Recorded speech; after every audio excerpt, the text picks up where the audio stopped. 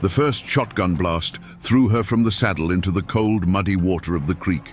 She was still alive, crawling for the bank, when the second, more brutal blast tore through the air, silencing her forever. The newspapers called her the Bandit Queen, a velvet-clad phantom who rode with the James brothers and ruled the outlaws of the Indian Territory. But the truth was far messier and far more tragic than any dime novel could capture. Who would ambush a woman just 2 days shy of her 41st birthday and leave her to die in the mud? Today, we ride past the legends and the lies to find the real Belle Starr, and to answer the question that still haunts that lonely patch of ground.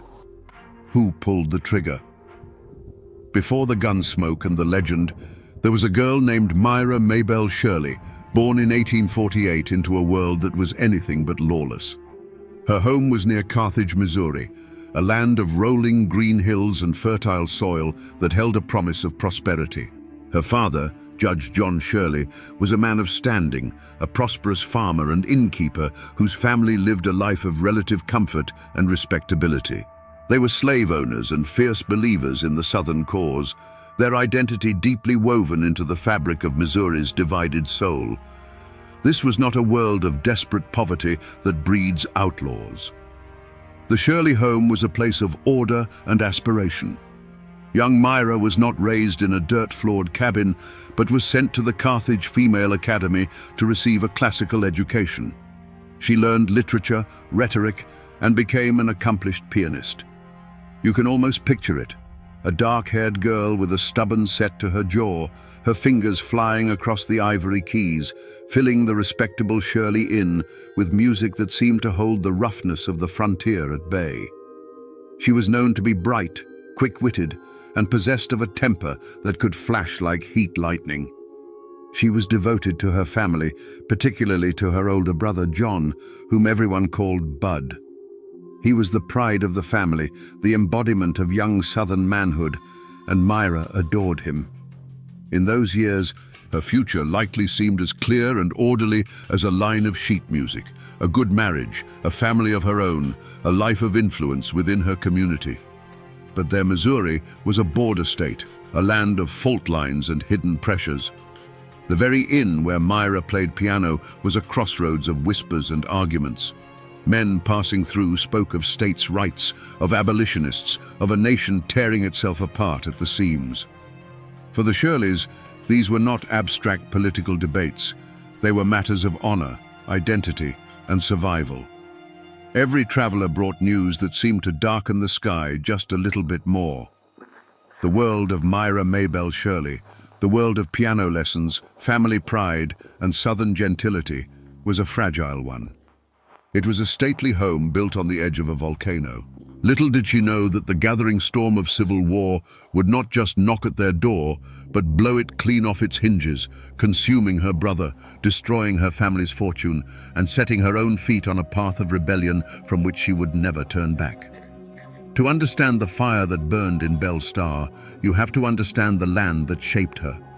Missouri in the 1850s was not a place of settled peace. It was a powder keg with a short fuse.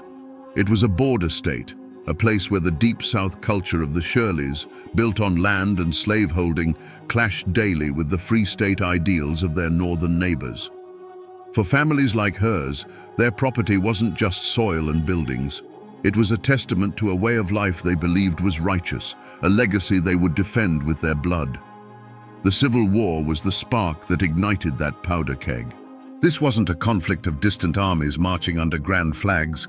In Missouri, it was a savage, intimate war fought in farmyards and on lonely country roads. It was a war of bushwhackers and jayhawkers, where your neighbor could be your executioner. This was the old scar that would never truly heal, a wound that split communities and families down to the bone. For the Shirleys, there was no question which side they were on. They were Confederates through and through. The weight of the Shirley name now demanded more than just respectability. It demanded action. And it was Myra's beloved brother Bud who would carry that burden into the fight. He didn't join a regular army. He joined a band of Confederate irregulars under the command of the infamous William Quantrill. Riding alongside him were other angry young farm boys whose names would later be written in blood and legend, the James brothers and the Younger Boys. Bud Shirley became a guerrilla, a shadow warrior in a war with no rules. For Myra, this wasn't politics, it was family. Her brother was fighting for their home, for their honor, against an invading force. When Union troops finally caught up with Bud in 1864 and killed him, it wasn't an act of war in her eyes. It was murder.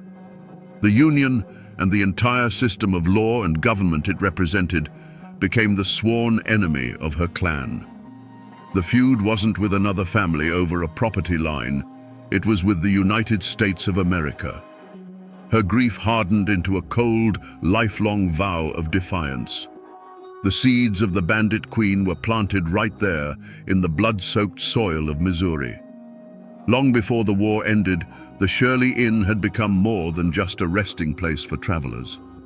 It was a safe house, a quiet harbor for the Confederacy's most daring and dangerous guerrilla fighters.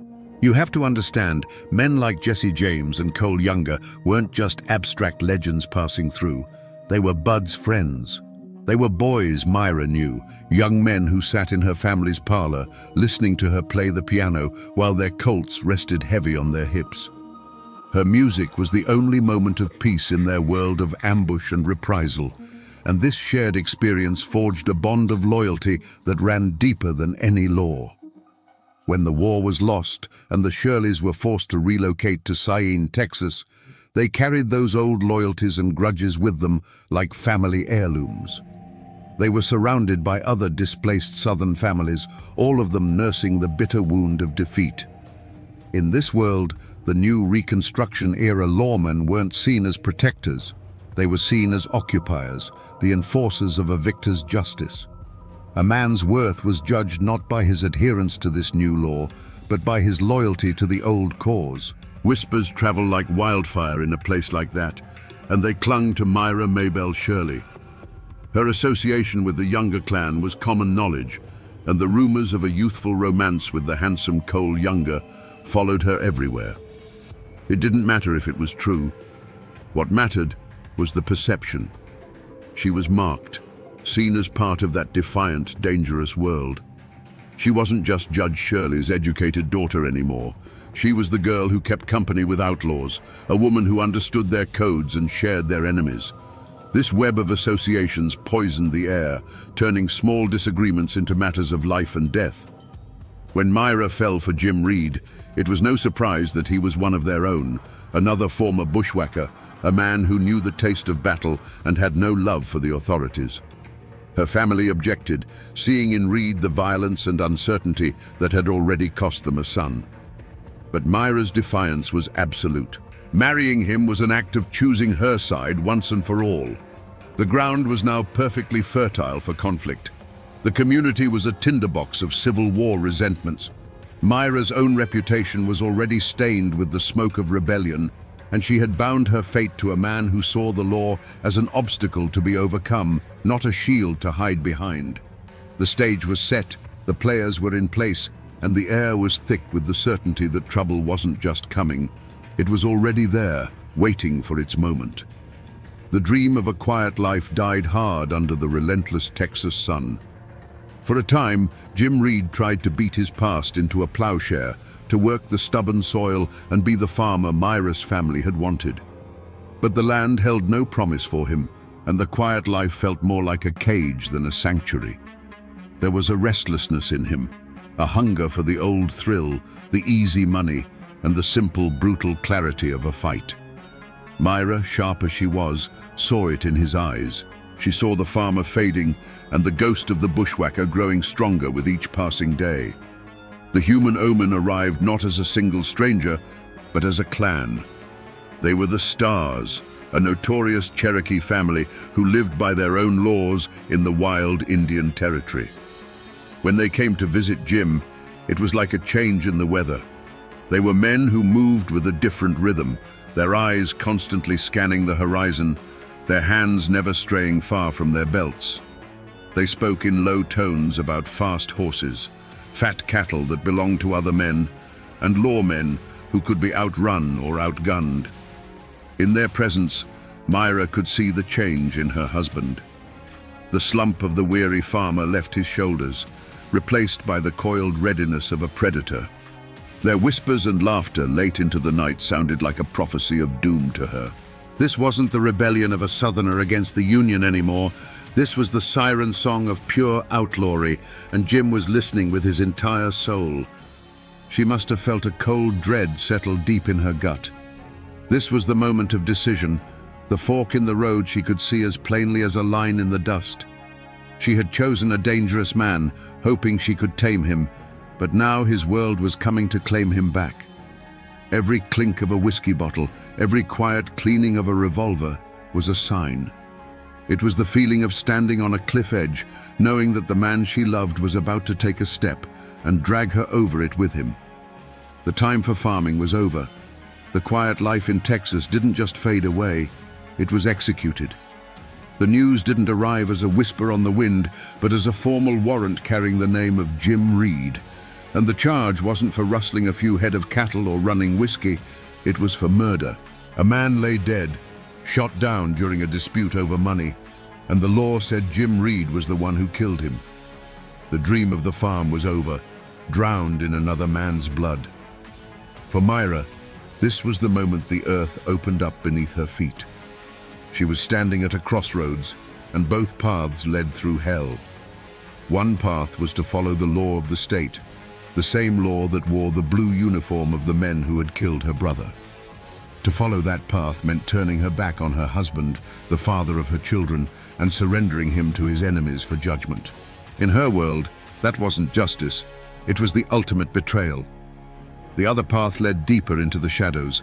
It meant choosing her clan over the law, loyalty over respectability.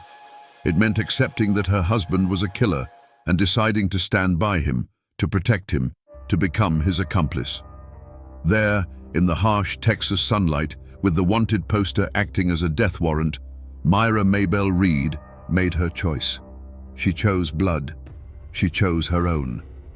Her reaction wasn't fear, but a cold, hard resolve. The anger she had nursed since her brother's death now had a new focus. The law wasn't a faceless entity anymore.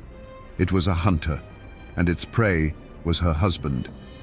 From that moment on, they were no longer just a family struggling to get by. They were fugitives.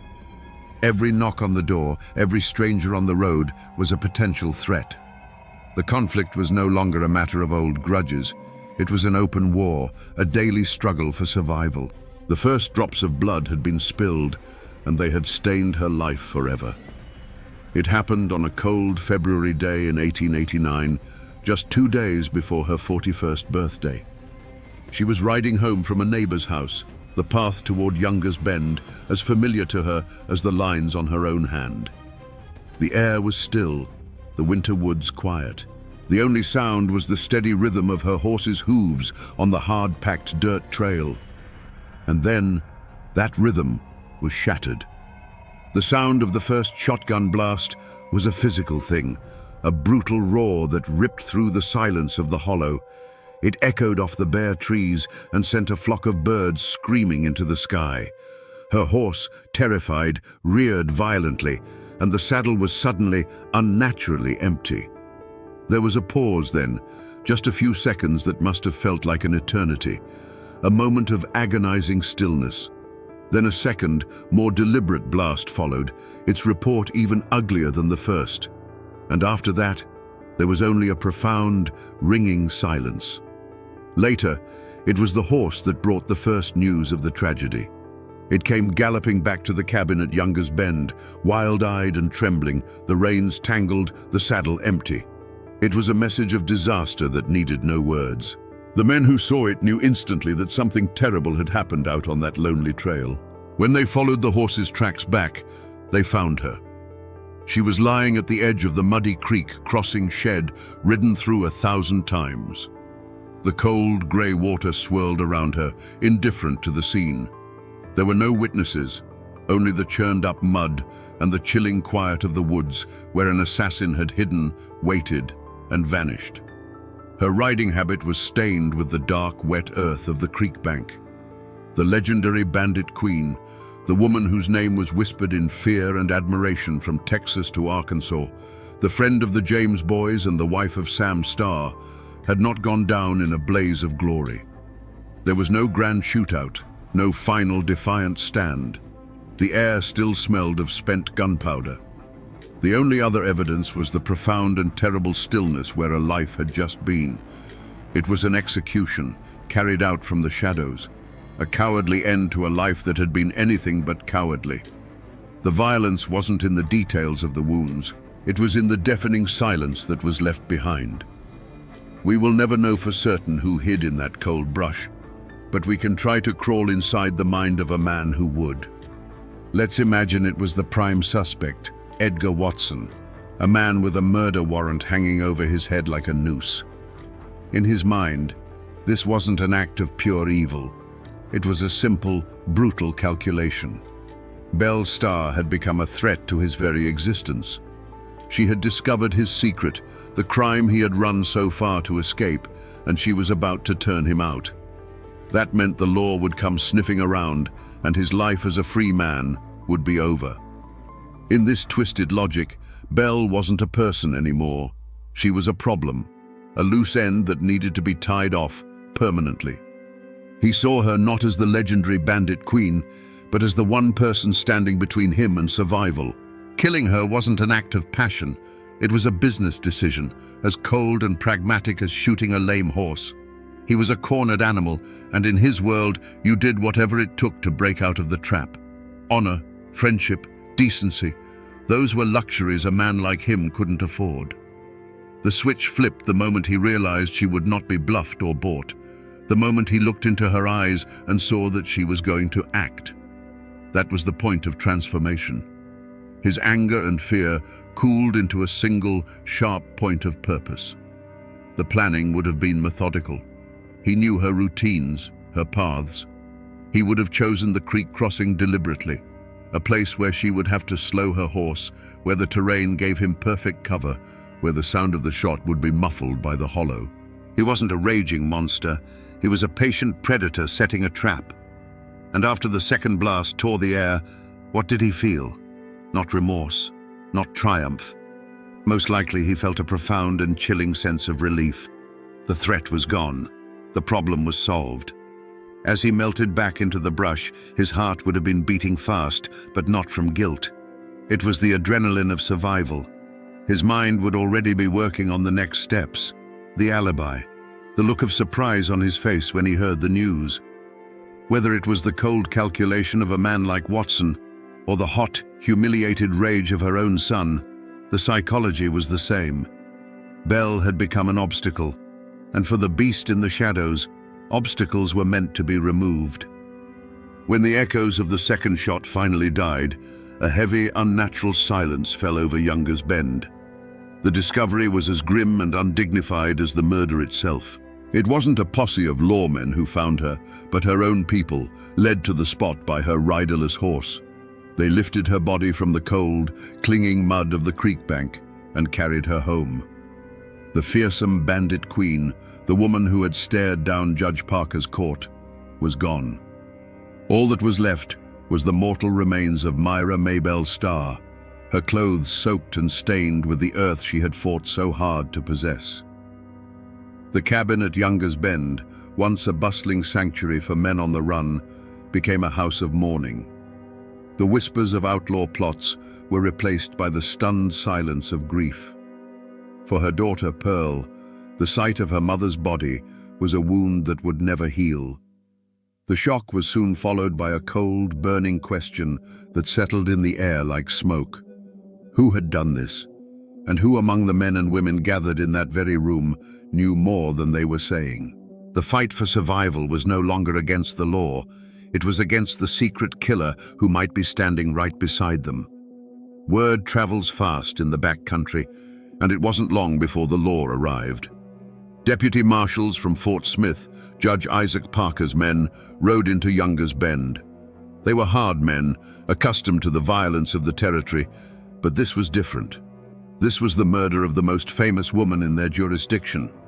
They weren't just investigating a crime, They were stepping into the heart of a legend, a place built on a foundation of secrets and lies, where every neighbor had a grudge and every friend had a hidden motive. The investigation began immediately, a slow, methodical process of untangling the web of Belle's complicated life. Who were her enemies? Who owed her money? Who feared her? The list was dangerously long. A reward was posted, a paltry sum that seemed an insult to the scale of her fame. But in a land where loyalty was cheap and life was cheaper, even a small reward could be enough to loosen a tongue or point a finger. The initial chaos of rumor soon began to crystallize around one name. In the fearful whispers of neighbors and the cold calculations of the deputies, the name of Edgar Watson surfaced again and again. The tenant farmer with a secret past, the man Belle was about to evict. He had the motive, he had the opportunity, and he had the cold-blooded history. The hunt for Belle Starr's killer now had a face and a name. Belle Starr's murder was like a stone dropped into a still pond, and the ripples of fear and suspicion spread through every isolated cabin in the territory. This wasn't a tight-knit community bound by friendship. It was a loose collection of families, fugitives, and farmers, all held together by a fragile web of convenience and mutual distrust. Her death tore that web to pieces. Instantly, invisible lines were drawn in the dirt. On one side were those loyal to Belle's memory, her family, the outlaws she had sheltered, and the neighbors who had, in their own way, respected her power. On the other side were those who had feared her, owed her money, or, like Edgar Watson, felt the sting of her wrath. When the marshals from Fort Smith began their investigation, they ran headlong into a solid wall of silence. You have to understand, in the Indian Territory, the law of Judge Parker was seen as a foreign power. The real law was the local code, and that code had one simple rule: you don't talk to outsiders. To be a snitch was a death sentence, far more certain than any verdict from a jury in Fort Smith. The deputies would ask questions, and in return they would get blank stares, shrugged shoulders, and the maddeningly simple phrase, "Don't know nothing."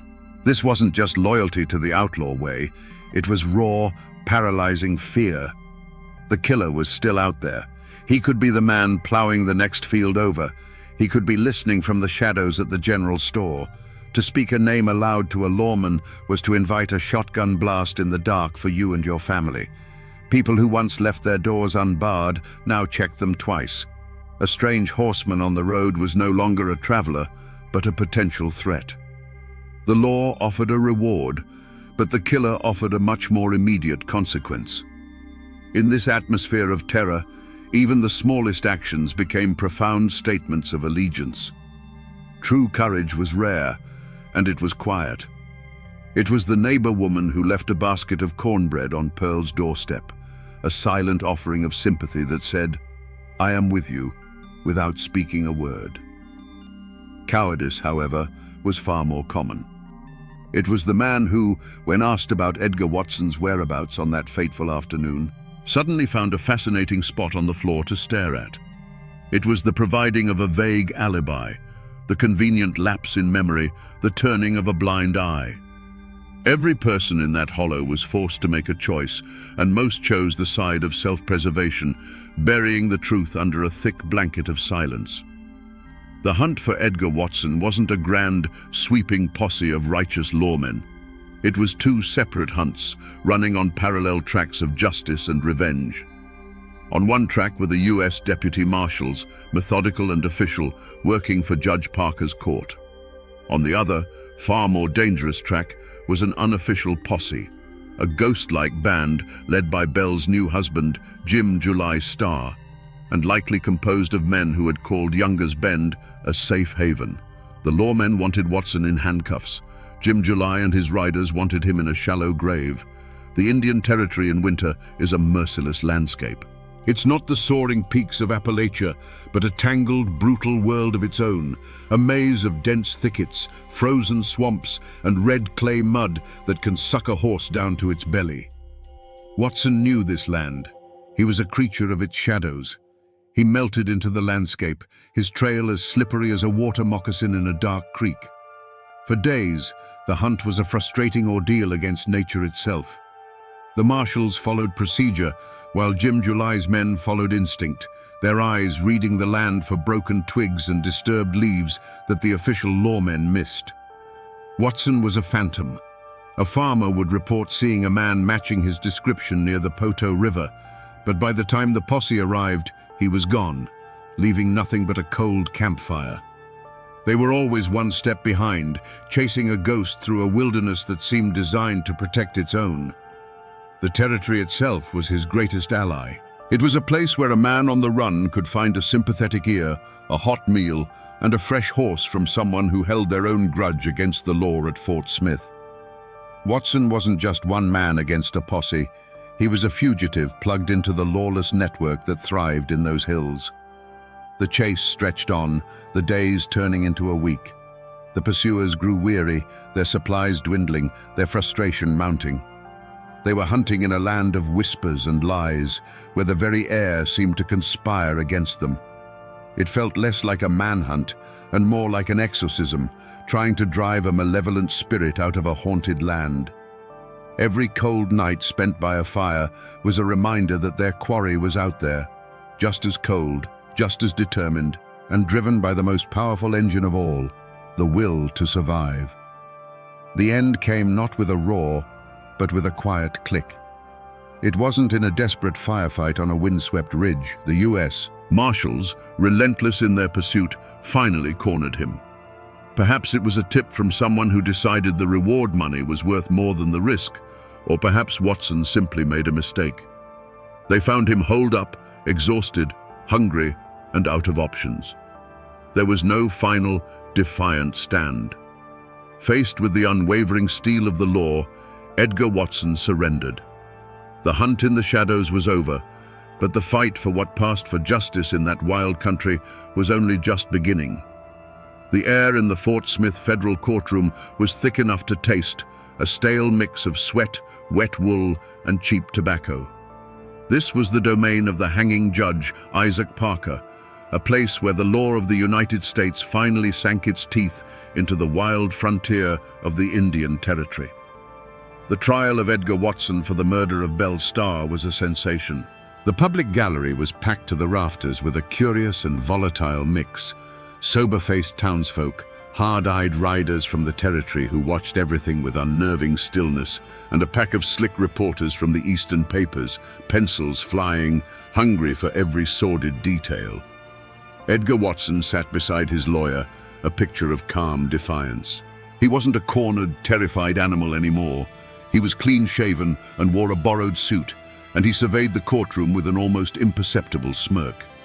He knew the rules of this game better than any lawyer.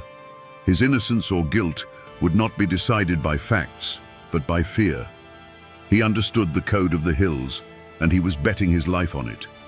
The prosecution laid out its case, a carefully constructed web of circumstantial evidence.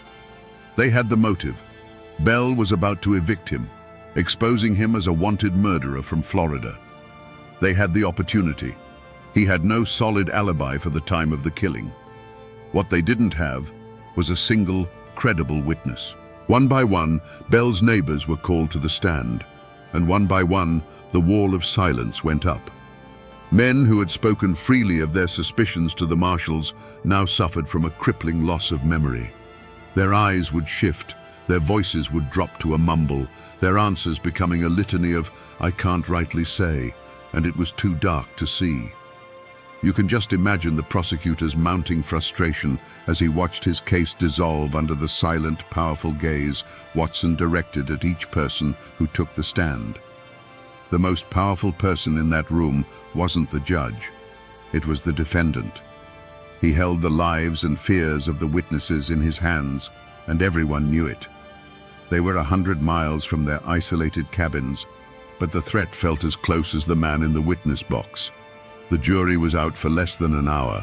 The law required them to convict beyond a reasonable doubt, and with only whispers and motive, there was doubt everywhere. The foreman stood, cleared his throat, and refused to look at Watson as he read the verdict. Not guilty. A wave of murmurs and gasps swept the room. Edgar Watson simply nodded, as if he had known the outcome all along. He stood up, a free man in the eyes of the law, and walked out of the courthouse into the sunlight. But as he passed through the crowd, a local legend says he came face to face with Belle's daughter, Pearl. Someone asked her then and there who she thought had killed her mother. Pearl, it is said, never took her eyes off Watson as she replied, her voice cold and clear, "I know who killed my mother, and so does Mr. Watson." The court of men had spoken, but out on the courthouse steps, the justice of the mountains had delivered its own chilling verdict. The verdict was a second shotgun blast, this one fired into the heart of Belle's family. For her daughter Pearl, the acquittal of Edgar Watson was an impossible betrayal. The law had failed, and the man she believed was her mother's murderer was now free to walk the same earth. She and her brother Ed were now adrift, the anchor of their chaotic world gone. They stayed at Younger's Bend for a time, trying to hold on to the last piece of their mother's legacy, but the place was haunted. Every shadow in the woods, every creak of the cabin door was a reminder of the murder and the injustice. Eventually, the weight became too much. They drifted away, their lives following a long, sad arc away from the violence of their upbringing, seeking a peace they would never fully find. As for Edgar Watson, he left Fort Smith a free man, but he was a marked man. The court's verdict meant nothing in the territory, where Belle's friends and family held their own silent court. He knew he could never return to his farm, so he fled, becoming a wanderer, drifting from state to state, always looking over his shoulder. He couldn't escape the shadow of the bandit queen. For years, he was a ghost, haunted by the murder he was never convicted of. The law had acquitted him, but the court of public opinion and rumor had found him guilty. His ultimate fate is a matter of legend itself, but many say he met his end years later in another squalid dispute, his life ending as violently as the one he was accused of taking. It was a different kind of justice, slow and patient, but just as final. The community around Younger's Bend tried to forget. Forgetting was a form of self-preservation. To speak of Belle Starr's murder was to stir up ghosts and invite trouble. The story was pushed down, buried under the routines of farming and the passing of seasons. The notorious cabin at Younger's Bend, the outlaw sanctuary, slowly fell into disrepair, its timbers rotting, its stories fading into the landscape. The territory was changing. The old outlaw days were dying, and the people who lived there wanted to look forward, not back. The story became a cautionary tale whispered to children, a wild piece of local folklore. They buried the truth under a conspiracy of silence, not out of malice, but out of a desperate need for peace. But burying a story like that is like burying a seed. It doesn't die. It just waits in the darkness, ready to sprout again when someone comes along and starts digging. The name Starr didn't simply vanish into the red dirt of the territory. It echoed on, carried by her children, whose lives were forever shaped by their mother's violent end. Her son, Ed Reed, continued a life of petty crime, a pale shadow of the outlaws his mother had known, until he was killed in a saloon argument. Her daughter, Pearl, took a different path. She tried to escape the legacy, but found that the only way to survive was on the fringes of the very society that had sensationalized her mother's life. She eventually settled in Fort Smith and ran a bordello, becoming a different kind of outlaw queen, one who provided a haven not for gunslingers, but for the lonely and the lost. The most tangible trace of Belle Starr is a lonely patch of ground near the Eufaula Lake in modern-day Oklahoma, not far from where Younger's Bend once stood. There lies her grave. For years it was marked by a headstone said to have been carved by her daughter Pearl, bearing a bell, a star, and a poignant poem. Shed not for her the bitter tear, nor give the heart to vain regret. 'Tis but the casket that lies here, the gem that filled it sparkles yet. It was a daughter's attempt to reclaim the memory of her mother, to see the gem instead of the gun smoke. But even in death, the legend wouldn't let the woman rest. Over the decades, Belle Starr's grave was desecrated, plundered by treasure hunters possessed by the dime novel lies. They came searching for the twin Colt pistols they believed were buried with her, for jewels, for anything to connect them to the myth. In 1930, ghouls stole the headstone itself. Later, they even stole what was believed to be her skull. The woman's story was consumed by her own legend, her final resting place picked apart by the very sensationalism that had created her. Today, the cabin at Younger's Bend has long since rotted back into the earth. The courthouse in Fort Smith has been preserved as a museum, its walls no longer echoing with the whispers of her trial. Most of the people who live on that land now only know her name from a road sign or a local festival. But the land remembers. The wind that whispers through the blackjack oaks still carries the story. Though the people and the buildings are gone, the spirit of that violent, defiant and tragic life remains, a permanent echo in the soil of Oklahoma. So we come back to that cold, muddy creek, and the question that still hangs in the air like winter mist: who pulled the trigger? The law books will tell you the case is unsolved, the killer never brought to justice. But the truth, as it so often does in those hills, lies in the whispers that the court refused to hear. The real killer was likely not some romantic, spurned outlaw, but a desperate man with a dark secret, ending a squalid dispute with a blast of buckshot. A pathetic, cowardly end to a life that was anything but. But perhaps the greatest lesson from this saga isn't about solving a murder. It's about how a real person, made of flesh, blood, and contradictions, can be consumed by the legend created for her. Belle Starr was not the mastermind, the velvet-clad rider leading gangs into battle. She was a woman forged in the crucible of civil war, a survivor who used her wits and her connections to build a life in a violent world dominated by violent men. She was a haven, a negotiator, a mother, and a formidable enemy. The true tragedy of Belle Starr isn't found in the manner of her death, but in the theft of her life by the myth that outlived her. This is a story of the untamable, often brutal spirit of the American frontier, and of the sensationalist press that turned real people's pain into cheap entertainment. The newspapers and dime novels gave the world a bandit queen, but in doing so, they erased the real Myra Maybelle Shirley, who lived, bled, and died in the mud of the Indian Territory. And now, my friends, you know the rest of the story. On a frigid December night in 1831, deep in the Blue Ridge Mountains, a man named Charlie Silver vanished from his one-room cabin. When the search party arrived, they found his body dismembered, burned in the hearth, and buried beneath the floorboards. His killer was his 18-year-old wife, Frankie. The newspapers screamed of a jealous monster who butchered her husband with an axe. But under the laws of that time, Frankie Silver was forbidden from speaking a single word in her own defense at trial. So what really happened in that isolated cabin? Was this the cold-blooded act of a she-devil, or was it the desperate last stand of a terrified girl with no other way out? To understand what happened, you have to understand the world they lived in.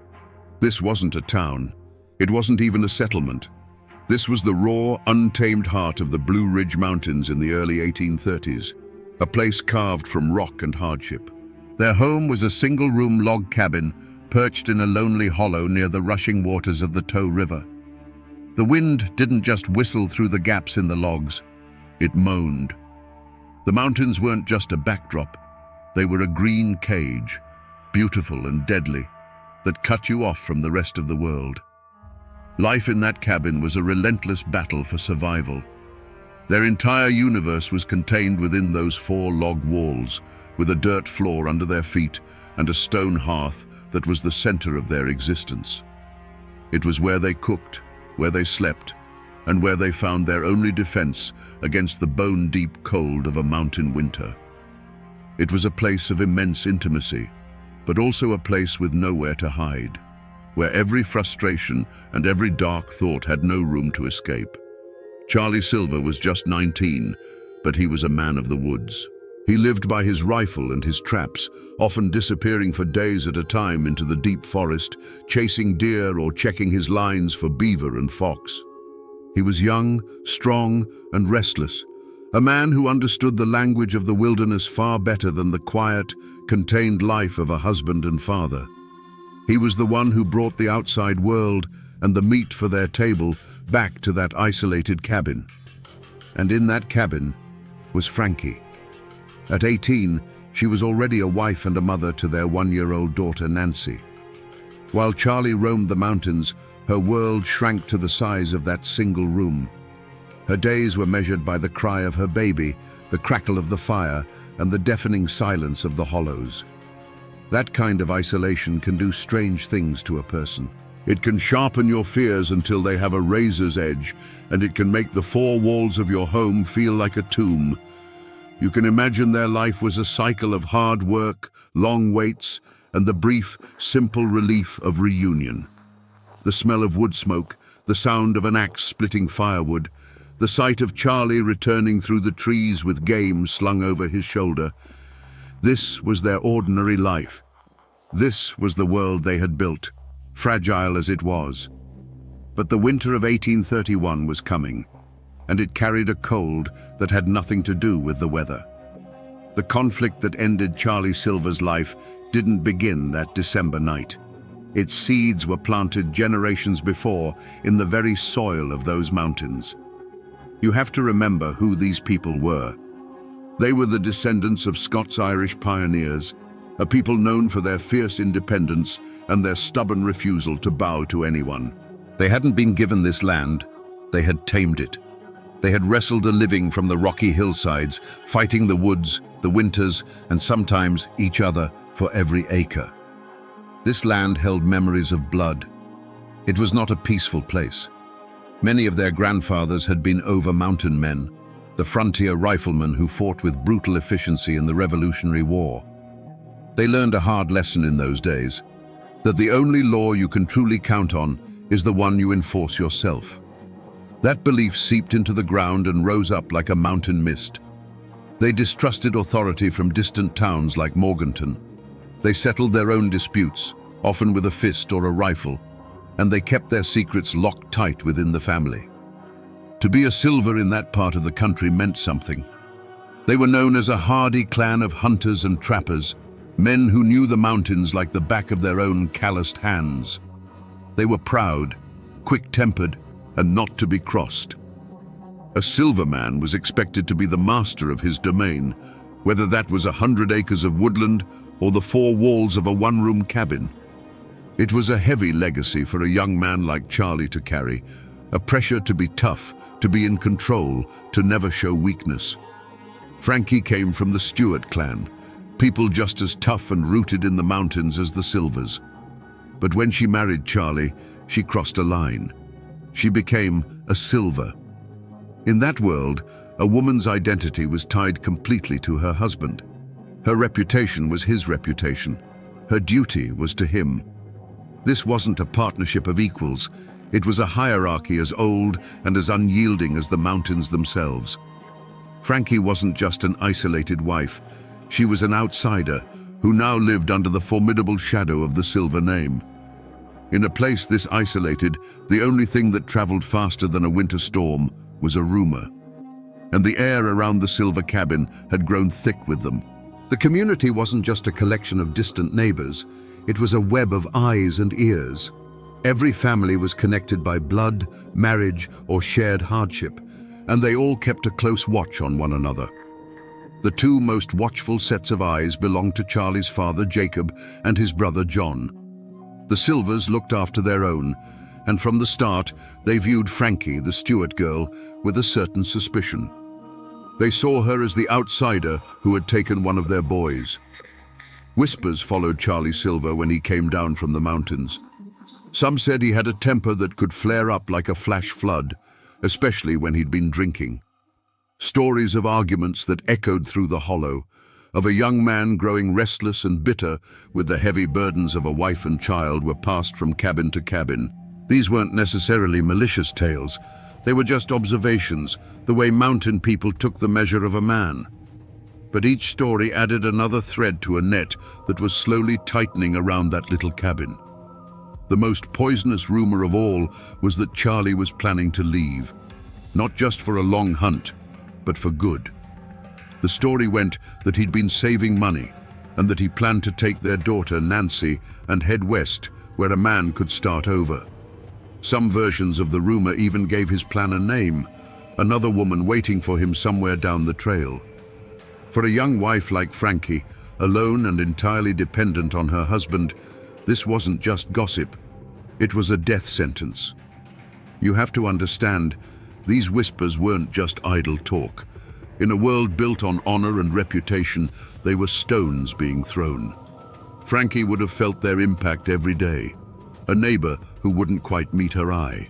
A sudden silence when she approached a group of women at the creek. The air in that community was charged with unspoken judgments and hidden tensions long before Charlie disappeared. The isolation of her cabin became a social quarantine, leaving her trapped with her fears and a husband who, the whispers said, was ready to abandon her. So when that fateful December arrived, the stage was already set. This wasn't a sudden storm breaking over a clear sky. This was the culmination of months of pressure building up behind a cracking dam. The Silver clan was watching, the neighbors were whispering, and inside that one-room cabin, a silent, bitter war was being waged. The mountains have a way of talking to those who know how to listen, and in the weeks leading up to that Christmas, they were screaming. The old folks would later say the winter of 1831 came on with an unnatural bitterness, a cold that felt personal, like a premonition. They said the screech owls cried from the ridges with a sound that wasn't just a call, but a shiver looking for a spine to run down. In the folklore of those hills, a screech owl calling near a home was a death warning, a sign that a soul was about to be claimed. And the owls, they say, were crying nightly over the Silver cabin. But the most dangerous omen wasn't in the sky. It was sitting across the hearth. Charlie Silver had become a stranger in his own home. The restlessness that had always been part of him had curdled into something darker. He was a caged animal, pacing the confines of his small life, and his eyes were fixed on the distant promise of the West. Every mention of leaving, every coin he saved and hid away, wasn't just a plan, it was a threat. His presence in the cabin was no longer a comfort for Frankie, but a constant, grinding source of tension. He was the human catalyst, the walking, breathing prophecy of the disaster to come. And Frankie felt it. She felt it in the pit of her stomach, a cold knot that had nothing to do with the winter chill. She would stand in the doorway of the cabin with baby Nancy on her hip and look out at the woods. The familiar trees now seemed to cast long, grasping fingers of shadow. The wind whistling through the hollow sounded like it was whispering a warning she couldn't quite understand. It was a suffocating sense of dread, the feeling you get when you're standing on a precipice in the dark. She couldn't have known what was about to happen, but she knew with every fiber of her being that her world was about to be torn apart. The night of December 22nd, 1831, arrived cold and clear. Inside the Silver cabin, the fire in the hearth would have been battling the bitter chill, casting flickering shadows that danced on the rough-hewn log walls. The baby, Nancy, was asleep, and in that suffocating little room, the final act began. We will never know the exact words that were spoken between Frankie and Charlie. The fire was the only witness, and it keeps its secrets. But we know that a line was crossed, a point from which there could be no retreat. Perhaps it happened just as the prosecution later claimed. Charlie, his mind set on a new life in the West, finally told her. Maybe he said it calmly, maybe he said it cruelly. He was leaving. He was taking the money they had scraped together.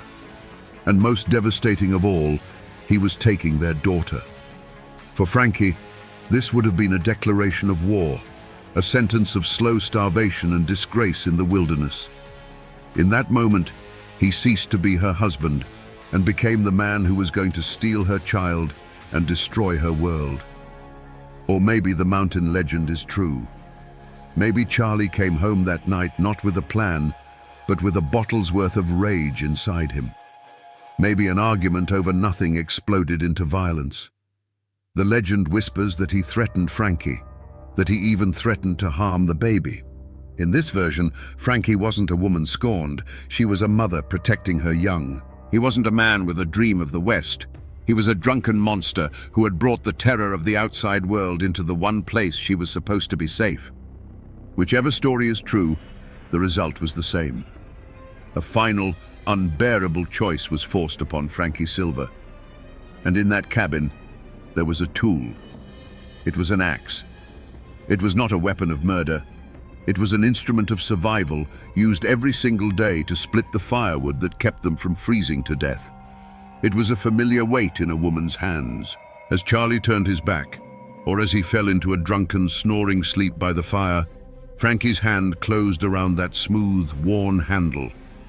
The decision was made. The argument was over. The whispers and the fears of the past months all converged into one single, terrible point of focus. The firelight glinted on the polished steel of the axe head. The sound of her own heart was likely a deafening drum in her ears. In the silence that followed the last angry word, she lifted the tool that had kept her family alive, and in the next moment, she would use it to end her husband's life. The first drops of blood were about to fall. We must now step into that cabin, into the moment after the axe has fallen. There was no scream. There was only a dull, wet thud that was nothing like the sound of splitting firewood. It was a soft, final sound. And then, a silence so complete it seemed to swallow the crackle of the fire itself. In that instant, the world stopped. Charlie Silver lay still on the floor, a dark stain spreading slowly from his head into the packed earth. The argument was over. The threats were silenced. And a new, more terrible reality had begun. Imagine the scene. The firelight flickers, casting long, wavering shadows across the room. The baby, Nancy, stirs in her sleep, but does not wake. For Frankie, this must have been a moment of pure, frozen terror. The man who had been her husband, the father of her child, was now just a body. An impossible problem. He was too heavy to move, too large to bury in the frozen winter ground. To leave him was to be discovered instantly. And in that small, isolated space, a desperate, gruesome plan began to form in the mind of a terrified 18-year-old girl. What followed was not an act of rage, but a feat of horrific, back-breaking labor. In the long, cold hours of that December night, Frankie Silver, a small woman by all accounts, began the task of dismantling her husband's body. She used the same tools they used for survival, the axe that had killed him, the knives they used for skinning deer. This was not the work of a monster reveling in gore. It was the frantic, mechanical work of someone trying to erase a terrible truth, to make a man disappear. The only witness was the fire in the hearth. That fire, which had been the heart of their home, the source of warmth and life, now became a hungry mouth. Piece by piece, she fed the flames. The smoke that curled up the chimney and out into the cold mountain air would have changed, growing heavy and greasy, carrying a secret that would stain the very stones of the fireplace. The smell in that cabin must have been unimaginable, the air thick with the evidence of her work. Some parts would not burn. For these, she pried up the heavy puncheon floorboards of her own home. She dug into the cold, damp earth beneath the cabin and buried what the fire could not consume. With every handful of dirt she replaced, she was turning her home into a grave, a tomb sealed by her own hands. The pools of blood seeped down between the logs, a silent testament to the slaughter that had occurred just a few feet above. According to the stories, one piece was treated differently. The heart. It wasn't burned or buried with the rest. It was hidden away separately, found later in a hollowed-out stump near the cabin. Why? Was this a final symbolic act of hatred? Or was it something else, a moment of confusion in a mind pushed past the edge of sanity? We will never know. It remains one of the most chilling and inexplicable details of the entire affair. As the first grey light of dawn crept over the mountain ridges, the work was finally done. The fire smoldered with a strange, unnatural heat. The floorboards were back in place. From the outside, the cabin looked just as it always had, a lonely puff of smoke rising into the winter sky. But inside, everything had changed.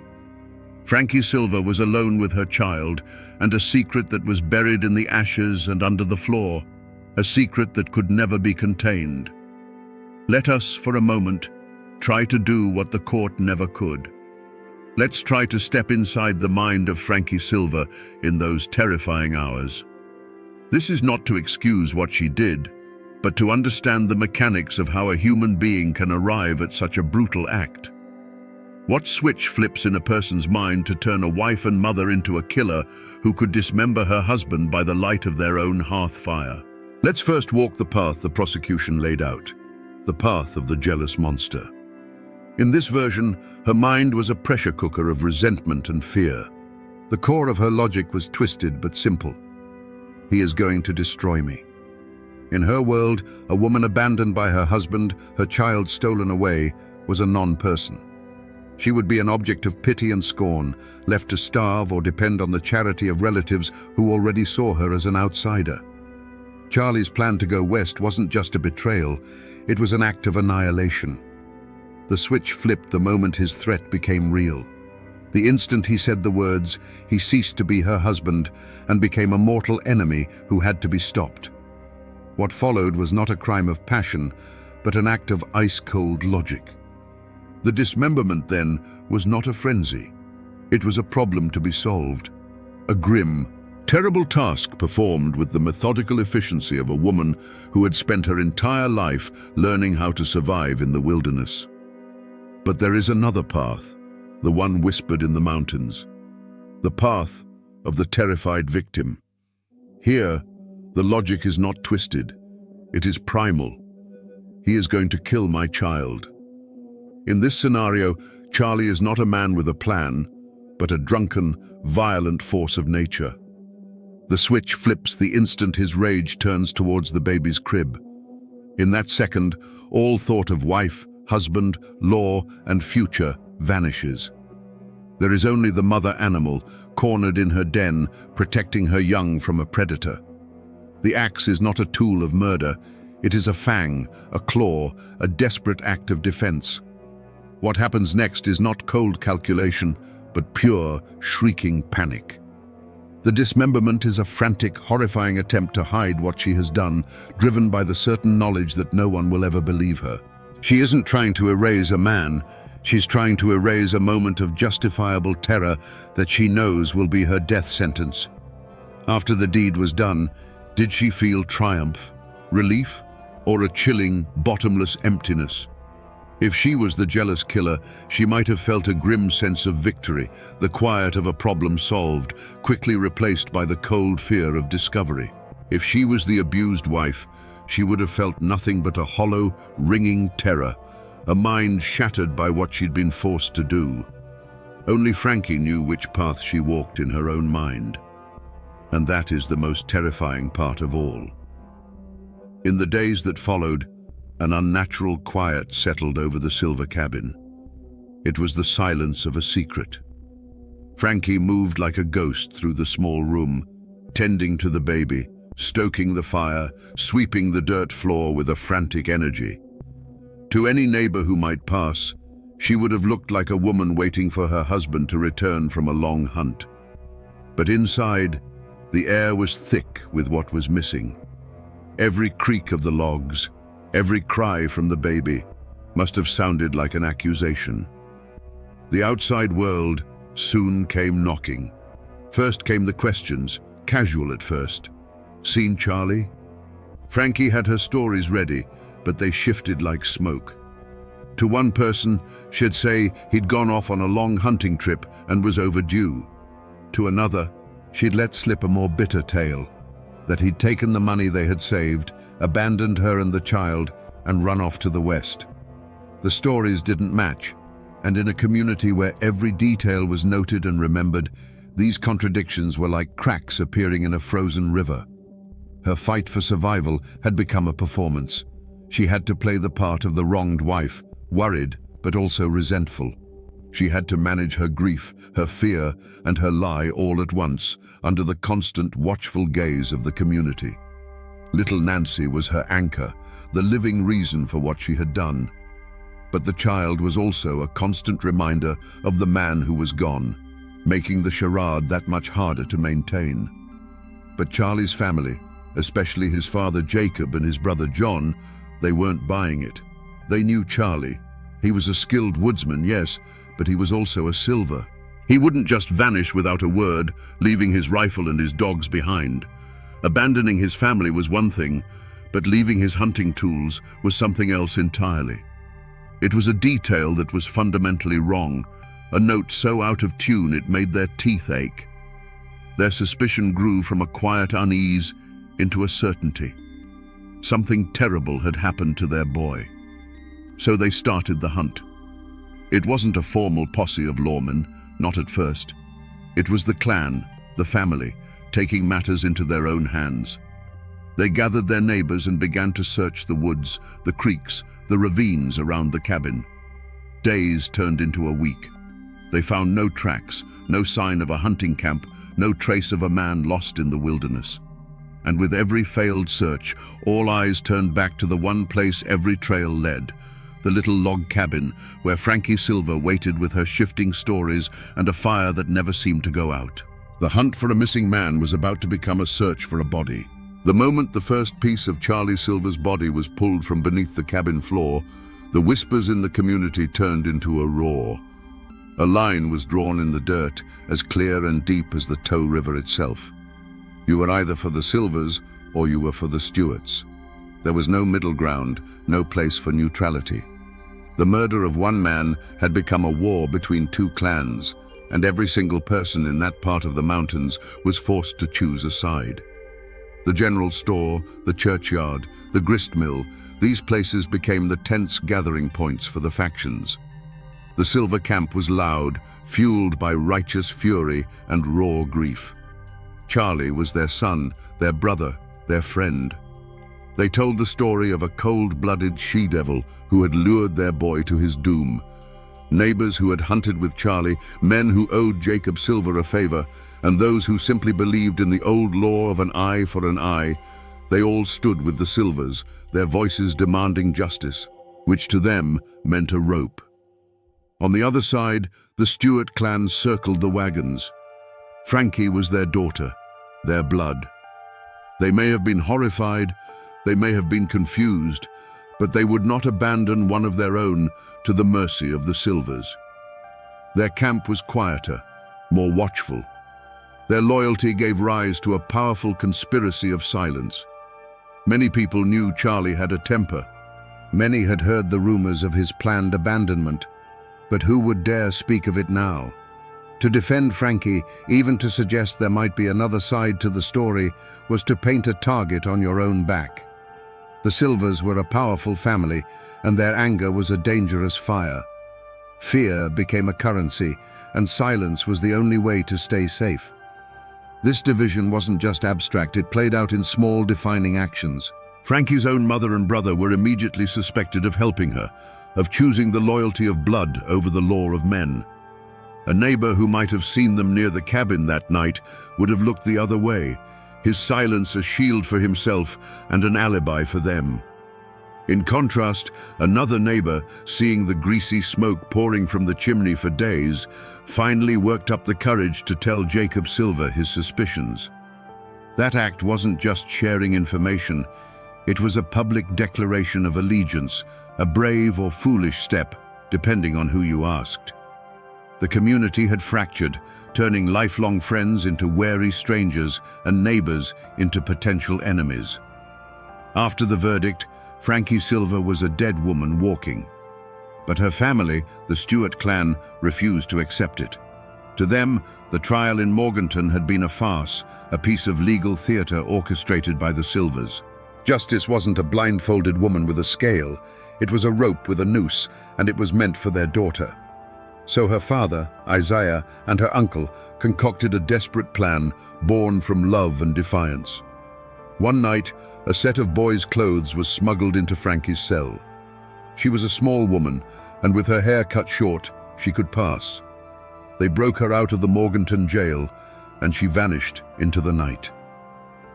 The Blue Ridge Mountains that had cradled her in her youth now became her last, best hiding place. With her father as her guide, Frankie fled back into the familiar labyrinth of ridges and hollows. They moved like ghosts, following game trails and creek beds, sleeping in caves and thickets. For a short, breathless time, she was free. She was no longer Frankie Silver, the convicted killer. She was just a boy, lost in the woods, a shadow among shadows. The mountains, which had been her cage, were now her sanctuary, their ancient silence her only shield. But back in the flatlands, a firestorm of rage had erupted. A posse was formed, led by the sheriff, but fueled by the cold fury of the Silver clan. They would not be cheated of their justice. A reward was posted, a substantial sum of money that echoed through the hills and hollows. It was a poison seed planted in the heart of the community. Suddenly, every neighbor, every old family friend had a price tag on their loyalty. The hunt for Frankie Silver became a hunt for gold. The chase was a desperate game of cat and mouse played out across miles of unforgiving terrain. The posse had numbers and dogs, but Frankie and her father had knowledge. They knew the secret paths, the places a stranger would never find. For days, they eluded capture, living off the land, always moving. You can just imagine the terror of it, the constant listening for the baying of hounds on the wind, the fear of a snapped twig giving away their position, the exhaustion that ground them down day by day. Finally, starving and exhausted, they were forced to seek help. They made their way across the county line into Rutherford, to the home of a family they thought they could trust. They took in the weary old man and the quiet, haunted-looking boy with him. For a moment, there was warmth, a hot meal, a chance to rest. But Frankie could not disguise her eyes. They were the one part of her that told her true story. The family recognized her, and the lure of the reward money was too strong. A quiet message was sent. The moment of capture wasn't a fierce firefight in the woods. It was a quiet, sickening betrayal. The sheriff and his men simply walked into the cabin. There was no struggle. Frankie, exhausted and cornered, knew the game was over. She had been run to ground not by the lawman's skill, but by a neighbor's greed. The mountains had given her a brief, wild freedom, but in the end, it was the people who lived among them who sealed her fate. The trial of Frankie Silver in March of 1832 was not a search for truth. It was a public spectacle. You have to picture the Morganton courthouse. It wasn't a sterile, quiet chamber of law. It was a tinderbox packed with bodies, smelling of wet wool and simmering hatred. Armed guards stood at the doors, not just to keep the prisoner in, but to keep the community from tearing itself apart. On one side of the room sat the Silver clan, their faces carved from stone, their eyes burning with a demand for vengeance. On the other side, huddled together, were the Stuarts, silent and grim, watching their world crumble. And in the middle of it all sat Frankie Silver. She was a small, silent figure, almost a child, swallowed up by the heavy machinery of the law. The most brutal fact of her trial was not the evidence against her, but the gag that the law itself had placed over her mouth. Under the legal customs of that time, an accused person could not testify in their own defense. She was a ghost at her own trial, forced to listen as lawyers and witnesses constructed the story of her life and her crime, while she was forbidden to speak a single word. She could not confirm, she could not deny, she could not explain. The prosecution had an easy task. The lawyer laid out the evidence piece by horrifying piece. He presented the bone fragments from the hearth, the blood-soaked earth from beneath the floorboards, the testimony of the searchers. He painted a simple, damning picture of a jealous, monstrous woman who had butchered her husband in a fit of rage because he planned to leave her. It was a story that was clean, brutal, and easy for a jury to understand. What could her lawyers do? They were hamstrung, fighting a ghost story with a mountain of physical evidence. They could argue points of law, they could question the witnesses, but they could not put their client on the stand to tell her side of the story. They couldn't tell the jury about Charlie's temper or about a potential threat to the baby, because the only person who could testify to that was legally silenced. They were fighting a fire with their bare hands. The verdict, when it came, was no surprise. The jury barely had to deliberate. The word guilty echoed in the tense courtroom. A wave of grim satisfaction rolled through the silver side of the room. On the Stewart side, there was only the quiet devastation of the inevitable. The judge, his duty clear, sentenced Frances Silver to be hanged by the neck until she was dead. The law of men had spoken. The formal process of justice, as understood by the courts in Morganton, was complete. But looking at that small, muzzled woman being led away in chains, one has to ask the question that has haunted these mountains ever since. Was justice actually served? Or was it simply the final formal act of a tragedy whose ending had already been written in blood and ashes?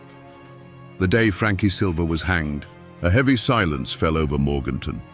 The spectacle was over. But for the families involved, the story was just entering its next long chapter.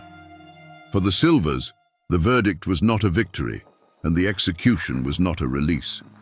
They had their justice, their eye for an eye, but it didn't bring Charlie back. The horror of his death became a dark stone in the foundation of their family, a cautionary tale whispered to future generations about the dangers of marrying an outsider. The name Frankie Silver became a curse in their homes, a synonym for the ultimate betrayal. The justice they had won felt as cold and empty as a winter grave. For Frankie's family, the Stewarts, the shame was a poison that seeped into the ground they walked on. They were now the kin of a convicted killer, the first woman ever hanged in North Carolina. They bore the weight of her crime in every sideways glance at the general store, in every conversation that stopped when they approached. Her father, Isaiah, who had risked everything to break her out of jail, was a broken man.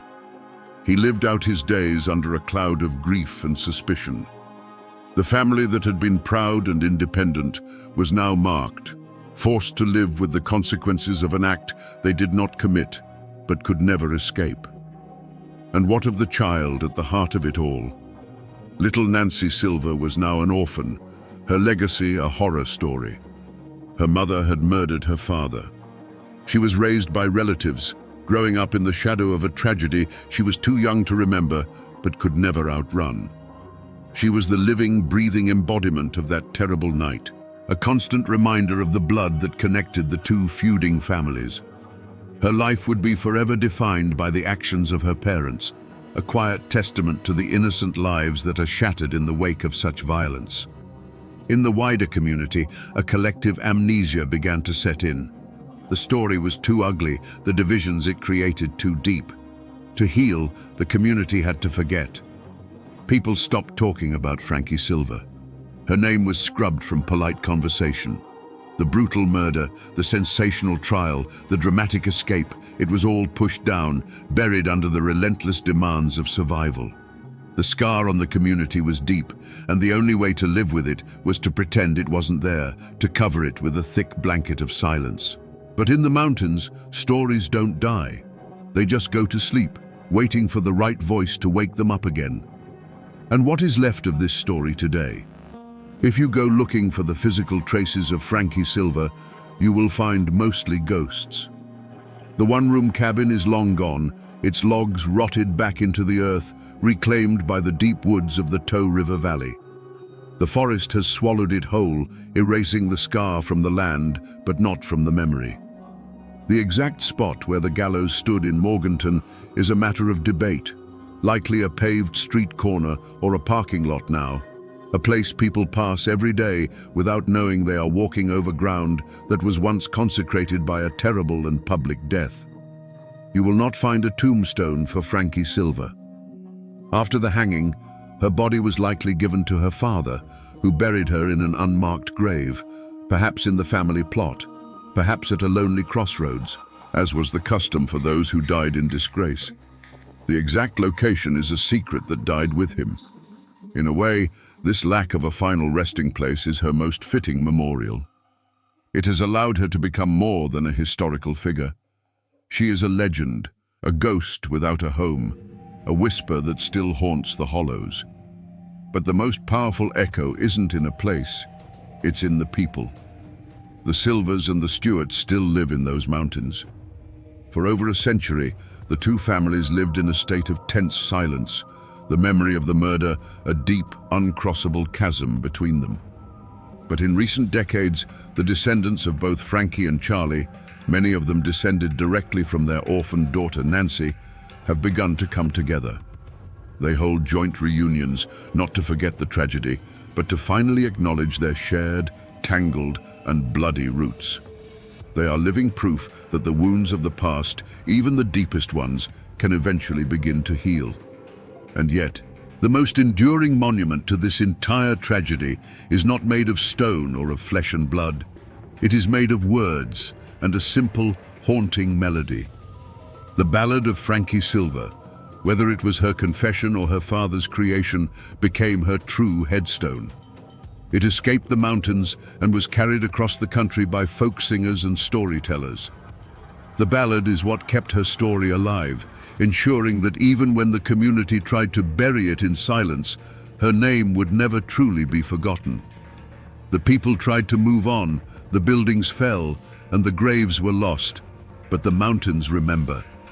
And in the quiet hollows, if you listen closely, you can still hear the echo of that lonesome, tragic song. So we come back to the question we asked at the very beginning, standing in the cold ashes of that 1831 cabin. Was Frankie Silver a cold-blooded monster of jealousy? Or was she a terrified victim of abuse who made a desperate last stand? The honest answer is that we will never know. The law of her time did not care about her reasons, her fears, or her side of the story. It cared only about the horrifying evidence found under her floorboards. Because she was legally forbidden to speak, we are left forever with two competing ghosts, the ghost of a brutally murdered man and the ghost of his wife's untold truth. The official record calls her a killer. The mountain legend calls her a victim. The reality is buried with her in that unmarked grave, and it will remain there forever. This story, then, is more than just a grim tale of murder. It is a profound and chilling lesson about the power of a voice and the terrible consequences of silence. Frankie Silver was silenced by the law, but an entire community was silenced by fear and by a fierce clan loyalty that chose sides instead of seeking truth. Her story warns us what happens when justice becomes a synonym for vengeance, and when a person's humanity is stripped away until they are nothing more than the sum of their worst possible act. It is a story not just of cruelty, but of the immense weight of the past in these mountains, and how a single act of violence can send ripples of grief and division down through the generations. The court of men gave its verdict. The whispers of the mountains gave another. And now, you have heard the evidence, the rumors, and the legends that surround one of Appalachia's darkest and most enduring tragedies. The truth itself is lost to the wind that blows through the Tow River Valley. But the story, the warning, the mystery, the sorrow of it all, that story is now yours to keep. And now, my friends, you know the rest of the story.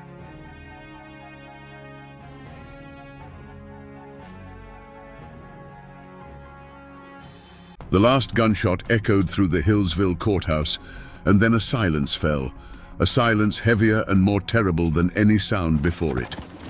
Through the thick gray smoke of black powder, the afternoon light struggled to reveal a scene of absolute carnage. The judge, the sheriff, the prosecutor, the very pillars of the law lay bleeding onto the floorboards.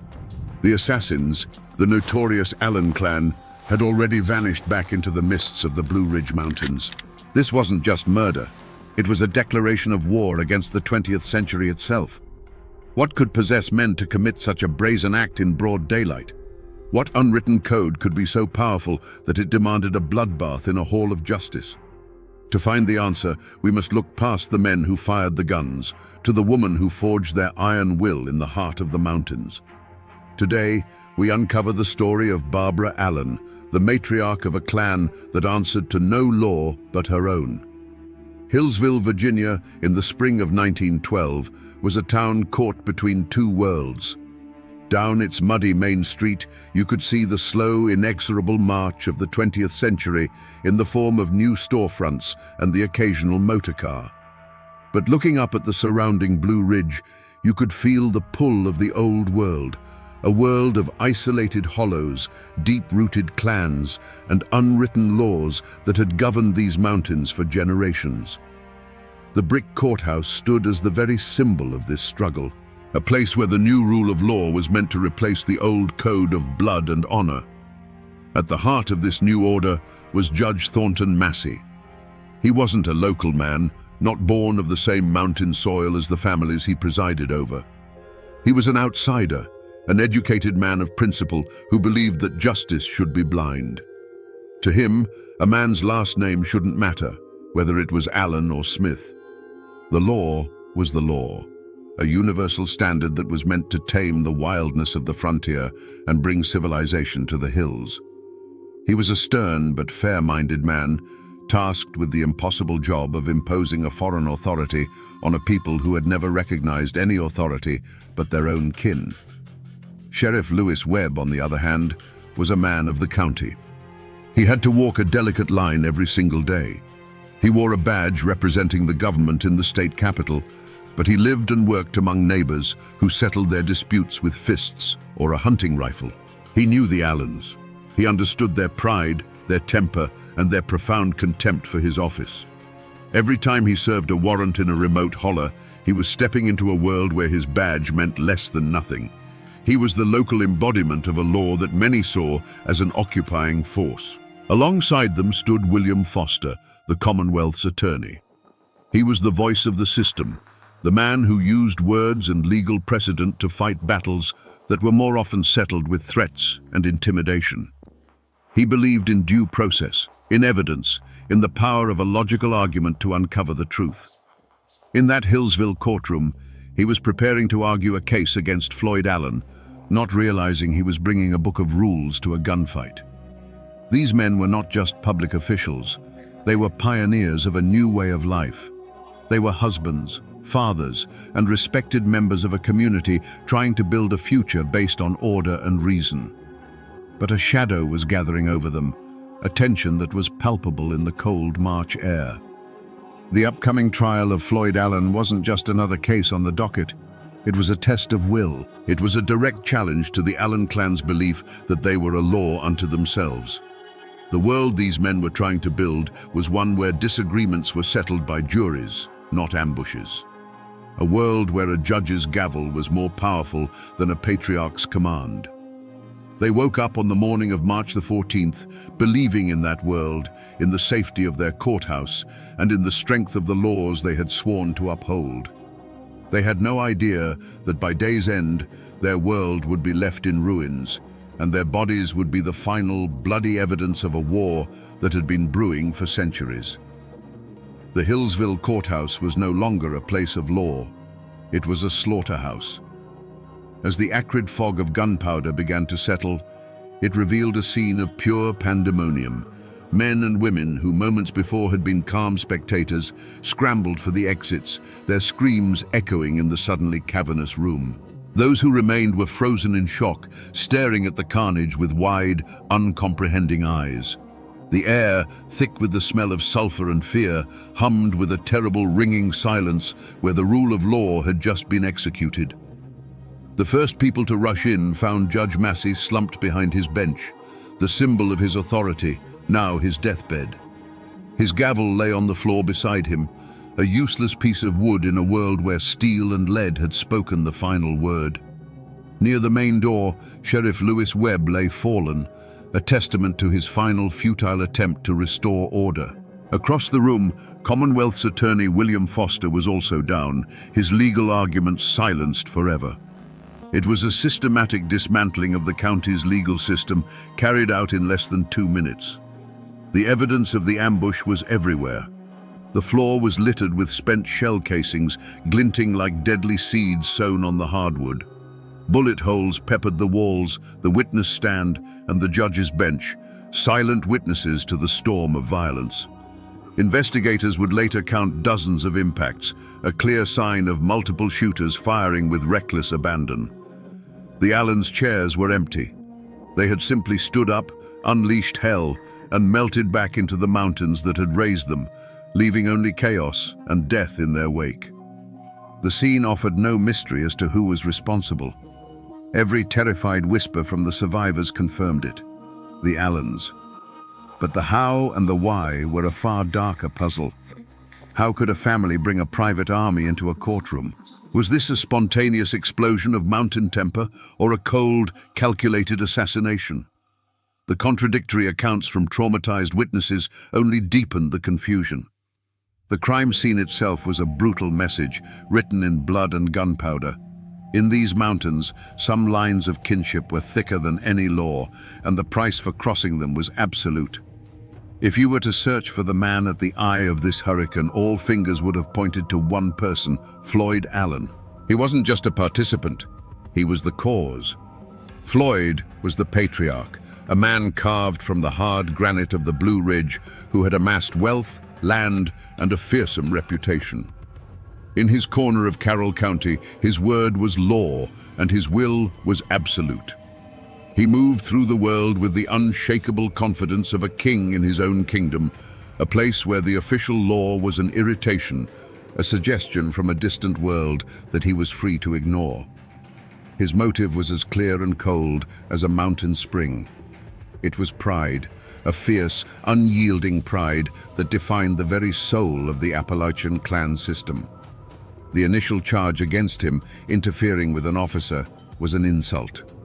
But the verdict, a year of hard time in the state penitentiary, was an intolerable humiliation. For a man like Floyd, a year in a prison uniform was not a punishment. It was an execution of his honor. It was the state declaring that he, Floyd Allen, was no better than any other man, that his power and his name meant nothing within the walls of their courthouse. The evidence was immediate and overwhelming. The shooting began the very second after Judge Massey pronounced the sentence. Witnesses recounted Floyd standing up, his face a mask of cold fury, and uttering the words that became the spark in the powder room: "I ain't a-goin'." That phrase, spoken with the full weight of his authority, was not a plea or a protest. It was a command. It was the signal to his kin that the time for talking was over. The community didn't need a detective to solve this mystery. They had all seen the simmering rage in Floyd Allen's eyes. He wasn't just a suspect. He was the epicenter of the earthquake that had just leveled the rule of law in Carroll County. But in the shadow of the patriarch stood a figure arguably more dangerous: Claude Allen, Floyd's son and heir apparent to this kingdom of defiance. Where Floyd's rage was born from a lifetime of power and a sudden public challenge to it, Claude's was something different. It was the pure, distilled poison of the Allen creed, passed down from one generation to the next.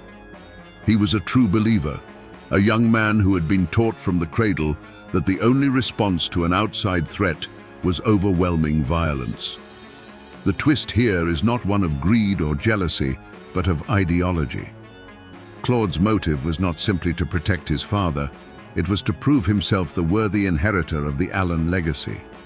For him, his father's conviction was a stain on his own honor. A year in prison for Floyd meant a lifetime of shame for Claude. He couldn't allow the world to see the Allens as a clan that could be tamed, caged, and broken by Flatlander laws. He was there not just to prevent a sentence, but to make a statement that would echo through the mountains for 100 years. When we re-examine the chaos of that day, one terrible detail rises to the surface. Most historical accounts and eyewitness testimonies agree. Claude Allen fired the first shot. He didn't wait for his father's signal. He didn't hesitate. As the judge pronounced the sentence, Claude drew his pistol and shot Judge Massey point blank. This was not the act of a man caught up in the heat of the moment. It was the act of an executioner. He didn't just join the fight, he started the war. In that single, irrevocable moment, he betrayed any possibility of a non-violent outcome and sealed the fate of everyone in that room, turning a family's defiance into a public massacre. But to truly understand the firestorm at Hillsville, you have to look beyond the men and their motives to the larger war being waged. The true external threat wasn't a single person, but an entire century. The 20th century was coming for the Blue Ridge Mountains, not with a friendly handshake, but with the cold, calculating ambition of industry and centralized government. Railroads were cutting through ancient hills, timber barons were eyeing the vast virgin forests, and land speculators were using complex laws to divest mountain families of the very ground their ancestors had settled. This encroaching world saw the old ways of the mountains, the clan loyalty, the self-reliance, the deep suspicion of outsiders as a barrier to progress and profit. And the local instrument of this new world was the courthouse. Judge Massey, Sheriff Webb, and Prosecutor Foster were not just men doing their jobs, they were the local agents of this powerful external force. They represented a system that valued deeds and statutes over blood loyalty and tradition, a system that sought to replace the unwritten code of the mountains with the codified law of the state capital. From the Allens' perspective, this wasn't justice, it was a hostile takeover. Every new law, every tax, every court summons was another tightening of a noose around their way of life and their sovereignty. Floyd Allen's trial was the flashpoint. For the state, it was a necessary act to prove that no man was above the law. But for the Allens, it was the final, arrogant push of an invading army trying to break the back of the strongest clan in the county. The massacre, seen through this lens, becomes something more than a family's rage. It was a brutal, desperate act of rebellion against a future they did not want and a system they refused to recognize. In the immediate aftermath of the massacre, the state of Virginia responded with a fury it had never before unleashed. Governor William Hodges Mann called it a blot on the name of the Commonwealth and vowed that the Allens would be hunted down like animals. He dispatched the state militia and, more importantly, hired the infamous Baldwin Felts Detective Agency, a private army of detectives known for their brutal and effective methods in breaking Union strikes. A massive manhunt, one of the largest in Virginia's history, was underway. But the lawmen and detectives quickly discovered they were not fighting men. They were fighting a legend, and their enemy was the land itself. The Blue Ridge Mountains, so beautiful from a distance, became a labyrinthine fortress for the fugitives. Every holler, every creek bed, every rhododendron thicket was a potential hiding place. The Allens knew the secret trails, the hidden caves, the sympathizers' cabins where a door would always be open. The detectives, with their city boots and their organized grid searches, were like children lost in an ancient, hostile forest. The pursuit became a frustrating and humiliating chase after phantoms. A tip would come in that the Allens had been spotted crossing into North Carolina, and a posse would ride for days, only to find the trail was cold, the rumor baseless. Another report would place them in a remote mining camp, but by the time the law arrived, the camp was deserted, with only the faint warmth of a recent fire as proof that anyone had been there at all. The Allens were a mist, dissolving whenever the law drew near, leaving the authorities grasping at nothing but fog and rumors. Back in Hillsville, the investigation into the crime itself was just as tangled. While everyone knew the Allens were guilty, the chaos of the shootout had created a dozen conflicting narratives. Who fired the first shot? Eyewitnesses, still reeling from the trauma, gave contradictory accounts. Some swore it was Claude Allen, others pointed to his cousin, Sidney Allen. The sheer number of guns fired made ballistic evidence a nightmare to sort through. For a brief moment, the state even pursued the theory that this was a wider conspiracy, a planned uprising against the government. But these trails led nowhere, circling back to the same frustrating truth. The Allens had acted as one, a single entity moved by a singular, violent purpose. The law was looking for a single mastermind, failing to understand they were fighting the spirit of an entire clan. The Baldwin Felts detectives soon learned a chilling lesson. The mountains were a fortress of rock and shadow, but the people who lived in them were a fortress of silence. As the manhunt dragged on, the lawmen came down from the cold, empty hillsides and tried to gather intelligence in the small communities and isolated farmhouses. What they encountered was a wall, as solid and impenetrable as a cliff face. Doors that had been opened to strangers were now bolted shut. Faces that were once friendly turned to stone. When asked about the Allens, the answer was always the same. Saw nothing, heard nothing, know nothing. This wasn't just a lack of cooperation, it was a deeply ingrained code of omerta, the unwritten law of the mountains. The first pillar of this code was fear, and it was a fear well earned. The Allens had ruled their corner of the county for decades through a mixture of influence and raw intimidation. To speak against them was to invite ruin. A farmer whose land bordered the Allens might find his best cow missing one morning, or his fence cut in the dead of night. A whisper to the sheriff could mean finding your barn burned to the ground a week later, with no one to blame but the shadows. The community knew the Allens' justice was swifter and more certain than any verdict from a distant court. But it was more than just fear. It was kinship. In the tangled genealogy of the Appalachian hollows, the Allen family tree had roots in every direction. They were connected by blood and marriage to half the families in the county. Asking someone to turn on the Allens was often asking them to betray a cousin, a brother-in-law, or a childhood friend. To these people, the lawmen from the city were the true outsiders, the invaders. The Allens, for all their violence, were their own. Loyalty to blood was a sacred duty that trumped any law written in a book. This wall of silence drove the detectives to the edge of madness. They were in a foreign country, surrounded by people who looked and spoke like them, but who lived by an ancient, invisible set of rules. The truth of the massacre wasn't a secret buried in the ground. It was a story being actively protected behind every locked door and every pair of cold, watchful eyes. The community had closed ranks, forming a silent army that was just as effective as the Allens' own guns at keeping the law at bay. Weeks turned into a month, and the mountains held their secret. The manhunt, for all its resources and manpower, was a spectacular failure. The Allens had been swallowed by the wilderness, and the wall of silence held firm. The detectives were frustrated, the governor was furious, and it began to look as if the Allen clan might have truly committed the perfect crime, disappearing into folklore as ghosts of the Blue Ridge. But the men from the Baldwin Felts Agency were not mountain men. They were masters of human weakness, and they knew that every fortress has a crack. They shifted their strategy. They couldn't out-hike the Allens, so they decided to buy them. Massive reward notices were posted on every courthouse door, every general store window, every fence post from Virginia to Tennessee. The price on the Allens' heads grew to a small fortune, enough money to change a poor dirt farmer's life forever.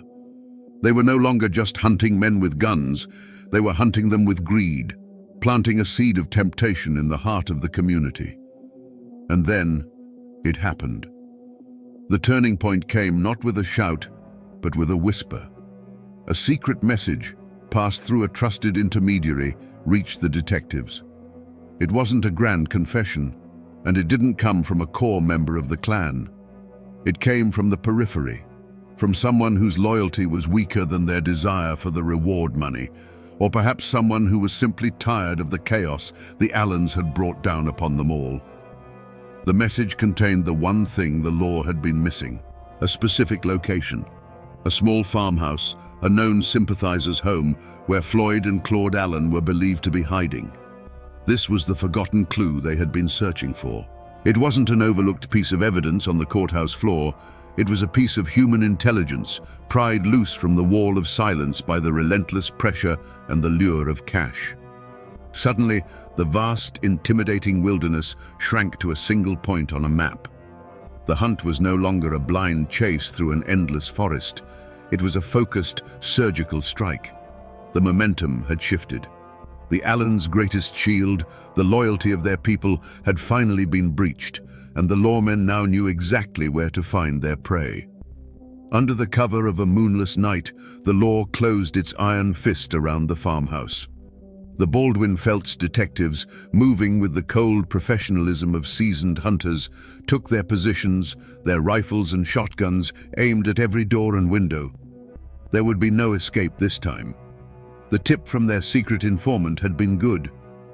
Inside that small wooden building were the two most wanted men in Virginia, Floyd and Claude Allen, the patriarch and the instigator. The air was thick with a silence that felt heavier than any sound, the calm before a final bloody storm. As the first light of dawn began to bleed over the mountain ridges, the call for surrender was issued. It was met not with words, but with the bright orange flash of a rifle from a darkened window, the sharp crack echoing across the valley. The farmhouse erupted in a blaze of gunfire.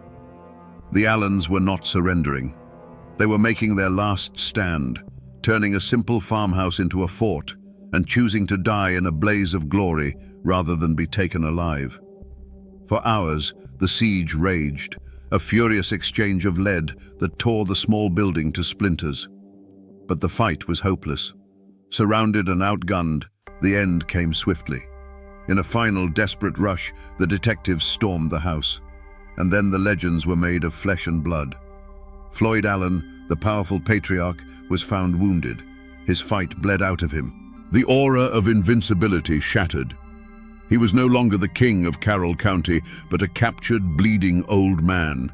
His son Claude, the young firebrand who had started the massacre with a single shot, was also taken, his youthful fury finally extinguished by the overwhelming force of the law.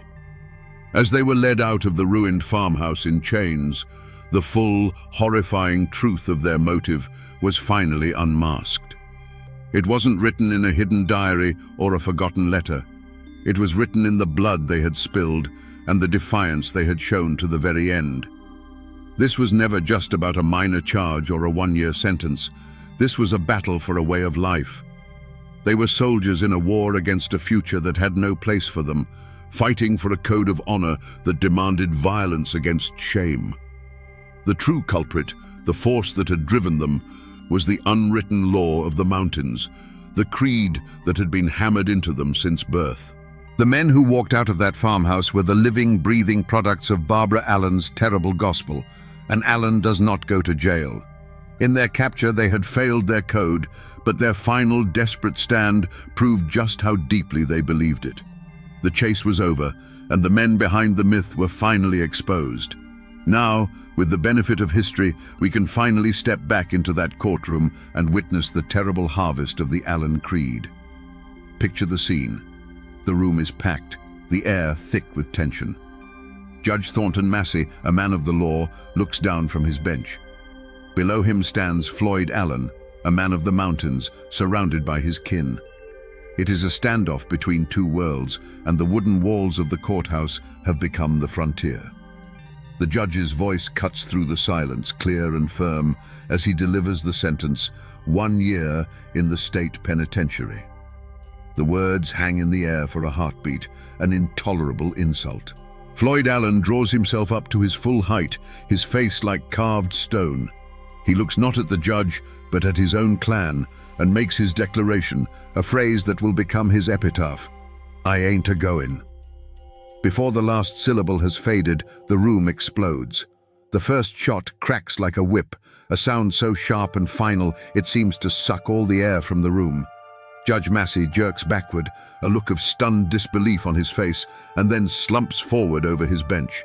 His gavel, the symbol of his authority, slides from his hand and clatters onto the floor below.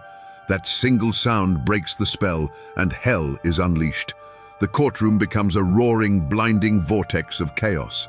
Muzzle flashes from the Allen's pistols create strobing, hellish images in the suddenly dark, smoke-filled room. The noise is deafening, a continuous thunder that rattles the windows and shakes the floorboards. Men and women scream and dive for cover, crawling under heavy wooden benches as bullets splinter the wood just above their heads.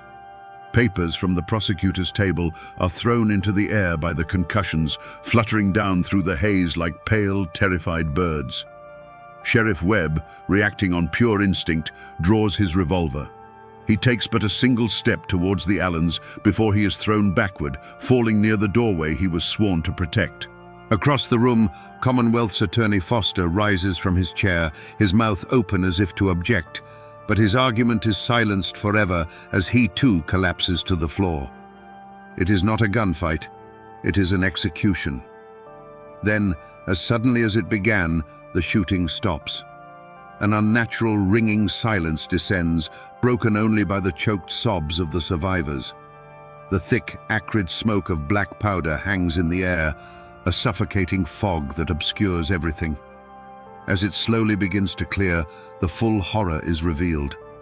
The chairs where the Allens had been sitting are empty, and on the walls, on the judge's bench, on the witness stand, are dozens of dark, round marks, the 57 silent witnesses to 90 seconds of absolute carnage. The Allen clan was gone, leaving behind only blood, smoke, and the shattered ruins of the law. The trial of Floyd and Claude Allen was not a legal proceeding, it was a public reckoning. The state of Virginia, its authority profoundly wounded, put the full weight of its power on display. The small town of Wytheville, where the trial was moved to ensure a less biased jury, became the center of a national media circus. Reporters from as far away as New York and Chicago descended, eager to capture every detail of what they called the Savage Mountain feud. For the state, this was a show trial in the truest sense, a chance to prove, once and for all, that the law of the Commonwealth was stronger than any clan's code of honor. In the defendant's box, Floyd and Claude Allen were not broken men begging for mercy. They were defiant to the last. Floyd sat with the stoic, quiet dignity of a fallen king, his gaze steady, his contempt for the proceedings clear in every line of his weathered face. He listened to the testimony against him, not as a criminal, but as a captured enemy general forced to endure the rituals of his conquerors. Beside him, his son Claude was a caged wolf, his eyes burning with an unrepentant fire. They offered no apologies, no explanations. They had lived by their code, and they would die by it.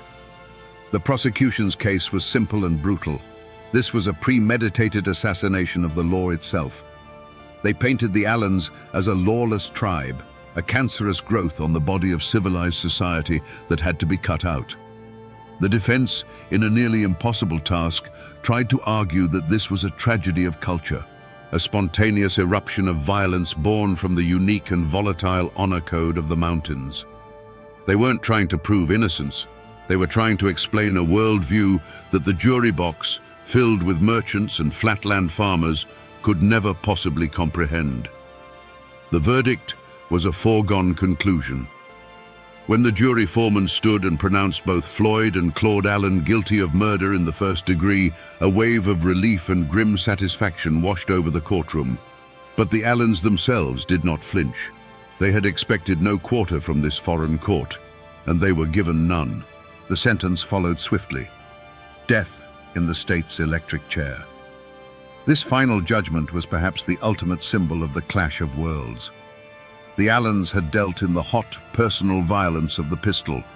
The state would answer with the cold, impersonal, technological power of electricity.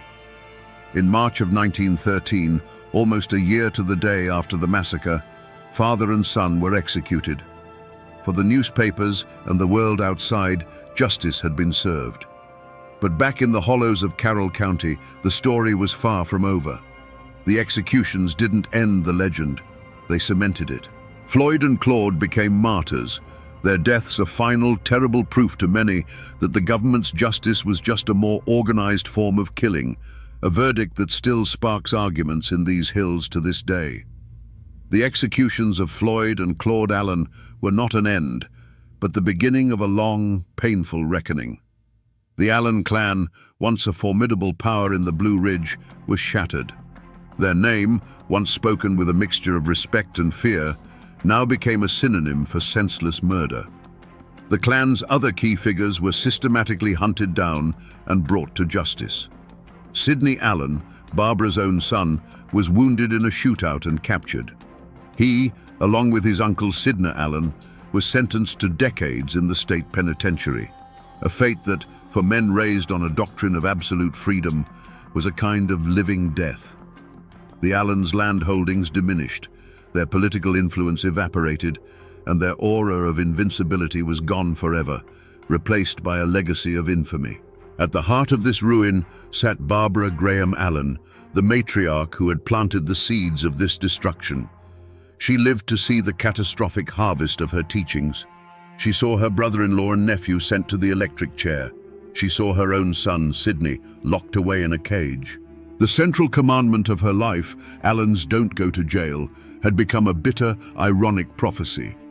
Her family had either been sent to their graves or to a prison cell, the ultimate humiliation she had raised them to avoid. She died in 1920, a lonely, unyielding woman surrounded by the ghosts of the men she had forged, her final years spent in the quiet desolation of a kingdom turned to ash. The scars on the community of Hillsville ran just as deep. The families of Judge Massey, Sheriff Webb, William Foster, and the others were left with an unfillable void. They were not just statistics in a famous crime, they were husbands, fathers, and brothers whose absence left a permanent wound on the town. For decades, the massacre was a shadow that hung over Carroll County, a topic spoken of in hushed tones. The event divided neighbors and created a legacy of bitterness and distrust that would take generations to heal. Hillsville was no longer just a quiet mountain town. It was now a landmark of American violence.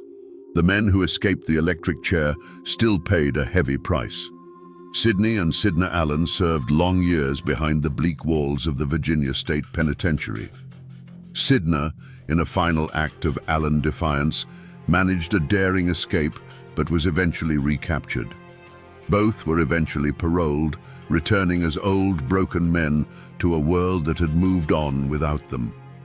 They were relics of a bygone era, their lives a long, slow postscript to the 90 seconds of chaos that had defined them. The fire of their youth had been extinguished by the slow, grinding reality of prison life.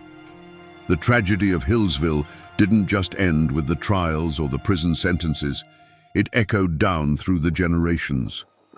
The descendants of the Allen clan had to navigate a world where their last name was a mark of shame. The children of the victims grew up without fathers, their lives forever defined by the violence of that day. The fates of everyone touched by the massacre, perpetrator and victim, lawman and outlaw, remained forever intertwined, bound together by the blood that was spilled on the courthouse floor. The world may have moved on, but in the Blue Ridge Mountains, the past is never truly past. If you travel to Hillsville today, you will not find the brick courthouse where the massacre took place. It was tragically lost to a fire in the 1990s. But for 85 years, that building stood as the most tangible monument to the tragedy. Its exterior walls held the scars of that day, the dark, round pockmarks left by the Allens' guns. For generations, people made a kind of pilgrimage to that courthouse, not just to conduct business, but to run their fingers over those bullet holes, to touch the physical evidence of a day when the law was shot dead in its own home. The echoes of the story are etched in stone in the quiet cemeteries scattered throughout the county. In the Hillsville Cemetery, you can find the graves of Judge Massey, Sheriff Webb, and William Foster, their tombstones speaking of duty and a life cut short in service to the law. Miles away, in a family plot, lie the bodies of Floyd and Claude Allen, executed and buried back in the mountain soil that they fought and died for. Their graves, too, draw visitors, those who see them not as murderers, but as symbols of a fierce bygone independence. But the story's most enduring life is in the telling. The Hillsville massacre seeped into the very soil of Appalachia and grew into folklore. For 100 years, it has been a cautionary tale told on front porches, a ghost story whispered around campfires. Local bards and balladeers captured the tragedy in song, and if you listen closely in the old-time music circles of the Blue Ridge, you might still hear the mournful tune of the Ballad of Floyd Allen, a song that turns the bloody tale into a timeless legend of pride and rebellion. More than anything, the mountains themselves remember. They were the silent witnesses to the Allens' flight, to the manhunt, and to the final, desperate siege. The wind that whispers through the pines on a cold night seems to carry the echoes of the gunshots. The old roads that twist through the hollows still feel as though they carry the memory of the posse's hoofbeats. History in these hills isn't just written in books or carved on monuments.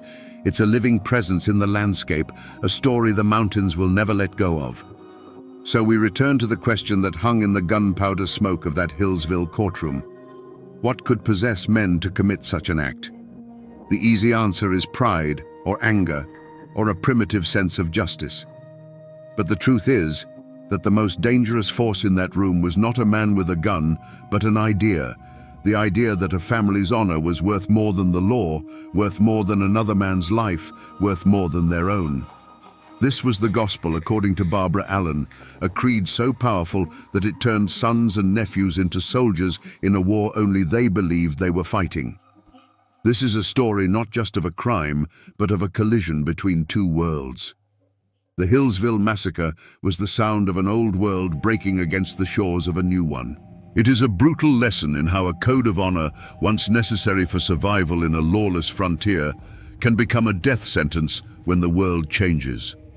The Allens' fierce loyalty and unyielding pride were the very virtues that had made their ancestors strong. But in the 20th century, those same virtues led directly to the electric chair and the prison cell. Their story is a chilling reminder that the deadliest prisons are not always made of stone and steel, but are sometimes built from the unshakable beliefs passed down from one generation to the next. In the end, this is the tragedy of Barbara Allen. She was the unindicted architect of the massacre, a matriarch whose fierce love for her family's pride was so absolute that it demanded its utter ruin. She was not in the courtroom that day, but her spirit pulled every trigger. She won her battle. Floyd Allen never wore prison stripes, but in doing so, she lost everything. And now, my friends, you know the rest of the story, or at least as much of it as the mountains are willing to give up.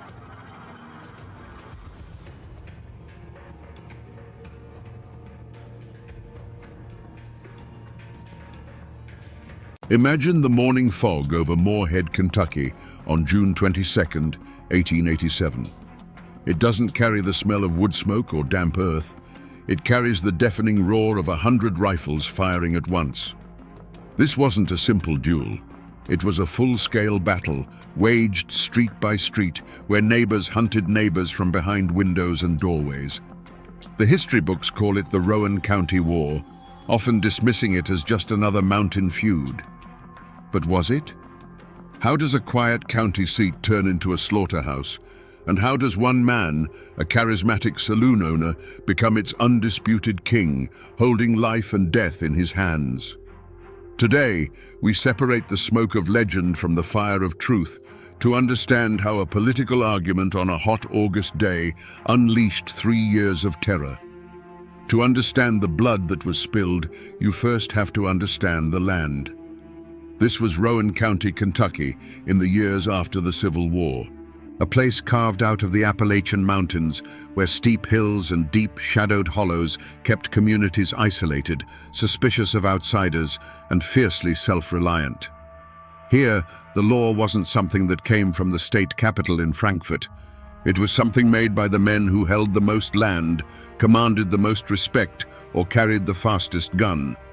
The forests provided a living, the cornfields provided the bread, and the family name provided your identity. It was a world that ran on its own clock and lived by its own unwritten rules. At the heart of this world were two powerful currents, pulling the county in opposite directions. On one side, you had the Martins and their allies. These were the Democrats, the old guard. They were farmers and landowners, men whose families had worked this soil for generations. They saw Rowan County as their birthright, a legacy to be protected. Their leader, John Martin, was a respected figure, the patriarch of a clan that embodied the traditional values of the mountains. They were the establishment, the deep roots of the county. On the other side stood Craig Tolliver and his followers. They were the Republicans, the ambitious newcomers who saw the future not just in farming, but in business, commerce, and control of the growing town of Moorhead. Tolliver himself was a force of nature. He wasn't some backwoods brawler. He was a sharp, charismatic, and utterly ruthless man who ran the town's most prosperous saloons. He knew that real power didn't come from owning a few acres of land. It came from controlling the flow of money, whiskey, and votes. He was a political boss in the making, and his iron will was beginning to forge Moorhead into his personal kingdom. This wasn't a simple family feud, not in the way the legends tell it. The names Martin and Tolliver became flags, banners under which people gathered based on their politics, their debts, their family ties, or simple fear. If you were a Democrat who felt the old ways were best, you stood with the Martins. If you were a Republican who saw opportunity in the changing times, you threw your lot in with Tolliver. Choosing a side wasn't just a political preference, it was a declaration of loyalty that could determine whether your family ate well or starved, whether you found justice in a courtroom or at the end of a rope. Life in Rowan County went on, with harvests and church socials, births and funerals. But underneath the surface, a bitter tension was simmering. It was the friction between the old world and the new, between the farmer and the businessman, the Democrat and the Republican. Every election, every business deal, every drunken argument was another ounce of pressure building in a sealed container. They were living in a powder keg, and they all knew it. All they were waiting for was the spark that would blow their world to pieces. The spark finally landed on Election Day, in the thick, muggy air of August 1884. You can almost feel it. The town of Moorhead is buzzing, not with excitement, but with a raw, nervous energy. The air is heavy with the smell of sweat, cheap whiskey, and the metallic tang of unspoken threats. Men, their loyalties and their tempers stoked by liquor and politics, are gathered near the polling station, eyeing each other with suspicion. It was here that the first words were thrown like stones. The argument started between a Republican named Solomon Bradley and the Democratic patriarch John Martin. It was the same argument happening all over the county, a clash of the old world and the new. But then, a new player stepped into the circle, Floyd Tolliver, a relative of Craig's. The shouting quickly turned to shoving, and in the chaotic scuffle there was a flash of steel. In a single brutal motion, Floyd Tolliver's knife found its mark, and John Martin, the leader of the county's Democrats, fell bleeding into the dust. This was more than a murder. It was a public execution, a message sent in broad daylight. The Republicans had struck down the head of the Democratic snake.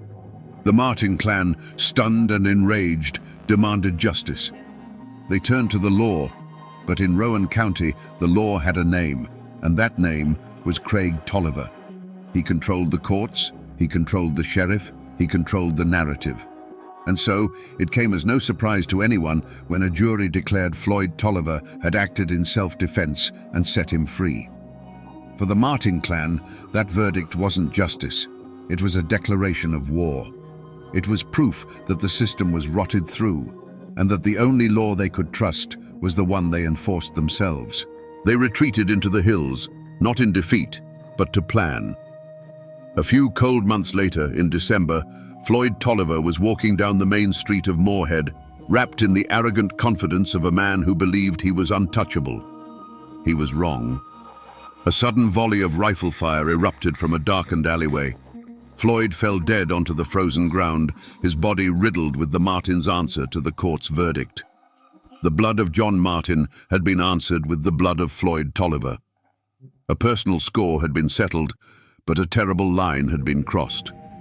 There was no going back now. The first drops had been spilled, and they had opened a wound that would bleed for 3 long years, turning the hollows and streets of Rowan County into a hunting ground. The war had begun. For 2 years, the war had been a story of back-alley ambushes and simmering fear. On June 22nd, 1887, it exploded into the open. Before the sun had fully risen, nearly 100 men from the Martin faction descended on Moorhead. They moved not as a frantic mob, but as a determined army, entering the town from multiple directions with a single, unified purpose: to cut the head off the snake and end the reign of Craig Tolliver. The first shot wasn't a single crack, but a deafening, rolling thunderclap as dozens of rifles opened fire at once. For the townspeople huddled in their homes and cellars, the world dissolved into a terrifying storm of noise. They could hear the high-pitched whistle of bullets passing overhead, the splintering crash of lead tearing through wooden walls, and the sharp ring of ricochets off anything solid. The street outside was no longer a place for commerce or conversation. It had become a no-man's land. Through the shifting curtains of gunsmoke, a deadly ballet unfolded. Tolliver's men, barricaded inside saloons and hotels, turned second-story windows into sniper nests. The Martins and their allies returned fire from behind overturned carts and the corners of buildings, methodically advancing toward the center of town. Moorhead had become a brutal chessboard where every move was a gamble with death, and the air was thick with the acrid smell of burnt black powder. This was a war of neighbors, and the cost was intimate. At some point during the hours of relentless battle, a sharp cry of grief cut through the roar of the guns from the Martin side. One of their own had fallen, John Martin's son. A leader in the fight had been forced to watch his own bloodline severed in the chaos, a father's worst nightmare realized in a hail of gunfire. The stakes, already impossibly high, had just become personal in the most painful way imaginable. And then, at the height of the battle, the central pillar of the conflict simply vanished. Craig Tolliver, the undisputed king of Moorhead, had been directing his defense from a fortified position, a commanding presence against the storm. One moment, his voice was the anchor for his men.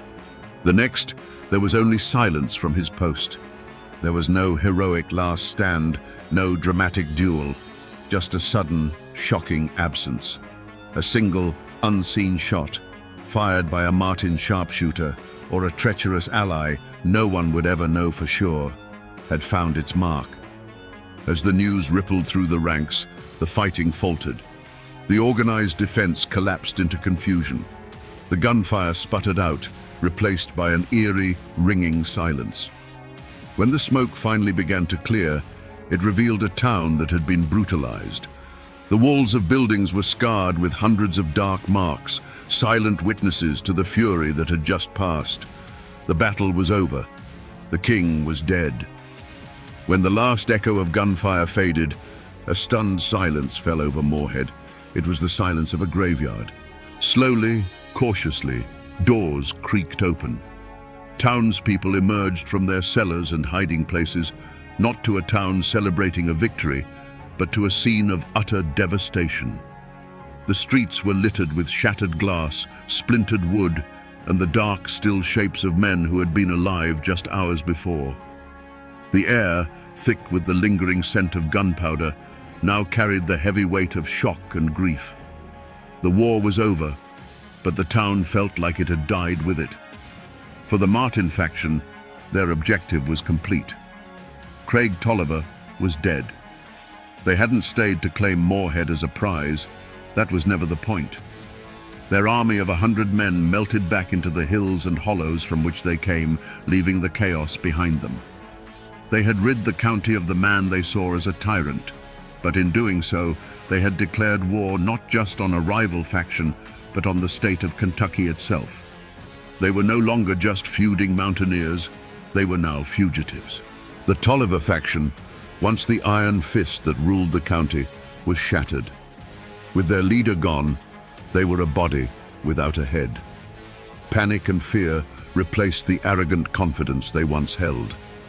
Some of his most loyal men lay dead in the streets, while others, wounded or terrified of what was to come, fled the county, knowing that either the Martins' revenge or the state's justice would soon be coming for them.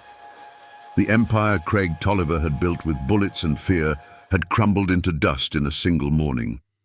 This time, the news of the slaughter didn't just prompt a temporary response from the governor, it demanded a permanent solution.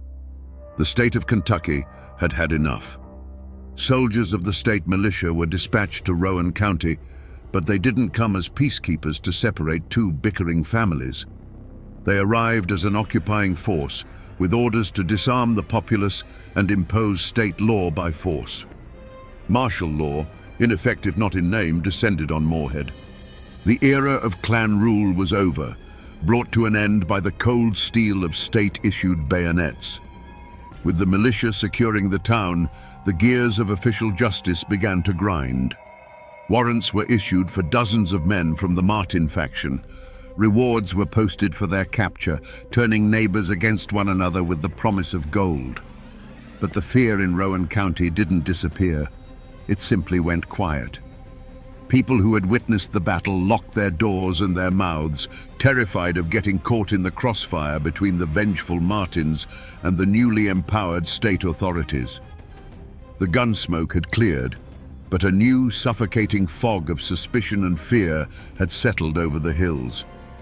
The gavels that fell in the Rowan County courthouse weren't just calling a room to order. They were trying to hammer a new reality into place. The trials that followed the Moorhead massacre were meant to be a display of state power, a clear message that the days of clan law were over. The courtroom itself was a theater of tension. It was the same building whose walls were still pockmarked with bullet holes from the battle. Armed militia guards stood at every entrance, their presence a constant reminder that this was not business as usual. The benches were packed with onlookers, family of the accused, Tolliver sympathizers, and curious strangers, all watching to see if the law of Kentucky was stronger than the code of the mountains. In the defendant's box sat the men of the Martin faction. But they didn't look like defeated criminals. You have to understand, in their own eyes, and in the eyes of many in the county, they weren't murderers. They were liberators. They had faced a tyrant that the law itself had failed to control. So they sat there, not with remorse, but with a quiet, stubborn dignity. They had done what they felt they had to do, and they were prepared to face the consequences, convinced of the righteousness of their cause. Their defiance was a silent challenge to the entire proceeding. The legal battle was as fierce as the gunfight that preceded it. Cunning lawyers for the defense didn't just argue points of law, they put Craig Tolliver's entire reign of terror on trial. They painted a picture of a county held hostage, where the legal system was a corrupt tool in the hands of one man. They argued that the attack on Moorhead wasn't an act of aggression, but an act of desperation, a people rising up to reclaim their own government. It was a powerful narrative that resonated deeply with a jury of their peers, men who had lived through those same dark years. And then came the verdicts. One by one, the men who had marched on Moorhead and waged open war in its streets faced the judge. And one by one, the astonishing results came in. Some were convicted of lesser charges and given light sentences. Others were acquitted entirely. In the end, not a single man was executed for their role in the battle. The most prominent leaders of the Martin faction eventually received pardons from a sympathetic Democratic governor, effectively wiping their slates clean. The state had flexed its muscle, but the outcome felt less like a verdict and more like a negotiated truce. The old power structure was broken, and a new one, led by the Democrats, had taken its place. The men who had taken the law into their own hands had been vindicated, not by the mountains, but by the very system they had attacked. So, was this justice? The Tolliver faction was gone, their leader buried.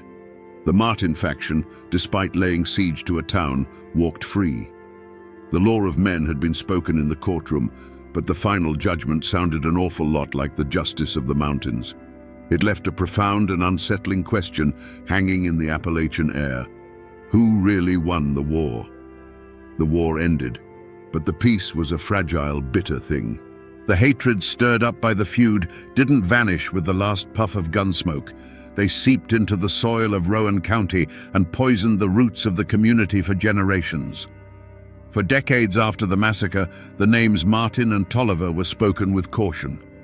They dictated who you did business with, whose children your children were allowed to marry, and which side of the aisle you stood on in local politics. The shooting had stopped, but the war lived on in quiet, resentful hearts. If you visit Moorhead today, you might think the past has been completely erased. It's a bustling university town now, full of students who know more about textbooks than blood feuds. But the ghosts are still there, if you know where to look for them. For many years, the old courthouse stood as the most stubborn witness. Visitors could run their hands over the dozens of pockmarks scarring its brick walls, each one a physical memory of that terrible morning in 1887. And up in the cemetery, you can still find the grave of Craig Tolliver, the fallen king, a simple stone marker for a man who once held the county in an iron fist. But the most powerful reminders aren't the ones you can touch. They're in the landscape itself. The main street of Moorhead is no longer a battlefield, but the ghosts of the men who fought and died there still linger in the local lore. The winding back roads and shadowed hollows leading out of town were once the sites of countless ambushes and secret meetings. They are quiet now, but it's a heavy kind of quiet, the kind that holds stories. Most people who walk those streets today have forgotten the names of Craig Tolliver and John Martin. The story of the Rowan County War has faded from living memory into the dry pages of history books. But the story hasn't truly vanished. It has simply become part of the place itself. It's a lesson embedded in the land, a reminder of how quickly order can break down and how thin the line is between neighbor and enemy. The people may forget the details, but the mountains always remember everything. So we return to the question that hung in the gunsmoke at the start of our story. How does a quiet county turn into a battlefield? The answer, buried for a century under the myth of a simple family squabble, is now clear. The Rowan County War was never just a feud. It was a political war, fought for the soul of a community. The names Martin and Tolliver were the banners, but the real conflict was over power, control, and whose vision of the future would prevail. Craig Tolliver became a king because he understood that in a place where the law was weak, the strongest will becomes the law. And the Martins went to war because they believed the only way to fight a broken system was to burn it to the ground. This story is more than a dark chapter in Kentucky's history. It is a brutal lesson in what happens when people lose faith in their institutions, when they believe the ballot box is broken and the judge's gavel is for sale. It shows that when official justice becomes a mockery, men will seek out their own, older and bloodier form of justice in the streets. This is a story not just of Appalachian violence, but of the indomitable and sometimes terrifying spirit of people who refuse to be ruled by a tyrant, even if it means becoming killers themselves. It is a grim reminder that the line between civilization and chaos is not a fortress wall, but a thin, fragile thread of trust. And when that thread is cut, the most ordinary of places can become a hell on earth. The men who fought and died in Moorhead have long since turned to dust, but the lesson they left behind, written in blood and gunpowder, must never be forgotten.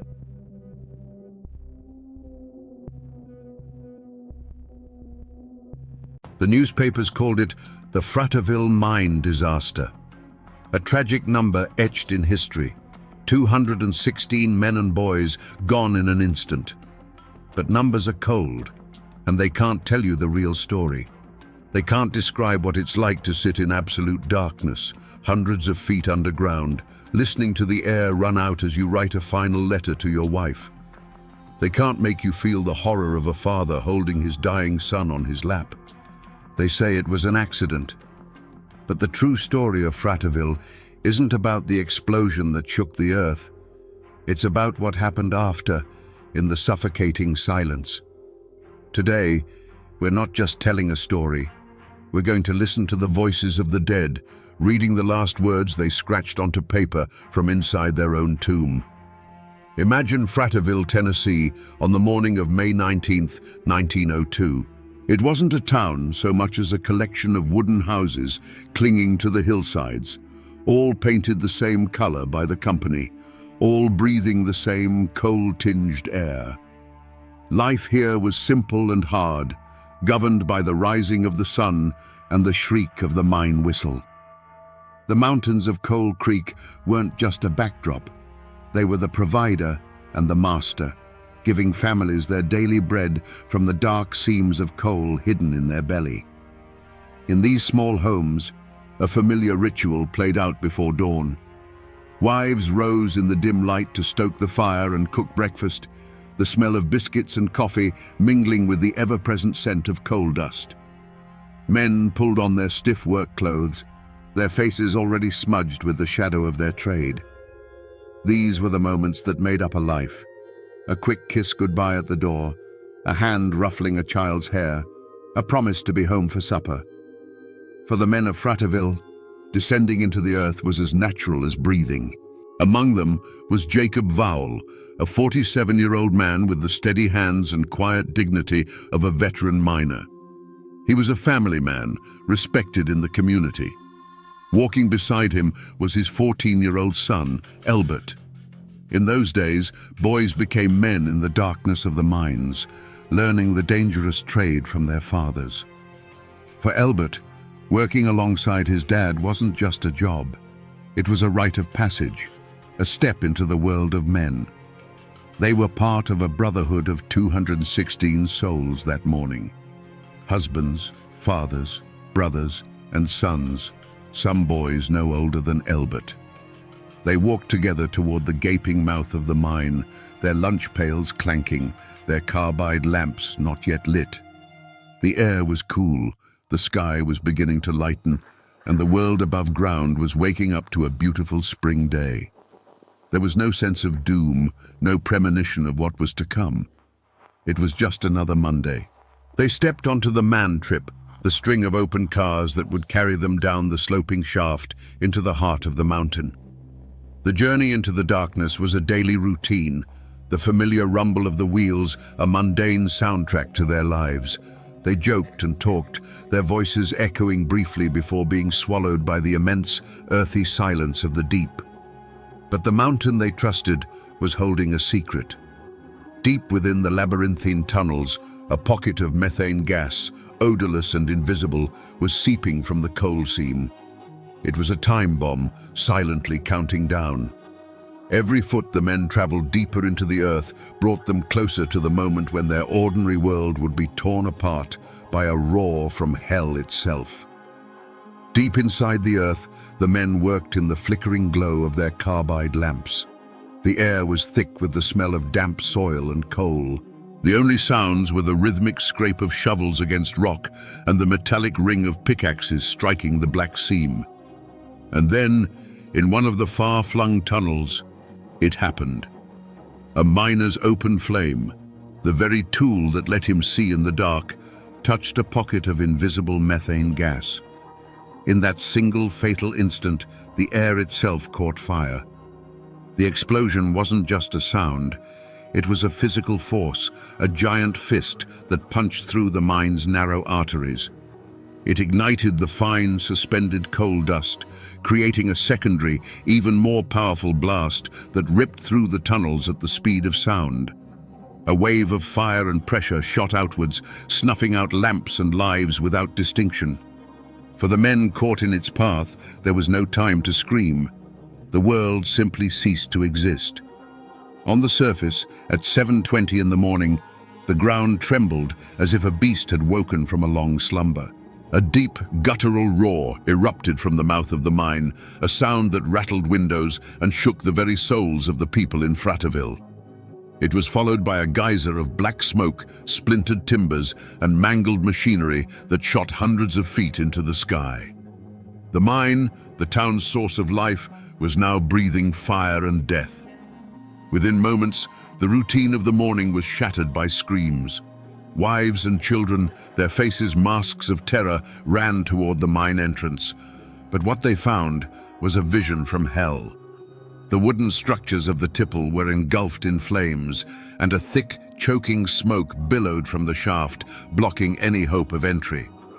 The force of the blast had not only sealed the entrance, it had destroyed the mine's massive ventilation fan. The lungs of the mountain had been ripped out. Deep inside, in the furthest reaches of the mine where the blast hadn't reached, a few dozen men were thrown to the ground. Their lamps were extinguished, plunging them into a darkness more profound than any they had ever known. The air thrummed, and then an unearthly silence fell. They were alive, but they were cut off. The air they were breathing was now a finite resource, a dwindling supply in a sealed stone coffin. The clock on their survival had begun to tick. In the absolute blackness, the survivors gathered. The thunder of the explosion had faded, replaced by a silence so deep it felt like a physical weight. The air, once merely damp and earthy, now carried a new taste, sharp and metallic. It was the taste of afterdamp, the poisonous cocktail of gases left behind by the blast. They knew what it meant. There would be no rescue. Death wasn't coming for them with fire and fury. It was seeping toward them, silent and invisible. In this moment, faced with the end, Jacob Vowell became their anchor. He didn't preach hope where there was none. Instead, he offered them a final defiant purpose. He told any man with a pencil and a scrap of paper to write. Write to their wives, their children, their mothers. Write the words they would never get to say. In the suffocating darkness of their tomb, these men, whose hands were calloused from swinging a pickaxe, began the delicate work of writing their last goodbyes. Imagine the scene. A handful of dying carbide lamps cast a ghostly flickering glow, creating dancing shadows on the coal-black walls. The only sounds were the ragged coughing of men fighting for each breath and the soft, steady scratch of pencil lead on paper. Men leaned against the cold rock, trying to steady their hands, pouring a lifetime of love onto a few precious inches of paper. They weren't writing about death. They were writing about life, about the families waiting for them under a sun they would never see again. Jacob Vowell wrote to his Sarah, his words a simple, heartbreaking testament. Tell my little boys to be good boys and to trust in the Lord. He was a father to the very end. Beside him, his 14-year-old son Elbert, his strength failing, lay his head in his father's lap. In the dimming light, Jacob watched his son's breathing grow shallow, watched him drift into a sleep from which he would not wake. Then, with a hand that must have trembled, Jacob Vowell made one last entry in the margins of his letter. He didn't describe the horror. He wrote a sentence of pure, devastating fact. My boy Elbert has gone to sleep. He has been dead for a few minutes. It was a final act of a father recording his son's peaceful passage, a final whisper of love in a world that had turned to black. One by one, the lamps sputtered and died, plunging the chamber into a darkness that was total. The scratching of pencils ceased. The ragged breaths grew fainter, until at last there was only silence. On the bodies of the dead, pocket watches continued to tick for a few minutes more before they, too, stopped, their hands frozen on the final moment when the last bit of life-giving air was gone from the room. For 3 long days, Fraterville held its breath. The fire at the mine entrance was eventually smothered, but the mountain remained a sealed tomb. On the surface, a grim vigil of hope against reason took hold. Wives and mothers stood in small, silent groups, their eyes fixed on the smoking hole in the ground that had swallowed their world. The company brought in experts and rescue teams, made up of miners from neighboring towns, worked tirelessly, risking their own lives with every step they took into the poisoned darkness. The air inside was a killer, silent and patient. Rescuers had to work in short, desperate bursts, clearing rubble and shoring up collapsed tunnels, all while battling the suffocating afterdamp. With each foot they gained, the hope of finding anyone alive dwindled, replaced by the grim determination to at least bring the men home for a proper burial. They found the first bodies near the entrance, victims of the blast's initial violent fury. But the deeper they went, the more the destruction gave way to an eerie, undisturbed silence. Finally, they reached the crude barricade of rock and clothing. They knew men were behind it. Carefully, they dismantled the wall, stone by stone. The first beam of a rescuer's lamp cut through the darkness and fell upon a scene that would haunt them for the rest of their lives. 26 men were lying on the ground. There was no sign of a struggle, no panic. They looked as if they had simply laid down to rest, many with their arms around each other in a final, brotherly embrace. And then they saw the letters, tucked into pockets, clutched in hands, or placed carefully on their chests, were the final messages from the dark. As the bodies were solemnly carried out into the daylight, the news of the letters spread through the grieving crowd like a whisper. This tragedy now had a voice. These were not just numbers in a death toll. They were husbands and fathers who had spent their final moments thinking only of love. Fratterville had become a town of widows and orphans overnight. They say there weren't enough coffins in the county, and they had to be shipped in by the trainload, a final, heartbreaking measure of the town's immeasurable loss. There was no villain in a black hat to put on trial. There was only a company, a mountain, and 216 fresh graves. But the law demanded an answer, so a coroner's inquest was convened. It wasn't a grand trial in a stone courthouse. It was a proceeding held in the shadow of the disaster, a formal attempt to write the final chapter in the official record. For the widows of Fratterville, it was a desperate, flickering hope for accountability. For the Coal Creek Coal Company, it was a matter of containing the damage. Company officials and their lawyers spoke in measured tones. They offered condolences and expressed deep regret. They spoke of the inherent dangers of mining, of the unpredictable nature of the earth. The explosion, they argued, was a tragic accident, an act of God that no one could have foreseen or prevented. They presented charts and testimony from their own experts, painting a picture of a well-run operation that had simply fallen victim to a terrible misfortune. Against this polished defense, who was there to speak for the dead? The miners' letters were their final testimony, but they were testaments of love, not of legal negligence. The living miners in the community, the ones who would need a job when the grief subsided, knew better than to speak out against the only employer in town. To accuse the company was to risk your own family's survival. So they stayed silent, their anger and their knowledge of the mine's gassy reputation a heavy, unspoken secret in the room. The verdict, when it came, was as cold and hard as a seam of coal. The coroner's jury concluded that the miners had died from an explosion of methane gas and coal dust ignited by an open flame. But crucially, they assigned no legal blame. No charges were filed. The company was officially cleared of any criminal negligence. They offered recommendations for the future, the use of safer lamps, better ventilation, but these were suggestions, not punishments. Was this justice? The law of men, the formal system of courts and inquests, had spoken. It had rendered its verdict in clean, legal terms. The company was not a murderer, but a victim of circumstance. But for the people of Fratterville, for the women who now had to raise their children alone, the verdict was just another form of violence. It was a confirmation that the lives of their husbands and sons were worth less than the cost of implementing stricter safety measures. The company walked away free, ready to rebuild and reopen the mine. The town, however, was handed a life sentence of loss and unanswered questions. The inquest provided an official cause of death, but it offered no comfort and no justice.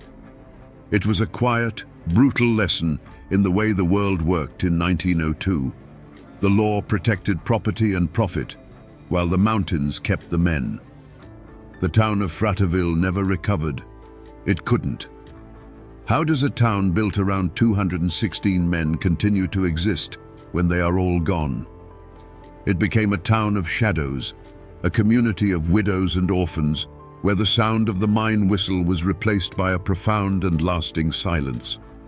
In time, families moved away, houses fell into disrepair, and Fraterville, the bustling coal town, slowly faded from the map, becoming little more than a name in a history book. But the story didn't vanish completely. It's carved in stone. If you know where to look, you can still find the Leech Cemetery. There, in a large grassy circle, lie the graves of many of the miners. It's known as the Fraterville Miners' Circle, a silent, circular monument to a shared fate. Walking among the headstones is a chilling experience.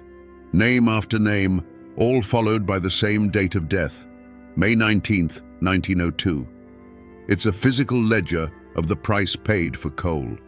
And yet, the most powerful trace of that day isn't made of stone. It's made of paper and pencil lead.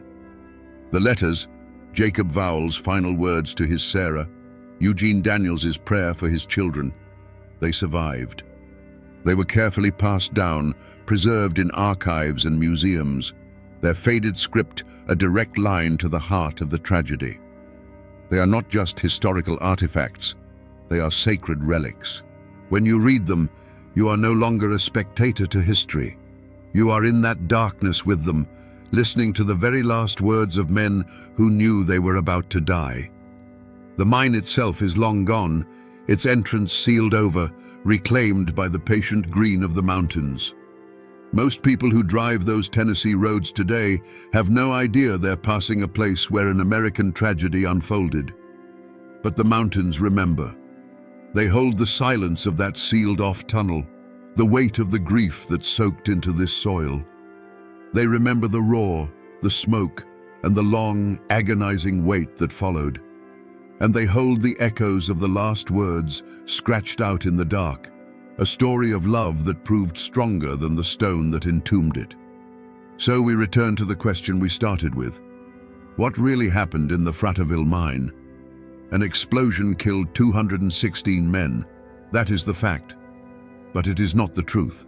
The truth is that in the final suffocating moments of their lives, a handful of ordinary men faced the end, not with rage or panic, but with a quiet, heartbreaking dignity.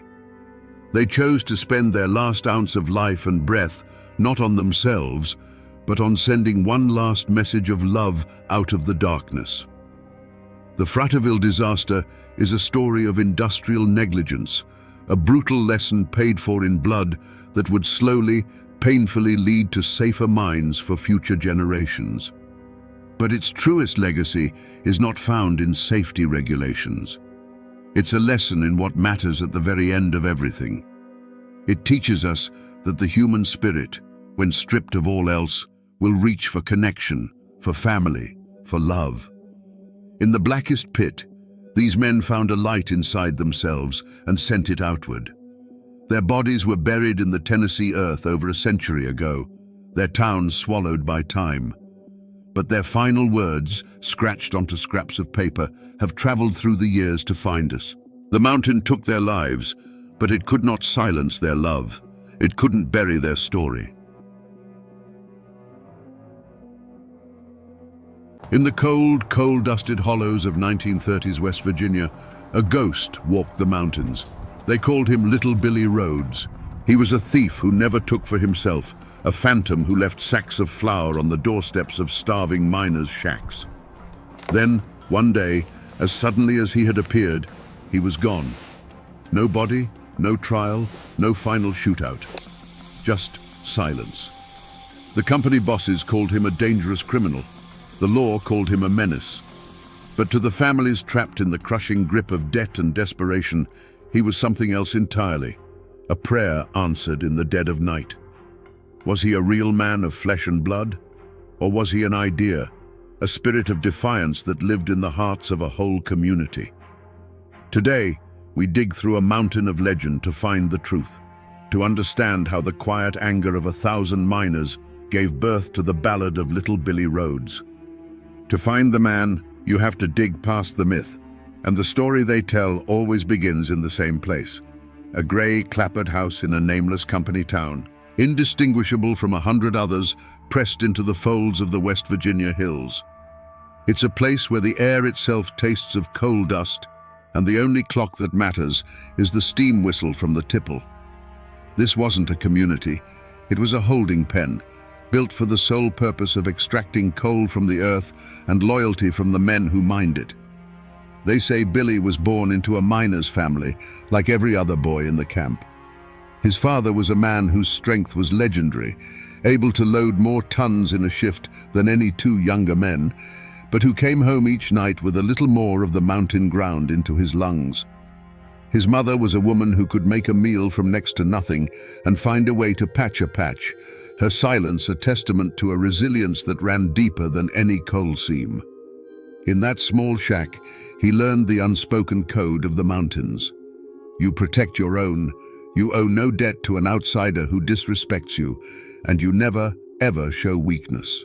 The world outside that door, however, operated on a different code entirely. The turning point, the moment the boy became something more, came with the sound of a cough. It was his father's cough, a wet, ragged sound that signaled the end. Black lung. The company called it miner's asthma and docked his pay for missed shifts. When he finally succumbed, the company sent no condolences. They sent a man with a ledger to calculate the family's outstanding debt at the company store. The man who had given his life to the mine was now just a negative number in a book. The true breaking point came a week later. Billy, still a boy, but now the man of the house, watched his mother stand before the company store manager, a man with a soft belly and clean fingernails. She was pleading for a bag of flour on credit just until her oldest son could start in the mines. The manager checked his ledger, shook his head, and turned her away empty-handed. In that moment, Billy saw it all with a terrifying clarity. The injustice wasn't a mistake in the system, it was the system.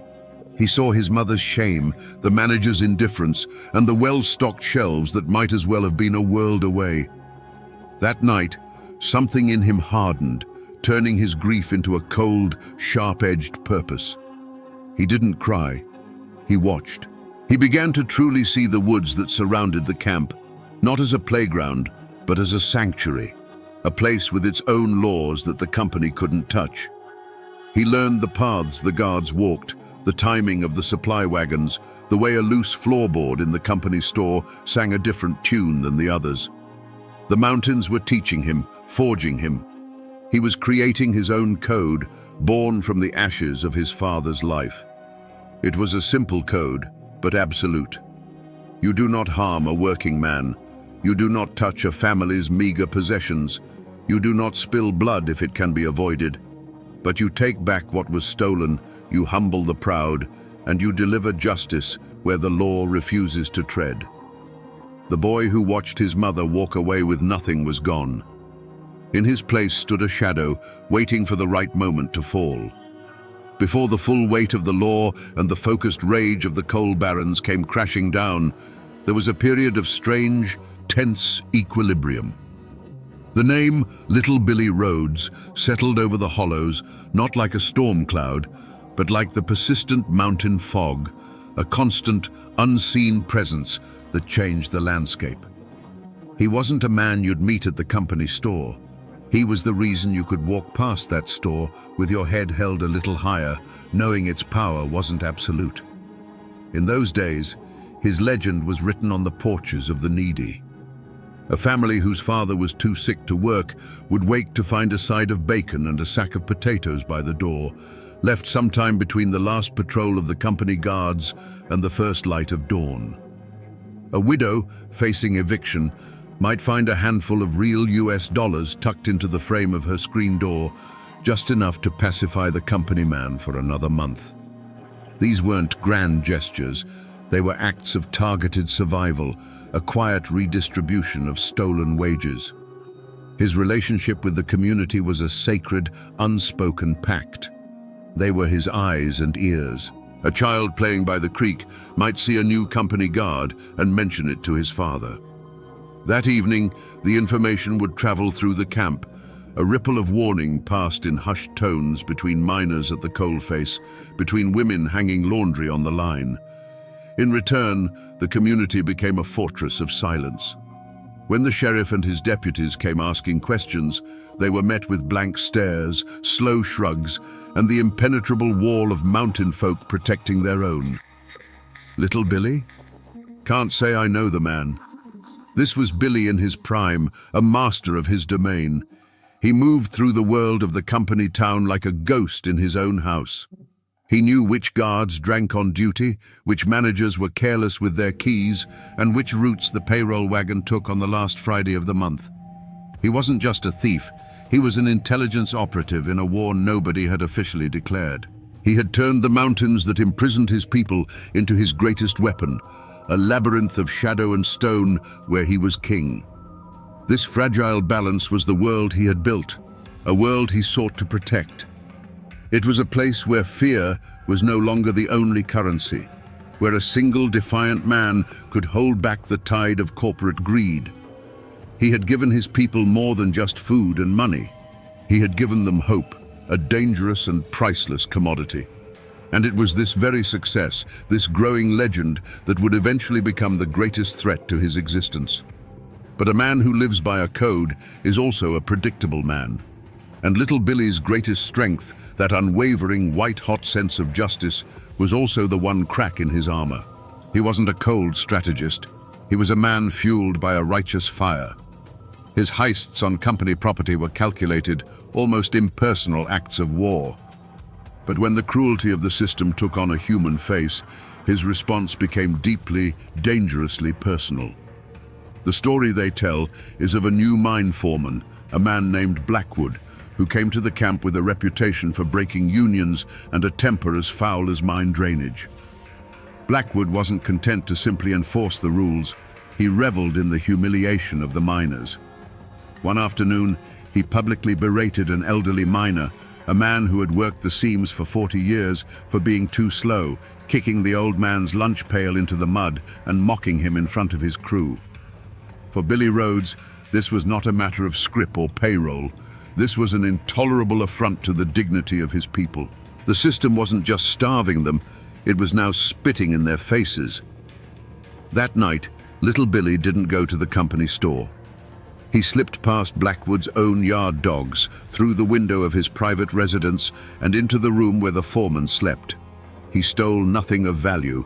Instead, he took Blackwood's prized double-barreled shotgun from its rack over the mantel, broke it clean over his knee, and laid the two splintered pieces on the pillow next to the sleeping man's head. To the miners who heard the story whispered the next day, it was a moment of pure triumph. But in truth, it was a grave error. It was the first time Billy had let his anger guide him instead of his reason. He had shown his hand. He had revealed that the way to get to the ghost wasn't to guard the safes, but to wound the community. He had proven that he could be baited, that his fury could be aimed. And in the cold, calculating eyes of the coal company, a man who can be angered is a man who can be trapped. The company, led by the foreman Blackwood, understood its enemy now. Humiliated by the broken shotgun, Blackwood realized that the way to kill a ghost is to attack what it loves. He stopped looking for a man in the shadows and started looking for a lever in the community, a way to force little Billy into the light. And he found that lever in a widow named Sarah, whose husband had been crushed in a rockfall the year before. Sarah and her young son were a symbol of the camp's suffering, and it was widely known that they were among the first to receive the Phantom's nocturnal gifts. The affront, when it came, was an act of calculated theater. On a cold, drizzly morning, Blackwood and two of his hired guards marched to Sarah's shack. In front of the assembled miners heading to the morning shift, he accused her of consorting with thieves and possessing stolen company property. He wasn't arresting her. He was doing something far more cruel. He was evicting her. The guards began throwing her meager possessions out into the muddy street: a cast-iron skillet, a threadbare quilt, a small stack of books. Her son, no older than 7, ran out to grab his only real toy, a small bird carved from a piece of scrap wood. One of the guards deliberately stepped on it, crushing it under his boot heel. The news of this public humiliation spread through the mine faster than a gas leak. For the miners, it was a profound act of terror, a message that even the most vulnerable were not safe. For little Billy, hearing the story passed in enraged whispers, it was something else entirely. It was a declaration of war aimed directly at his soul. The crushed wooden bird, the woman's silent tears, the foreman's smug satisfaction, these images burned away all his caution and calculation. This was no longer about scrip or safes. The unwritten rules of their conflict had been shattered. Blackwood had crossed a sacred line, targeting the innocent to draw him out. In that moment, Billy's mission changed. The cool-headed strategist vanished, replaced by a man consumed by a cold, singular rage. He saw the face of the system, and it was Blackwood's face. The foreman had taken a silent war and made it deafeningly personal. This was the point of no return. To let this stand would be to admit defeat, to tell the miners that their champion was powerless against true cruelty. It would poison the very hope he had cultivated. A response was no longer a choice. It was an obligation. The trap had been set, the bait had been taken, and little Billy Rhodes began walking a path from which there could be no turning back. The character of the Hollows changed. The whispers about little Billy, once filled with a kind of reverent excitement, were now laced with dread. The older miners, the ones with the deepest scars and longest memories, knew what this kind of escalation meant. They'd seen it before in strikes that ended in bloodshed. An attack on company property was one thing. A direct, personal war with a company man was an invitation for a massacre. They knew that when a hornet's nest is kicked, it isn't just the one who kicked it that gets stung. An old miner, a man who had worked alongside Billy's father, sought him out. He met him not in the camp, but in the deep woods, at a place marked by a lightning-scarred oak. He didn't plead. He spoke with the quiet authority of a man who had buried too many friends. "It's a trap, son," he said, his voice raspy from a lifetime of coal dust. "Blackwood is goading you. He wants you to come at him. He wants a reason to bring in the guns from Baldwin Felts and turn this camp into a war zone. You do this, and every family here will pay the price for your anger." Others sent messages through the silent network of the community. They urged patience. The unions were getting stronger, they argued. Roosevelt's government was starting to make noise. There were other ways to fight, slower ways that wouldn't get people killed. They were offering him a path of compromise, a chance to let his personal fury cool and melt back into the collective struggle. They were begging their ghost to remain a ghost, not to become a target. But Billy's ears were deaf to caution. From his perspective, their pleas for patience sounded like a quiet acceptance of defeat. How could he wait for a union organizer to arrive next month when a widow and her son were homeless now? His entire existence was built on the principle of immediate, tangible justice. To ignore Blackwood's cruelty would be to break his own code, to betray the very people he was trying to protect. He saw their warnings not as wisdom, but as the fear that had kept them all in chains. His response, passed back to the old miner, was chilling in its finality. He put a woman and her child in the mud. There's no waiting after that. The conversation was over. His actions grew bolder and more personal. He no longer cared about stealth. One night, the 2 guards Blackwood had used to evict Sarah woke up to find their shotguns missing and a dead blacksnake coiled on each of their doorsteps, a clear mountain threat. Then he went for Blackwood himself. The foreman came out one morning to find a single pristine bullet sitting on his porch railing, a promise of what was to come. The ghost was no longer content to rob. He was now actively hunting. Each act was another step down a narrowing path, stripping away his anonymity and locking him into a collision course. He was ignoring every outstretched hand, every offered exit, his eyes fixed only on the man who had become the embodiment of all his hatred. The company brought in new guards. Hard-faced men from out of state who didn't know the miners' names and didn't care to learn them. They patrolled the camp in pairs, shotguns held at the ready, turning the already tense atmosphere into a powder keg, waiting for a spark. The community that had been Billy's shield was now a prison for its own people, and he was the reason. The weight of that knowledge led him to the one place he could think clearly, a rocky outcrop high above the camp, a crow's nest where he could watch the lights of the shacks below without being seen. It was there she found him. Sarah. The old miner who had warned him must have told her where to look. She didn't approach with fear, but with a weary, heartbreaking resolve. She stood before him, a simple woman in a worn dress, and in the pale moonlight he could see the profound exhaustion in her eyes. "You have to stop, Billy," she said, her voice barely a whisper. "This ain't justice. This is just more trouble." She told him how the other women now shied away from her, afraid to be seen as her friend.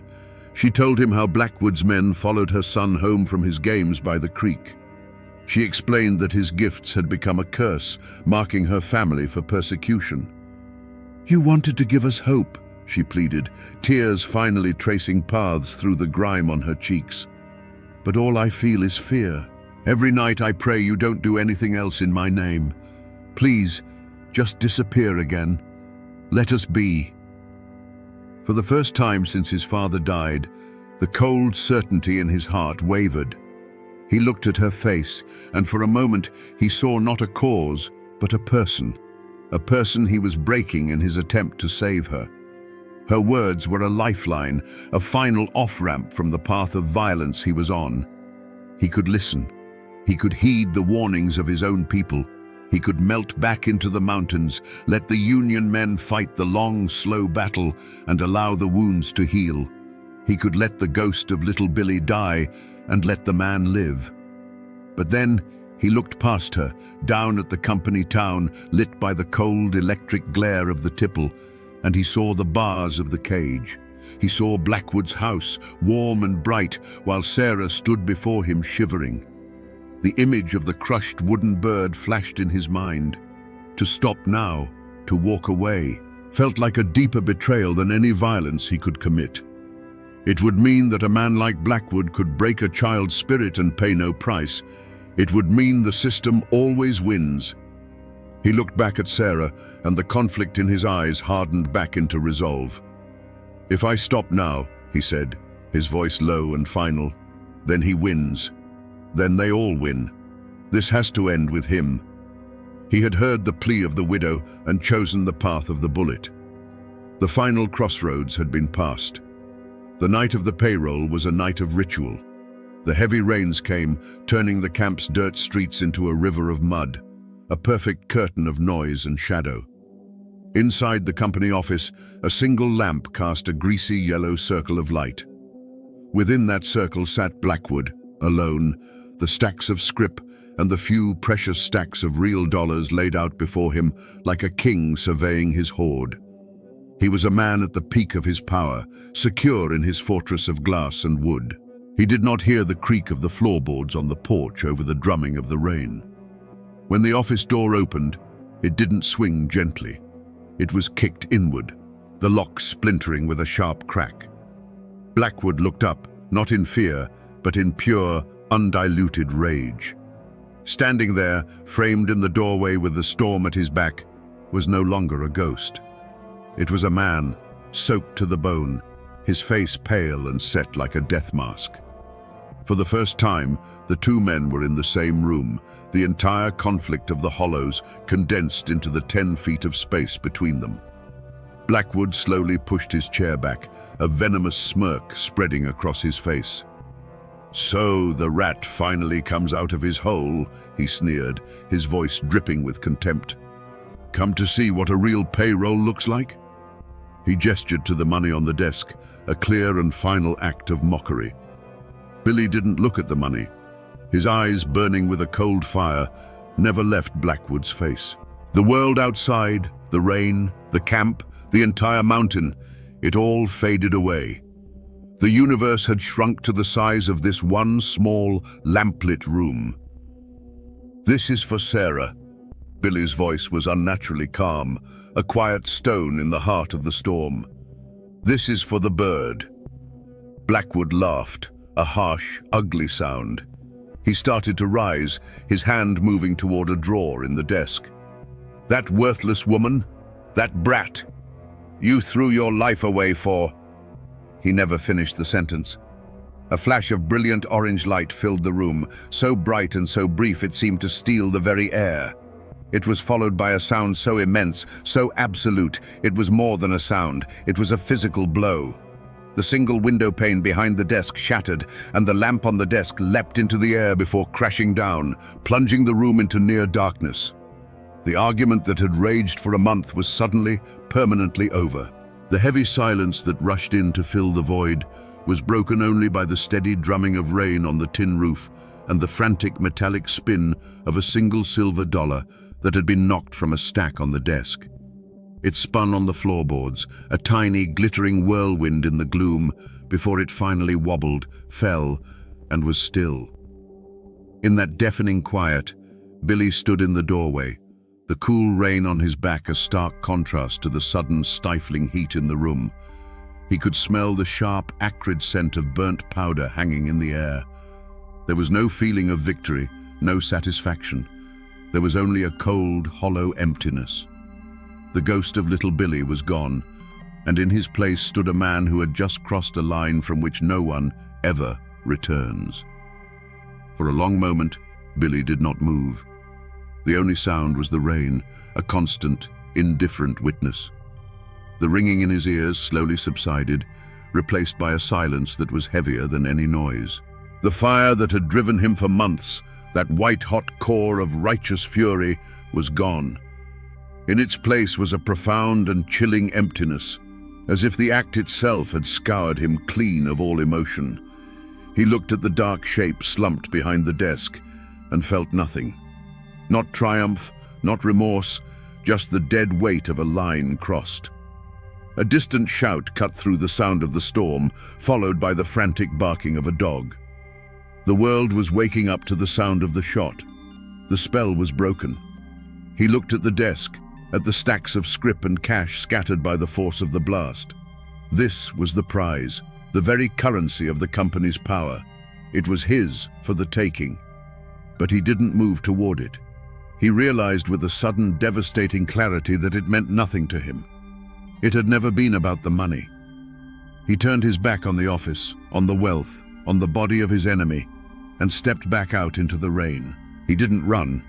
He simply receded, melting back into the storm that had delivered him. He moved with an animal's instinct, his feet finding sure purchase on the muddy paths he knew better than the lines on his own hand. The cold rain was a baptism, washing the smell of cordite from his clothes, but it couldn't wash the feeling from his soul. The mountain, his lifelong sanctuary and accomplice, was now his place of exile. The hollows and ridges that had once been his kingdom were now the walls of his banishment. From a high, hidden place, the same rocky outcrop where Sarah had pleaded with him, he watched the camp below erupt. Lanterns bobbed like fireflies in the dark as men emerged from their shacks, their shouts muffled by the downpour. A crowd was gathering around the company office. He was watching the consequences of his choice unfold, watching his own legend transform from a whisper of hope into a stark and bloody fact. The law would come now, and the company's wrath would be absolute. He had won his personal battle, but in doing so, he had lost his place in the world. The man known as Billy Rhodes was gone. Only the ghost remained, and its work was done. The ghost was gone, but the storm he had called down had only just begun to break over the hollows. Within days, the camp was transformed into an occupied territory. The company brought in a dozen more guards, hard-faced professionals whose only job was to make the miners pay for the sin of defiance. They patrolled the muddy streets with a swaggering authority, their shotguns a constant, silent threat. The camp, once a place of quiet, simmering rebellion, was now gripped by a cold and open fear. The company's revenge was not swift and bloody, it was slow and suffocating. The logic was as simple as it was brutal. If a community could spawn a killer, then the entire community was sick and needed a harsh cure. Credit at the company store was cut off for everyone. The script-to-dollar exchange rate was slashed, rendering their meager pay almost worthless. Every privilege, every tiny bit of leeway was revoked. It was a campaign of collective punishment designed to grind the spirit of the miners into dust, to teach them a lesson they would never forget. The most profound wreckage was left at the feet of the very person Billy had sought to avenge. Sarah became a pariah. To the company, she was the witch who had conjured the devil. Her shack was watched constantly. To her neighbors, consumed by their own new hardships, she was a painful reminder of the trouble, the woman whose name was now tied to a killing. The whispers that had once been of support turned to whispers of blame. The other women would pull their children close when she passed, as if the tragedy were a contagion she carried. The gifts left on her porch had become a curse, just as she had feared. The sacred silence that had once been their shield now became a weapon turned inward. The unified front against the company cracked, splintering into factions of fear and resentment. Men who had once shared a nod of understanding now avoided each other's eyes. Was Billy a hero who went too far, or a fool who had brought this hell down upon them all? The question hung in the coal-dusted air, poisoning the relationships between families, turning a community of brothers into a collection of isolated, frightened individuals. In his quest for a pure, singular act of justice, little Billy had done the one thing his enemies never could. He had broken the spirit of the camp. He had cut the head off the snake, but in its place, 100 smaller serpents of fear, suspicion, and misery had grown. The single shot fired in the company office had not freed them.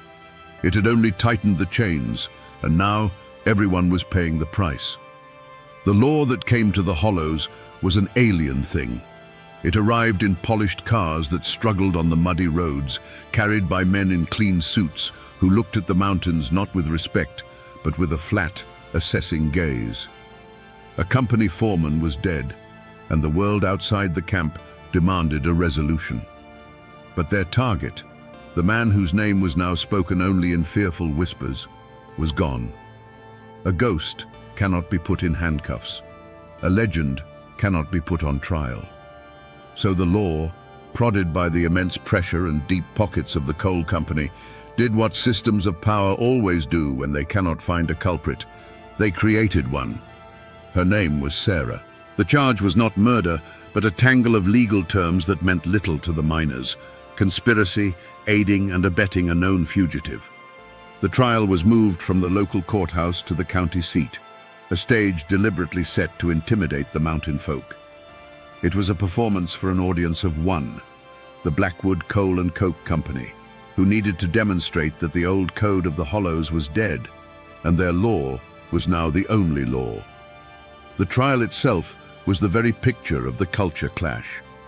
On one side sat the company lawyers, their arguments sharp, precise and cold, twisting the miners' code of silence into a web of conspiracy. Every miner who took the stand and claimed "I don't know" was another thread in the noose they were weaving around Sarah.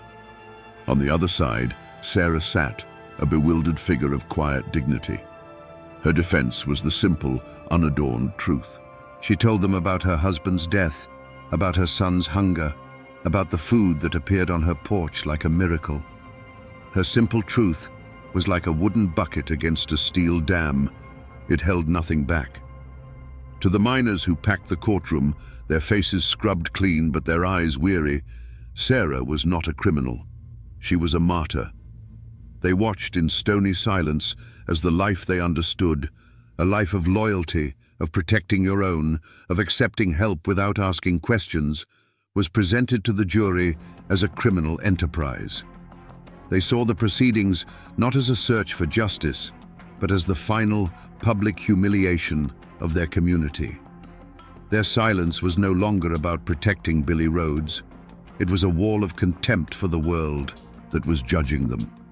The verdict, when it came, was a formality. Guilty. The judge, a man who would never understand the desperation of a company town, spoke of the sanctity of law and order as he sentenced her to 10 years in the state penitentiary. There were no gasps from the miners in the gallery. There was no outrage. There was only a deep, collective sigh, the sound of a people having their worst fears confirmed. They had seen the true face of the law, and it looked exactly like the face of the company boss. Was justice served? A court of law had delivered a verdict. A woman was sent to prison. A murder case was officially closed. But in the hollows, they knew the truth. The law hadn't brought justice. It had simply been the final weapon used to crush a rebellion.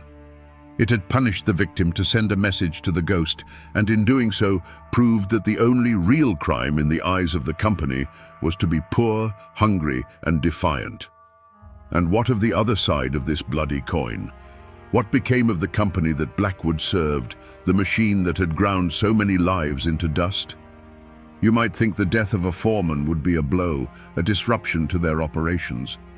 But for Blackwood Coal and Coke, it was a godsend. Blackwood was a blunt instrument, and he had served his purpose. He was more valuable to them as a corpse than he ever was as a living man. His death became their martyr story, the perfect justification they presented to the newspapers and politicians for the brutal crackdown that followed. They hadn't lost a man. They had gained a pretext. In the immediate aftermath, the company prospered. With the camp terrified into submission and the last spark of defiance seemingly extinguished with Sarah's conviction, the mine became a model of ruthless efficiency. The new foreman they brought in wasn't a hot-tempered bully like Blackwood. He was a quiet, cold man with spectacles and a ledger, an accountant of human misery who never raised his voice and never had to. Production quotas were met and exceeded. The company's store, now without any competition from phantom benefactors, squeezed every last cent from the miners. On paper, in the Charleston and Philadelphia boardrooms, the company had never been stronger. They had won. But a story like this has a way of seeping out of a hollow like a poisonous gas. Men who eventually left the camp carried the tale with them. Union organizers, hearing the whispers, took note. The tale of Little Billy and the widow Sarah became a dark ballad sung in secret, a cautionary example of corporate cruelty at its most naked. The name Blackwood Coal and Coke became a stain, a name that would be invoked years later during the larger, bloodier mine wars that would eventually rock all of Appalachia. The company met no immediate justice. Their victory was real, and it was absolute.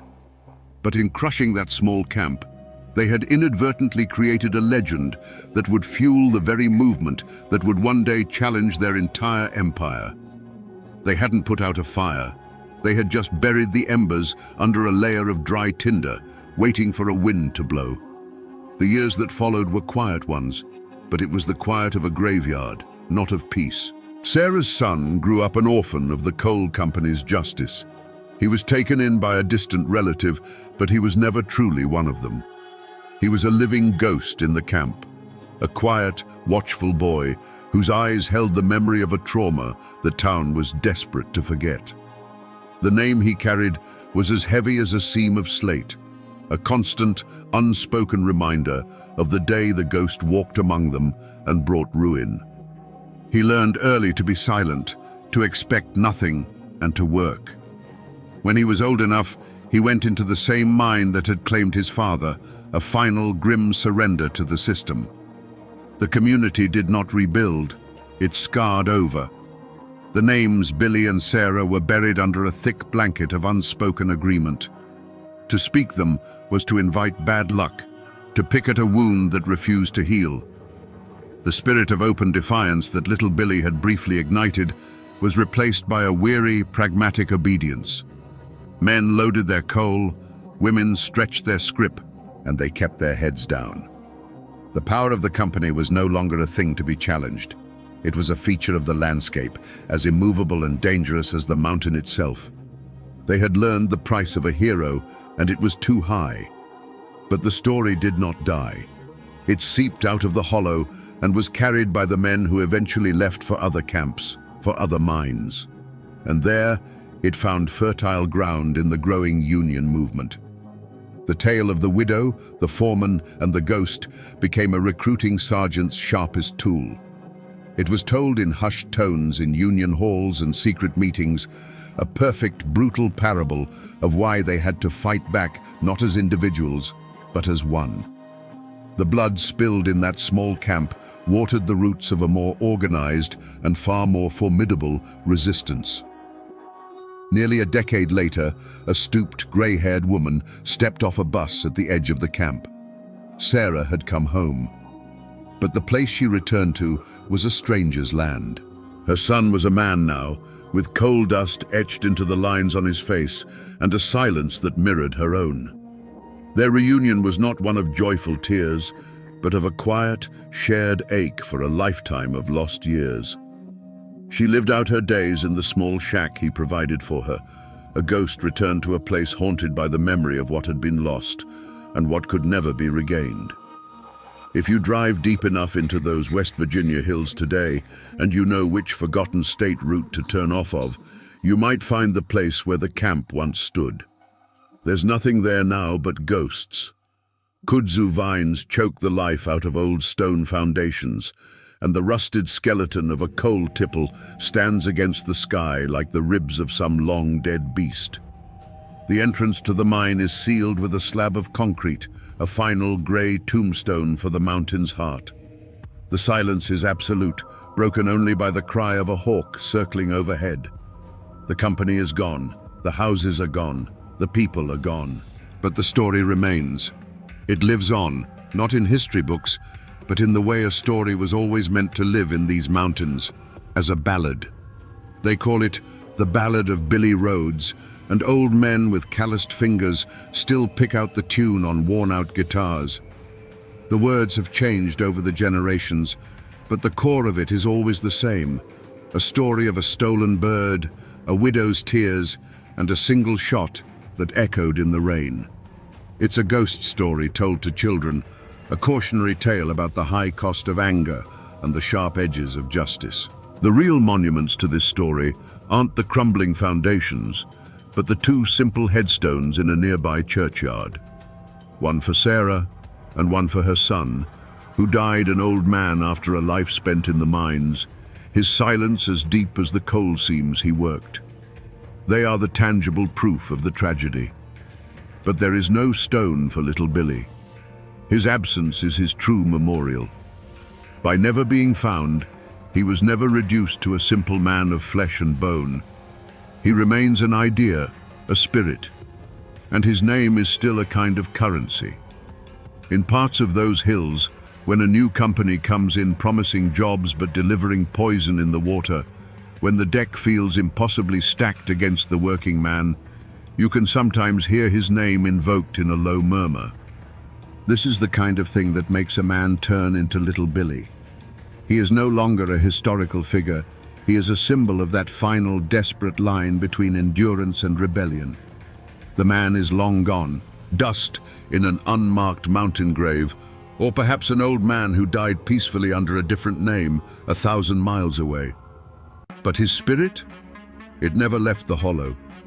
They say that on nights when the fog hangs thick and low in the valleys, so thick you can't see your own hand in front of your face, you can almost feel him watching from the tree line. He is the whisper on the wind, the shadow that flits at the edge of your vision, the ghost of a name that reminds the world that even in the quietest, most forgotten places, there is a limit to what a man will endure. So we come to the end of the trail, back where we started, with the same question hanging in the air. Was little Billy Rhodes a hero or a villain? The truth, like a mountain stream, is never that clear. He wasn't a hero. A hero saves his people. Billy's righteous fury brought a world of pain down on the very community he bled for, proving that a single act of vengeance can be more destructive than years of quiet suffering. His victory was their catastrophe. But he was no villain. Villains are driven by greed or a lust for power. Billy was driven by a love so fierce it became a fire, and a sense of justice so pure it was blind to the consequences. He was a symptom of a disease, a violent reaction to an unbearable pressure. He was a man who became a monster to fight a monster, and in the end, he was consumed by the battle. In the end, this is a story about the terrible price of a justice that is demanded in a single moment with a single bullet. It's a lesson that individual righteousness, no matter how pure, is a poor weapon against a cold and faceless system. A man's rage can topple a foreman, but it cannot topple a company. All it can do is leave a scar on the land and a ghost in the memory of the people he tried to save. And that, my friends, is the ballad of Little Billy Rhodes, a man who loved justice more than anything, but forgot to ask the people he was saving what that justice would cost them. I'm standing on a piece of ground that has a story to tell, though you wouldn't know it to look at it now. All that's left is a ghost of a chimney, clawing its way out of a tangle of kudzu and briars, and a few foundation stones sweating in the humidity. This was once the heart of the Lincoln family homestead, here in the deep hollows of Lincoln County, West Virginia. The air feels heavy, weighted down by memory. If you listen close, past the wind in the pines, you can almost hear the echoes of a conflict so brutal it was called a war that poisoned this ground and set neighbor against neighbor, kin against kin. Today, we're going to find out why. We're going to listen to these ruins and understand what happened right here that turned a family's dream into this pile of forgotten stone. Let's wind the clock back 150 years. The year is 1870. The chimney we see today isn't a ruin, it's the heart of a home, breathing a steady plume of wood smoke into the crisp morning air. The house it's attached to is a testament to hard work. 2 stories of hand-hewn poplar logs chinked tight against the mountain cold. The porch is wide, and on it sits the patriarch, Colonel Absalom Lincoln, a man as hard and unyielding as the rock-laced soil he commands. His face is a roadmap of hard-won battles, framed by a graying beard, but it's his left sleeve, neatly pinned to his shoulder, that tells the most important story. It's a constant, silent reminder of what he lost at Gettysburg, and a symbol of the cause he still believes in. From this porch, Absalom doesn't see a wilderness. He sees his kingdom. He sees the bottomland, dark and rich, where his sons are already working the fields with a pair of mules. He hears the rhythmic turn of the water wheel at his grist mill down on the creek, the only one for 10 miles in any direction. His world is one of order, built on the unshakable pillars of family, honor, and the sweat of your brow. The Lincolns are not just a family, they are a clan, the closest thing this part of West Virginia has to aristocracy, and Absalom is their unquestioned leader. They believe the old ways are the best ways, and that a man's worth is measured by the land he holds and the word he keeps. Life here is hard, but it's whole. In the house, the women are already at their chores, the smell of baking bread and boiling coffee mingling with the wood smoke. Children's laughter spills out from the yard. This isn't just a farm. It's the center of a community, a place where people come for justice, for advice, or to have their corn ground. For Absalom Lincoln, this homestead is more than property. It is the physical manifestation of his soul, a legacy he intends to pass down through generations. It is a symbol of survival, a piece of the Old South rebuilt here in the mountains. But a shadow is beginning to creep up the hollows. Strangers have been seen in the hills, men with tripods and measuring chains, men in city clothes who speak with northern accents. They talk of progress, of timber rights and railroad lines. They speak of the black rock that lies in seams beneath the earth and the fortunes that can be made from it. To some, this is the sound of opportunity. To Colonel Lincoln, it sounds like a second invasion, a new kind of threat to the way of life he sacrificed his arm to defend. And he knows who is welcoming these invaders. The McCoy clan, led by Black Elias McCoy. They are new money, men who didn't fight for a cause but profited from the chaos, selling to both sides and getting rich while their neighbors bled. The Lincolns see them as scavengers, men without honor, who would sell the very ground from under their feet for a stack of Yankee dollars. For now, the conflict is a cold silence in the town square, a stiff nod at the crossroads. But on his porch, Absalom Lincoln watches the sun rise over his land, and he knows a storm is coming. He can feel it in the ache of his missing arm. To understand how a family's pride curdles into a generation of hate, you have to look beyond the soil and stone. You have to follow the paper trail, as thin and fragile as it may be. I've spent weeks doing just that, digging through dusty boxes in the archives, and I found something. This is what I believe is the first drop of poison. It's a page from the Lincoln County Ledger, dated November 6, 1872. The paper is brittle, the color of old tobacco, and it smells of time itself. Most of it is what you'd expect: crop prices, an ad for a liver tonic, a notice about a church social. But tucked away in a small column on the back page is a single dry paragraph that announces the results of the county election.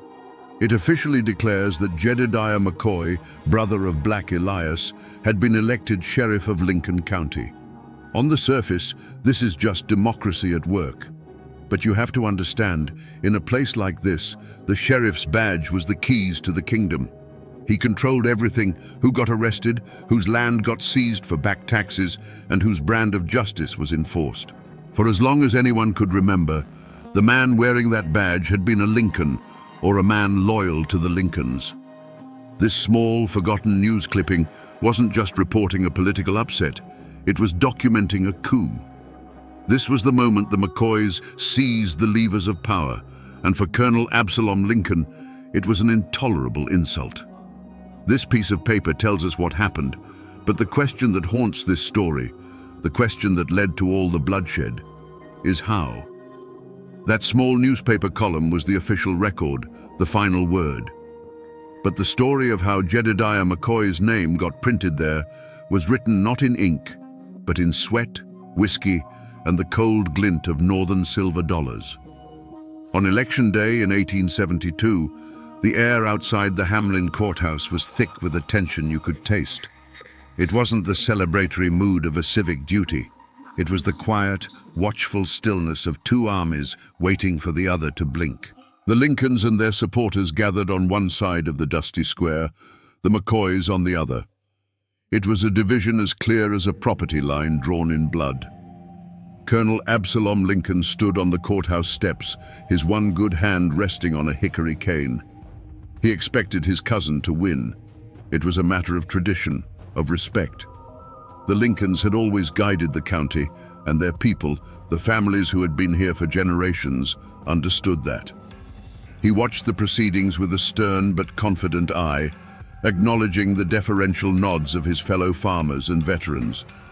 To him, this election was merely a reaffirmation of the natural order of things, a way of telling the world that the values of the Old South were still alive in these hills. But then came the strangers. They arrived in wagons, a rough-looking collection of men Absalom had never seen before. They weren't farmers. Their hands weren't calloused from the plow, but from the pickaxe and the sledgehammer. They were the survey crews and clearing gangs hired by the railroad interests that Black Elias McCoy had been courting. They were paid in cash and loyalty to the man who signed their checks. One by one, they cast their ballots, their unfamiliar faces a stark insult to the local men who had bled for this ground. A low murmur rippled through the Lincoln crowd. This wasn't an election, it was an invasion by proxy. When the final tally was read aloud, a moment of stunned silence fell over the square. It was quickly shattered by a triumphant roar from the McCoy side of the crowd. Jedediah McCoy had won by a handful of votes, just about the same number of strangers who had been brought in. Black Elias McCoy stood in the center of the celebration, a thin, knowing smile on his face. He had not won an election, he had purchased an office. Colonel Lincoln descended the steps, his face a mask of cold fury. He walked directly to Elias, the crowd parting before him. Their confrontation was quiet, but more menacing than any shout. "You bought this election," Absalom said, his voice low but carrying like a rifle shot in the winter air. "You bought it with northern money and railroad trash." Elias McCoy didn't flinch. He looked the one-armed colonel square in the eye. "The world is changing, Absalom," he replied, his own voice smooth as oiled steel. "It's a new time. You can either get on the train or get run over by it." In that moment, the lines were drawn. It was no longer about politics. It was about honor, about survival. And both men knew, standing there in the dust, that this conflict would not be settled at the ballot box again. Paper and ink can give you the facts, but they can't give you the feeling. They don't have a soul. To find that, you have to talk to the people who carry the story in their blood. That's what led me here, to a small, neat house perched on a hillside, to sit on a front porch with a woman named Sarah Lincoln Vance. She's 87 years old, the great-granddaughter of Colonel Absalom Lincoln's eldest son. Her hands are gnarled with age, but her eyes are sharp, and her memory is a library of stories that have never been written down. I showed her the newspaper clipping about the election. She looked at it, gave a slow, knowing nod, and handed it back to me. "That was the start of the trouble, all right," she said, her voice a soft mountain drawl. "But it ain't the start of the hate. Politics is one thing. That's about power. The hate started later. It started over a boy defending his father's honor. According to the story Sarah's grandmother told her a few months after the election, there was a church social.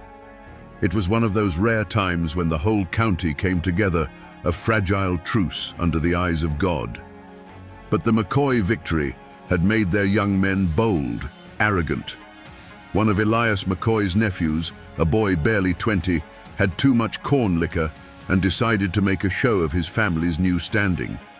He saw Colonel Lincoln standing by himself and said, loud enough for a dozen people to hear, "Looks like the colonel left his voting arm at Gettysburg along with his sense." The insult hung in the air, a stunning act of disrespect. The colonel, a man of immense pride and control, simply turned his back and walked away. But his youngest son, Daniel, who was only 16, saw it all. His face went white with rage. Sarah told me that her grandmother said Daniel was the apple of the colonel's eye, a boy with his father's fire and his mother's kindness. To see his father, a war hero, humiliated like that by a McCoy pup, it was more than he could bear. That, Sarah explained, is the real story behind the first death. The official record, the one whispered in the courthouse, was that Daniel Lincoln got into a dispute with that same McCoy boy over a property line a few days later. But the Lincoln family has always known the truth. Daniel didn't go to that hollow to argue over a few feet of dirt. He went there to demand an apology for his father. The property line was just the place where a boy's pride finally caught up with him. The election gave the McCoys the power, but it was that cruel joke that provided the spark. And that spark was about to ignite the whole damn county. The insult at the church social was a hot coal in Daniel Lincoln's gut. For days, it smoldered. He was only 16, but he had his father's unbending pride. He saw the way the other men looked at the colonel now with a hint of pity. He heard the whispers, and he saw the shame in his father's eyes, a look that cut the boy deeper than any knife. While the older men of the family spoke in hushed tones of political strategy and legal challenges, Daniel was consumed by a simpler, more primal code. An insult to his father's honor was an insult to the entire Lincoln name, and it had to be answered. He wasn't thinking of war or consequences. He was thinking like a son. He found Caleb McCoy, the boy who'd made the joke, working a stand of timber in a narrow hollow where their property lines blurred. It was a lonely place, the sound of the axe echoing off the steep hillsides, the air thick with the smell of pine sap. Daniel didn't come with a rifle leveled. He came on foot, his hands empty, his heart hammering against his ribs. "I want you to apologize to my father," Daniel said, his voice shaking but firm. Caleb McCoy, flush with the arrogance of his family's recent victory, just laughed. He leaned on his axe handle, a smirk on his face. "Your daddy's a cripple and his time is past," Caleb sneered. "Just like the rest of you Lincolns. Now get off my land before I run you off." He spat a wad of tobacco juice near Daniel's feet. That was the final spark. Daniel lunged, his fists clumsy but flying with all the pent-up rage of a wronged son. Caleb, bigger and a few years older, was taken by surprise but quickly recovered. The two boys tumbled to the ground, trading blows in the dirt and mud, a desperate, graceless fight fueled by generations of growing animosity. It wasn't a duel, it was a brawl. They rolled over roots and rocks, their grunts and curses swallowed by the vast indifference of the woods. The struggle carried them to the edge of a steep, rocky ravine that cut through the hollow. Caleb had Daniel pinned, his knuckles bloodying the boy's face. Daniel, in a surge of desperate strength, bucked and twisted, trying to throw him off. For a split second, their weight shifted. Caleb's boot slipped on a patch of wet moss. His eyes widened, his smirk replaced by a flash of genuine terror. He scrabbled for a handhold, but there was nothing but air. With a cry that was cut short by the sickening crack of a branch, he disappeared over the edge. Silence. A profound, ringing silence broken only by the gurgle of the creek below and Daniel's own ragged breaths. He crawled to the edge and looked down. Caleb McCoy lay twisted on the rocks below, his body unnaturally still.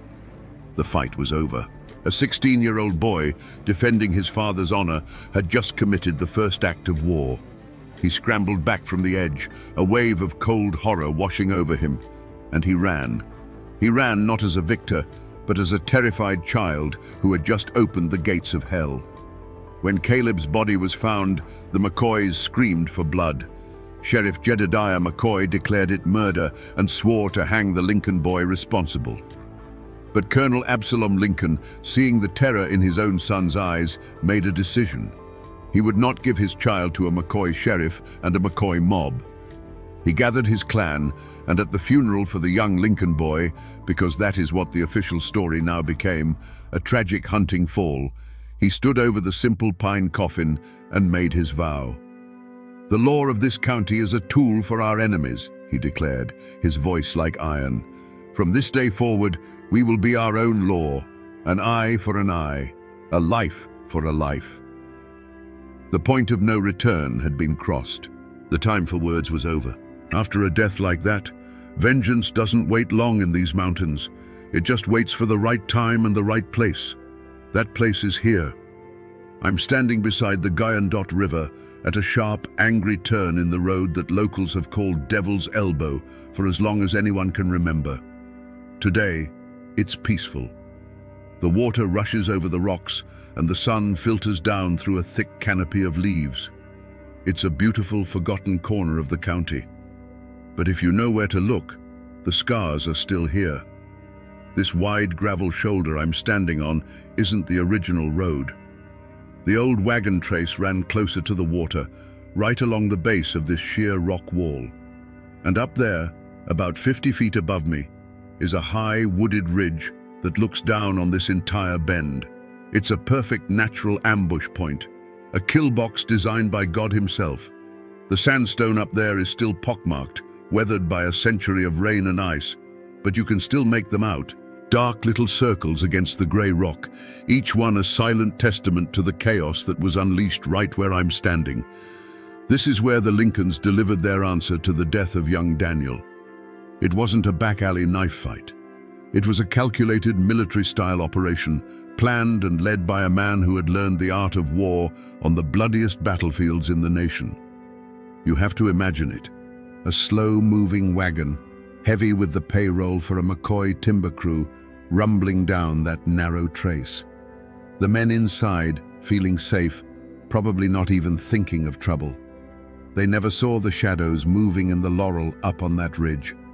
They only heard the sound of Colonel Lincoln's justice speaking all at once. The McCoy payroll wagon creaked its way along the river trace, moving at the slow, steady pace of the mules that pulled it. Inside, 3 McCoy kinsmen were relaxed, their rifles leaning against the wagon bed. The money, a heavy lockbox full of silver dollars, was a comforting weight between them. It was a warm afternoon in 1875. The air was sweet, and the only sounds were the jingle of the harness, the rumble of the wheels, and the endless rush of the Guyandotte. As they rounded Devil's Elbow, the high rock wall threw the road into deep shadow, offering a brief respite from the sun. It was the last moment of peace any of them would ever know. The first shot was not a warning. It was a declaration. A single sharp crack echoed from the ridge above, and the lead mule went down as if struck by lightning, its collapse throwing the entire wagon into a groaning, tangled halt. Before the McCoy men could even register what had happened, the ridge exploded in a volley of synchronized fire. It was not the scattered shooting of a brawl, it was the disciplined, concentrated fire of soldiers. The sound was a physical blow, a deafening wall of noise that hammered the wagon from above. The wooden sideboards of the wagon splintered instantly, peppered with a dozen heavy-caliber impacts. The air filled with the smell of gunpowder and hot lead. The man holding the reins was thrown backward from his seat, the leather straps falling from his hands. A second man, who had been scrambling for his rifle, suddenly slumped forward over the lockbox, his own weapon clattering, unfired, to the floorboards. The third and final man managed to raise his pistol and fire a single wild shot toward the trees before he too was silenced, collapsing in a heap beside his comrades. Then, as suddenly as it began, an absolute silence fell over the bend in the road. It was a heavy, profound quiet, broken only by the panicked breathing of the remaining mule and the ceaseless murmur of the river. From the dense laurel on the ridge, a line of figures emerged, moving with quiet purpose down the steep incline. They were led by Colonel Absalom Lincoln. His face was grim, his eyes cold and methodical. He was not a man consumed by rage. He was a commander inspecting a battlefield after a successful engagement. He walked to the wagon and looked upon the scene of instant, overwhelming destruction. His men watched him, waiting for a command. Absalom surveyed the interior of the wagon, his gaze falling upon the untouched lockbox full of silver. He made no move toward it. This was not about money. This was about payment of a different kind. Reaching into his own pocket, he pulled out a single spent rifle cartridge, a .56 Spencer, the signature of his old cavalry unit, and placed it deliberately on the driver's seat. It was a message, a signature left in brass and smoke. He turned without another word and led his men back into the woods, vanishing as quickly as they had appeared, leaving behind a monument of splintered wood and terrible silence. The war had begun in earnest. After the smoke clears and the bodies are carried away, the machinery of the law, however rusty and biased, has to turn. And this is what it produces. This is the official coroner's inquest, filed in the Lincoln County Courthouse just 2 days after the ambush at Devil's Elbow. The handwriting is a spidery, formal script on paper that has gone thin and brown with age, but the words themselves are cold, hard, and clipped. They are the official story, the version of events that was meant to be preserved for history. I'll read you the key passage.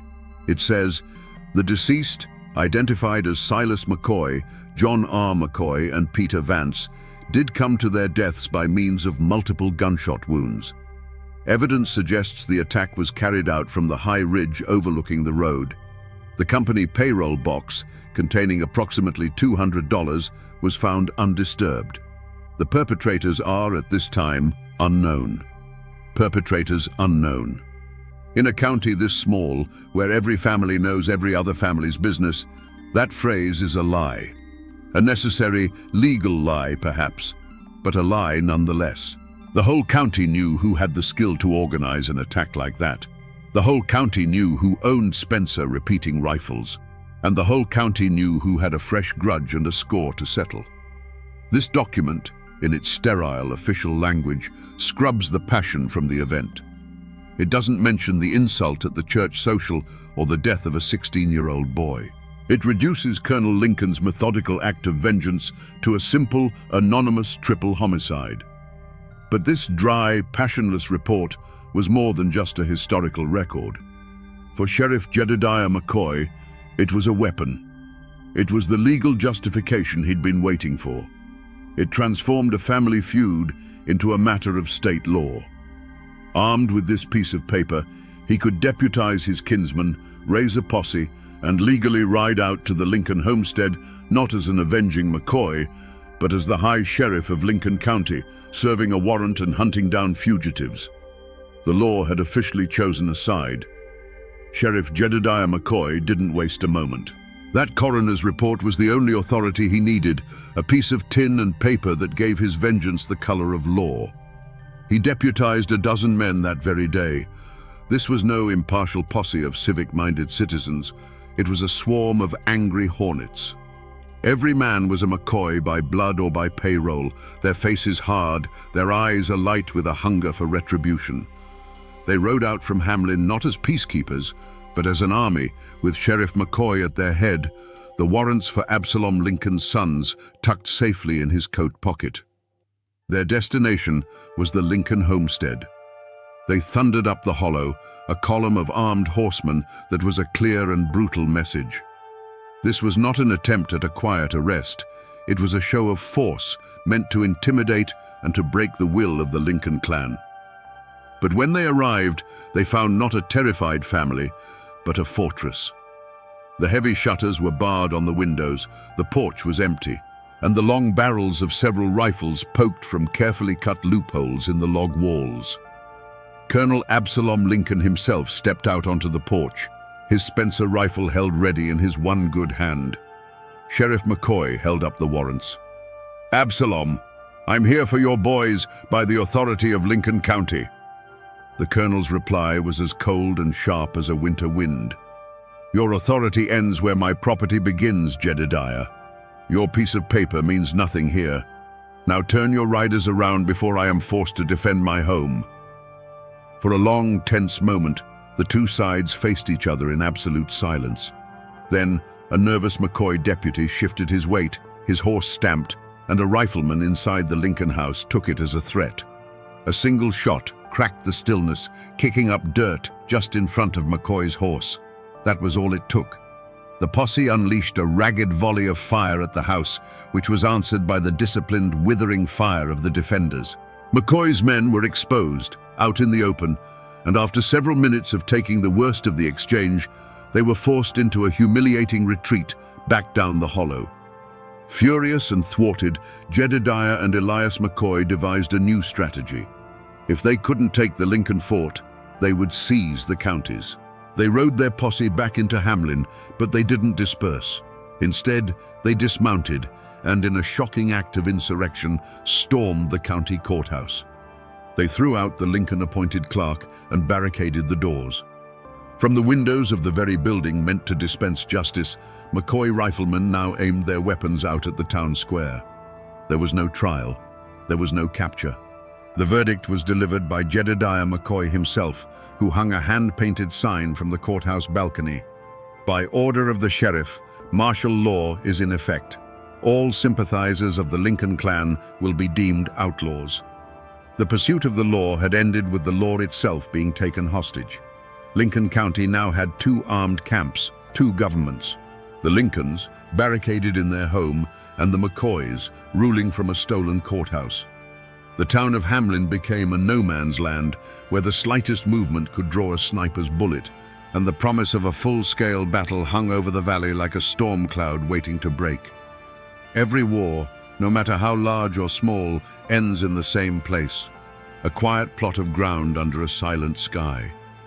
I'm here now, in the old Hamlin Cemetery, a place where the stones lean like tired old men, and the stories they tell are slowly being erased by wind and rain. The grass is high, and the only sound is the drone of cicadas in the ancient oaks.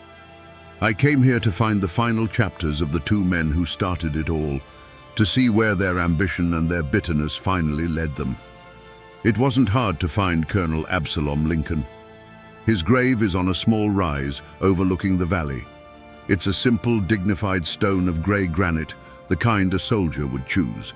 The inscription is clear and deep: Colonel Absalom Lincoln, CSA, beloved father and husband. A small, sun-bleached Confederate flag is planted in the earth beside it, a sign that even after all these years, someone still comes here to remember the man and the cause he fought for. His legacy, at least to his own family, is one of honor. Finding Black Elias McCoy was a different story. His grave is tucked away in a low-lying corner of the cemetery, where the water gathers and the weeds grow thickest. His headstone was clearly once more expensive than the colonel's, a tall, ornate piece of marble, but time has been cruel to it. It's tilted badly, stained dark green with moss, and a thick vein of ivy is slowly choking the inscription. I had to pull it away to even read the name. Here lies the man who wanted to drag the county into the modern age, the man who dealt in railroads and northern money, yet his final resting place is forgotten, sinking back into the earth. And here is the final bitter irony of the Lincoln County War. They lie just 100 yards apart now. The proud colonel and the ambitious McCoy, enemies who set the hills on fire with their hatred, are now silent neighbors for eternity. They fought for control of a whole county, for timber rights and political power, and in the end, this is all they hold, a 6-foot plot of dirt. Their war of sieges and snipers didn't last forever. It had to end. And standing here between their graves, the question becomes unavoidable. What was the final act that brought these two powerful men to this quiet, humble end? The journey from the courthouse siege to those two lonely graves was not a short one. It was a slow, grinding descent into a hell of their own making. The standoff was eventually broken by a traveling circuit judge, a brave man named Theron Parsons, who rode into Hamlin flanked by federal marshals. He brokered a fragile truce, a peace as thin as January ice, forcing the McCoys to relinquish the courthouse and the Lincolns to lay down their arms under the threat of state intervention. For a few tense months, an uneasy quiet settled over the county, but the hate was still there, simmering just beneath the surface. That fragile peace was shattered by a single rifle shot in the summer of 1878. Judge Parsons, seen as sympathetic to the Lincolns, was sitting on the porch of his boarding house when a bullet from the shadows found him. The assassination was a message. There was no room for impartial law in Lincoln County. The truce was over. The act was so brazen, so final, that it pushed both sides past the point of no return. The rules of engagement, if there ever were any, were burned along with the judge's body on the funeral pyre. The conflict then devolved into a new, more ruinous kind of warfare: economic destruction. One moonless night, McCoy riders swept through the Lincoln holdings, their torches finding the grist mill and the barns full of the year's harvest. The orange glow against the night sky was visible for miles, a signal that the McCoys were no longer just trying to win, but to erase the Lincolns from the land entirely. The retaliation was swift and terrible. The Lincolns, led by Absalom's remaining sons, no longer targeted barns. They targeted homes, setting fire to the McCoy homesteads and driving women and children out into the cold. It was a war of total annihilation, where the goal was to leave the enemy with nothing but ashes. This was the war that finally broke both clans. Black Elias McCoy, for all his cunning, found his fortune turning to ash in his hands. He had spent everything on hired guns, legal fees and bribes, and with his timber operations constantly under threat, his northern business partners abandoned him. He died a few years later, not from a bullet, but a broken man, his dreams of a McCoy dynasty ruined, leaving little behind but debts and a legacy of hate. Colonel Absalom Lincoln met a more direct, but no less tragic, end. In the spring of 1880, believing the worst of the fighting was over, he was out plowing his field, trying to bring life back to the soil that had soaked up so much blood. The man who had survived Gettysburg, who had fortified his home against a sheriff's army, was shot in the back by an unknown assassin from the tree line. He died with his hand on the plow. With the patriarchs of both families gone, the war simply ran out of fuel. The long shadow it cast, however, would stretch for generations, a darkness that fell not just on the families who fought, but on the very soul of the county itself. You might think that after 150 years, the dust would have settled, and the story of the Lincoln County War would be just that, a story. But you'd be wrong. The shooting may have stopped in 1880, but the war of words, the war of whispers and memory never truly ended. It's still being fought today in quiet conversations on front porches and at family reunions. The truth of what happened depends entirely on who you ask, because in Lincoln County, history isn't a single solid thing. It's a fractured mirror, and every family holds a piece. To this day, if you find someone with the last name Lincoln, they will tell you a story of heroes and villains. In their version, Colonel Absalom Lincoln was a tragic patriarch, a man of unshakable honor who was forced to defend his family and his way of life against a tide of corruption. The McCoys were nothing but greedy upstarts, puppets for northern industrialists who stole an election and used a tainted badge to wage a campaign of terror. The ambush at Devil's Elbow wasn't murder, it was justice. Fortifying their home wasn't insurrection, it was a desperate act of self-preservation. Absalom Lincoln, they'll tell you, died a martyr for the old ways.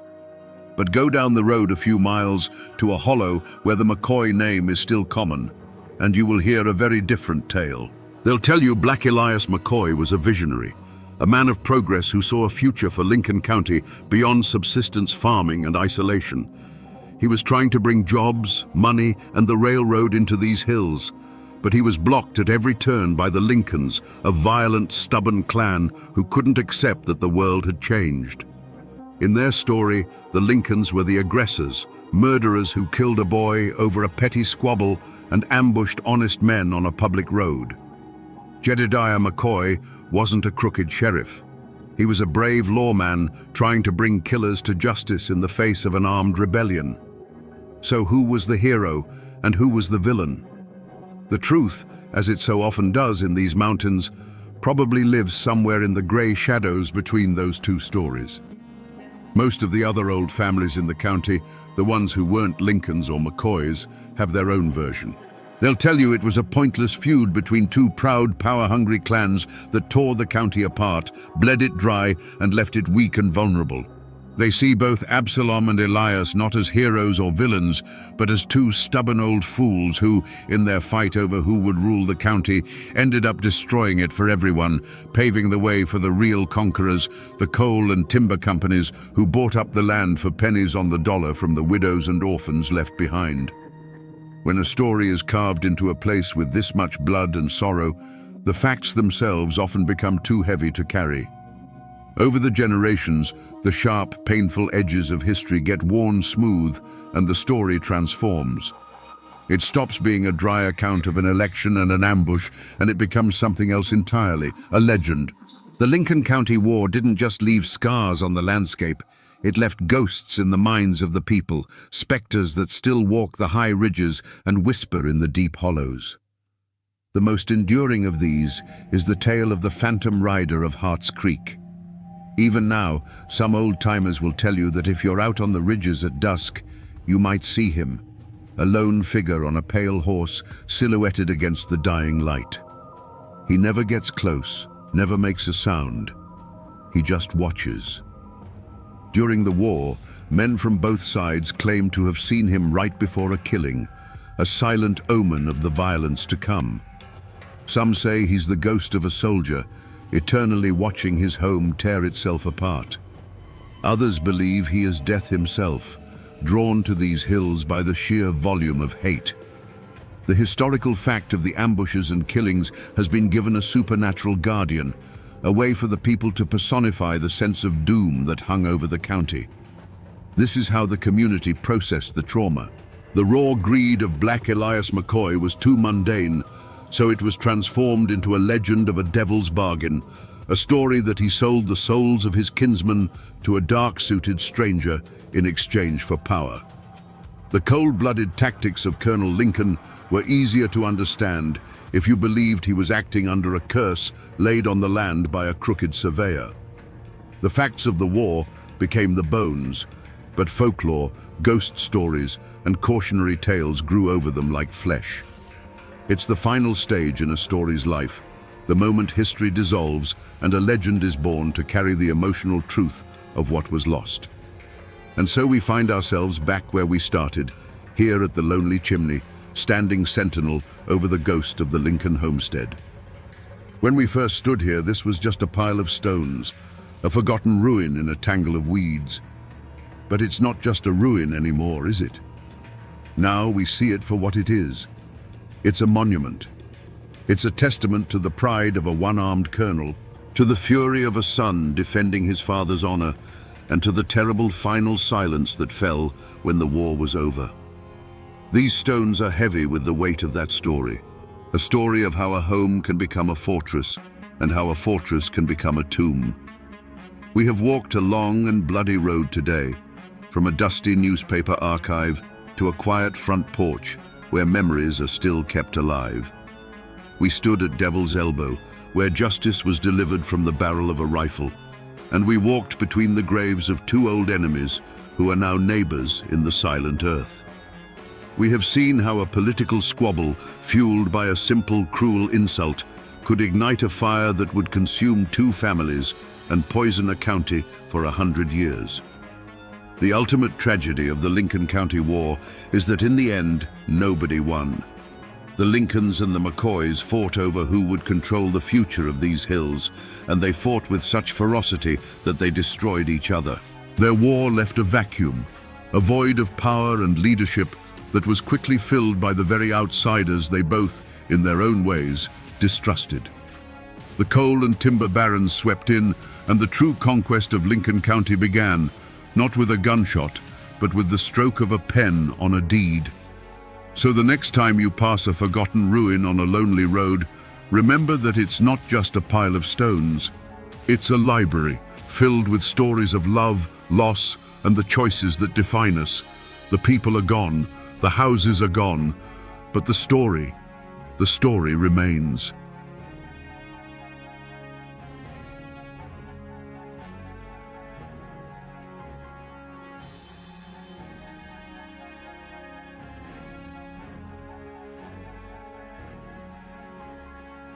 In 1835, one of the most famous men in America stood before the voters who had just ended his career and gave them a farewell that would echo for centuries. "You may all go to hell, and I will go to Texas." This wasn't just the sour parting shot of a defeated politician. This was a living legend, the bear-hunting congressman from Tennessee, turning his back on everything he knew. It was a self-imposed exile that would lead him, just a few months later, to his death in a dusty Texas mission. The question that chills the bone isn't how he died at the Alamo, but why he went there in the first place. How does a man at the absolute peak of his fame find himself so utterly alone, cast out by his own party, his own president, and his own people? The answer lies not in a battle with rifles, but in a brutal war of conscience fought on the floor of the US Congress, an act of political suicide that sealed his fate long before he ever crossed the Sabine River. Today, we will answer that question. We will find the real Davy Crockett. To understand the man who would defy a president, you have to understand the world that forged him. David Crockett was born in 1786 on the banks of the Nolichucky River in what is now East Tennessee. This was not yet America as we know it. It was a raw, unforgiving frontier, a world of misty mountains, deep forests, and a people as tough and unyielding as the landscape itself. Appalachia was a crucible, and it burned away everything that was not essential, leaving behind only grit, self-reliance, and a fierce independence. The people who settled these hills, largely Scots-Irish immigrants, brought with them a deep cultural memory. They remembered kings and landlords from across the sea, and they carried a profound distrust for any distant, centralized authority. Their laws were simpler, etched into their hearts rather than written in books. A man's word was his bond. Your loyalty was to your family, your clan, and your neighbor. Justice was swift and personal. This was the code Crockett grew up with, a worldview that saw the world in stark, clear terms of right and wrong, honor and shame. Crockett was the living embodiment of this spirit. He had almost no formal schooling, learning his letters, as he said, from the trees. His real education came from the wilderness. He wasn't just a hunter, he was a provider, a protector. His almost mythical reputation for hunting bears wasn't just a story for entertainment, it was a resume. Killing over 100 bears in a single season meant providing security and sustenance for the entire community. In a world where survival was a daily struggle, a man with those skills was a natural-born leader. His charisma was just as wild and untamed. He didn't speak in the polished tones of the Virginia aristocracy. He spoke the language of the common man, full of homespun humor, sharp wit, and captivating stories of his adventures. He could hold a crowd spellbound with a tale of tracking a bear through a blizzard or facing down a panther in the dark. He was one of them, a man who understood their struggles because he lived them every single day. But this very world, the source of all his strength, also contained a fatal vulnerability. Crockett's character was like Appalachian oak, strong, solid, and completely inflexible. He was governed by that simple frontier code of honor. He believed a promise was a promise, whether made to a white settler or a Cherokee chief. He believed that a man's integrity was his most valuable possession, worth more than land, title, or political power. This man, this living piece of the American frontier, was about to be transplanted into the serpentine world of Washington, D.C. He was taking his mountain code of honor into an arena of backroom deals, party loyalties, and brutal political calculus. He didn't know it yet, but the very principles that made him a hero in Tennessee would make him a target in the nation's capital. His own unshakable sense of right and wrong was the shadow that was beginning to gather, unseen and unspoken, over his entire future. When Davy Crockett arrived in Washington, D.C., he entered a wilderness far more dangerous than any he had known in Tennessee. This was a political swamp, thick with ambition, veiled threats, and hidden allegiances. And at the center of this swamp, a storm was gathering around one single, explosive piece of legislation: President Andrew Jackson's Indian Removal Act of 1830. On paper, it was a proposal to relocate the 5 civilized tribes, the Cherokee, Creek, Choctaw, Chickasaw, and Seminole, from their ancestral lands in the southeast to new territory west of the Mississippi. The scene itself was charged with a heavy, ominous energy. The first and most powerful clue was the president himself. Andrew Jackson was not a man to be trifled with. His will was iron, and his temper was legendary. This bill was not just policy to him. It was a personal crusade, the culmination of a lifetime spent fighting Native American tribes. His entire political machine, the most powerful in the nation, was mobilized behind it. To the casual observer, the outcome was a foregone conclusion. But as investigators of the past, we must look closer at the clues. In the taverns and boarding houses where congressmen gathered, the whispers were not of national security or manifest destiny. The whispers were of land. Fertile, black soil in Georgia and Alabama, perfect for cotton. Land that was legally owned by the Cherokee and Creek, but desperately coveted by white settlers and wealthy speculators. The air was thick with the scent of greed, a motive far older and more powerful than any political ideology. The initial findings pointed to an open and shut case. The president wanted the land, the party wanted to please the president, and a powerful coalition of land-hungry states demanded action. The political mathematics were simple and brutal. There was no room for dissent.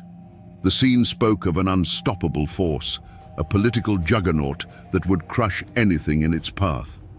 And yet, this is where the mystery truly begins. The wilderness of Washington offered no easy answers, only a multitude of unsettling questions. Chief among them, who in their right mind, and especially who from Jackson's own party, would be foolish enough to stand in the way? As the battle lines were drawn over the Indian Removal Act, all eyes in Washington turned to the most obvious source of opposition: the president's sworn political enemies. This was the anti-Jackson coalition, a formidable group of political titans like Henry Clay of Kentucky and Daniel Webster of Massachusetts.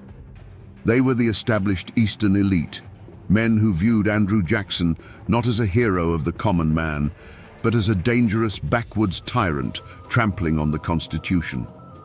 Their motive for opposing the bill was clear, public, and deeply personal. The feud between Jackson and men like Clay was the central drama of the age. It was a vicious political war fought over the national bank, tariffs, and the very soul of the American Republic. For them, the Indian Removal Act was just another battlefield. Opposing it was not just a matter of policy. It was a chance to land another blow against a president they despised. Everyone in Washington knew about the bad blood between these men. It was a political feud that had burned hot for years and showed no signs of cooling. The initial evidence seemed to confirm their role as the sole antagonists. The first powerful speeches against the bill thundered from their corner of the Senate. The most eloquent constitutional arguments, the most dire warnings of national dishonor, were crafted by them. Whispers quickly spread from their closed-door meetings, and friendly newspapers began printing editorials that painted the president's plan as a moral abomination. To any observer, the story was simple. This was Andrew Jackson versus his political rivals. It was a straightforward, predictable fight. No one, least of all the president, was looking for an enemy within his own ranks. While President Jackson focused his fury on his political rivals, the real threat to his agenda was not in the Senate chambers of Henry Clay, but in the rough-hewn form of one of his own men. The most dangerous dissent, the kind that can break a cause from the inside out, came from a completely unexpected source. Congressman David Crockett of Tennessee. No one suspected him. He was a Jackson man, through and through, a fellow Tennessean, a veteran of the Creek War who had served under Old Hickory himself, and the living embodiment of the frontier spirit that had swept the president into office. He was trusted like a brother in arms. But Crockett carried a secret, a motive that was utterly invisible to the political operators in Washington. It wasn't greed, jealousy, or a hidden ambition for higher office. His motive was his conscience. He had lived too close to the land and the people Jackson sought to remove. He had seen the Cherokee Nation firsthand, with their farms, their written language, and their constitution. He had fought alongside Native Americans and against them, and he respected them as people, not as obstacles on a map. For Crockett, this wasn't about clearing land for cotton. It was about a promise being broken, a treaty being trampled, and an act of profound injustice being committed in the name of progress. Looking back, his party colleagues would have seen the signs. As the debate raged, Crockett grew quiet. His usual booming laughter and endless supply of tall tales were replaced by a grim-faced contemplation. He was seen speaking not with party bosses, but with missionaries who had lived among the Cherokee. His questions in the cloakrooms became pointed, not about political advantage, but about morality and honor. His grief, if you could call it that, wasn't theatrical. It was a deep, simmering anger that his colleagues mistook for backwoods confusion. They saw a simple frontiersman struggling with complex policy. They failed to see a man whose entire moral compass was screaming that his own side was wrong. Beyond the personal rivalries and internal betrayals, a third, far more powerful force was at play. This was not a single man or a political party, but a vast, impersonal economic juggernaut with an insatiable appetite, the Cotton Kingdom. The real pressure for Indian removal wasn't coming from the White House alone. It was coming from the relentless thrum of textile mills in Manchester, England, and Lowell, Massachusetts. A global revolution in industry had created an unprecedented demand for cotton, and the American South was its primary supplier. The motive was as simple and potent as profit itself. The old cotton lands of the Carolinas were becoming exhausted, and the planters looked westward with hungry eyes.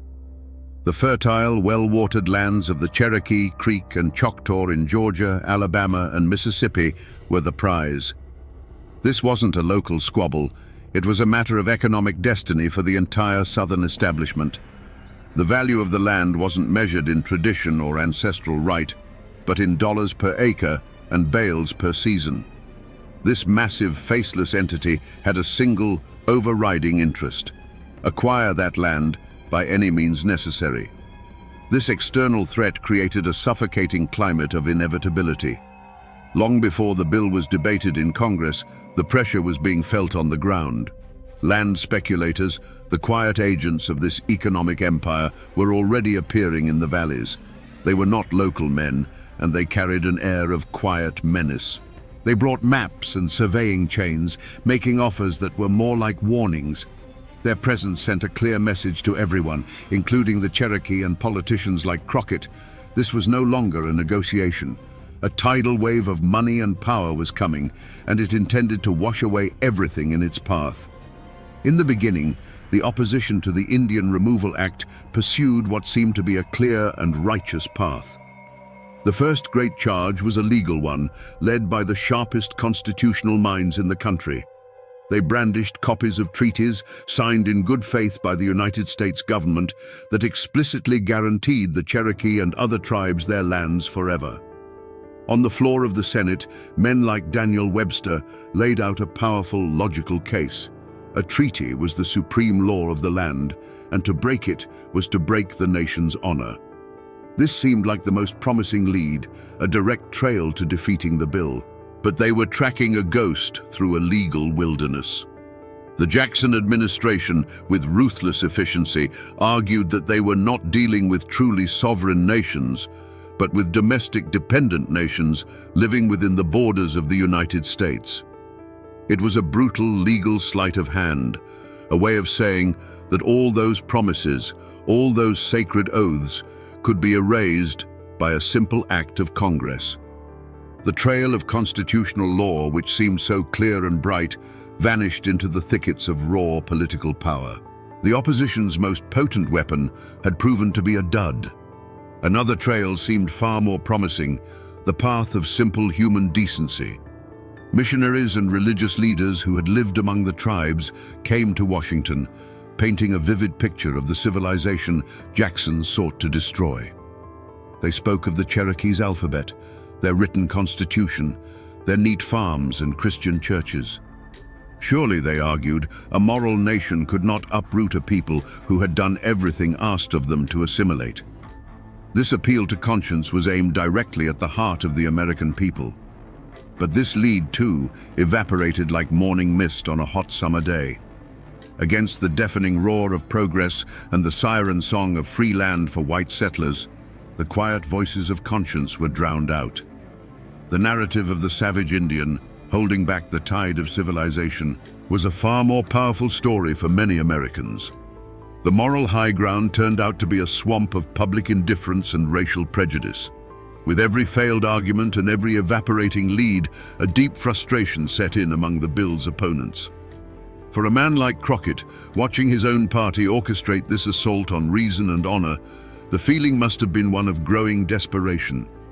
They were firing paper bullets at a stone wall. The fear in the Cherokee Nation grew into outright terror as they watched their powerful allies in Washington fail one by one. The air in the capital grew heavy and cold. The investigation was going nowhere, and the monster was getting closer. As the vote on the Indian Removal Act drew near, a suffocating silence fell over President Jackson's Democratic Party. This wasn't the quiet of contemplation. It was the chilling silence of a political omerta. Within the party ranks, a brutal and unspoken code was enforced. You were either with the president or you were against him. There was no middle ground, no room for debate, no space for a troubled conscience. Congressmen who had private doubts saw nothing wrong with the bill. Those who questioned its morality heard nothing of injustice, and those who knew it was a betrayal knew nothing but the importance of party loyalty. The primary reason for this silence was fear, pure and simple. The fear of one man, Andrew Jackson.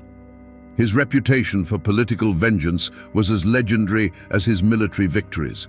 To cross Old Hickory was to be marked for destruction. It was said that upon hearing of Crockett's wavering, the president flew into a white-hot rage, vowing to see the Tennessean politically buried in a graveyard of his own making. This was no idle threat. The Jackson machine was a weapon, and it was aimed directly at anyone who broke ranks. Party leaders, acting as enforcers, would quietly remind a wavering congressman of the patronage jobs, the committee appointments, and the campaign funds that could vanish overnight. But it wasn't just fear. For many, it was a deep-seated loyalty to their own kind and a profound suspicion of the opposition. The men arguing against the bill were the Eastern elites, Henry Clay, Daniel Webster, the very establishment figures Jackson had been elected to fight. For a Western Democrat to side with them against their own president felt like a betrayal of the entire frontier movement.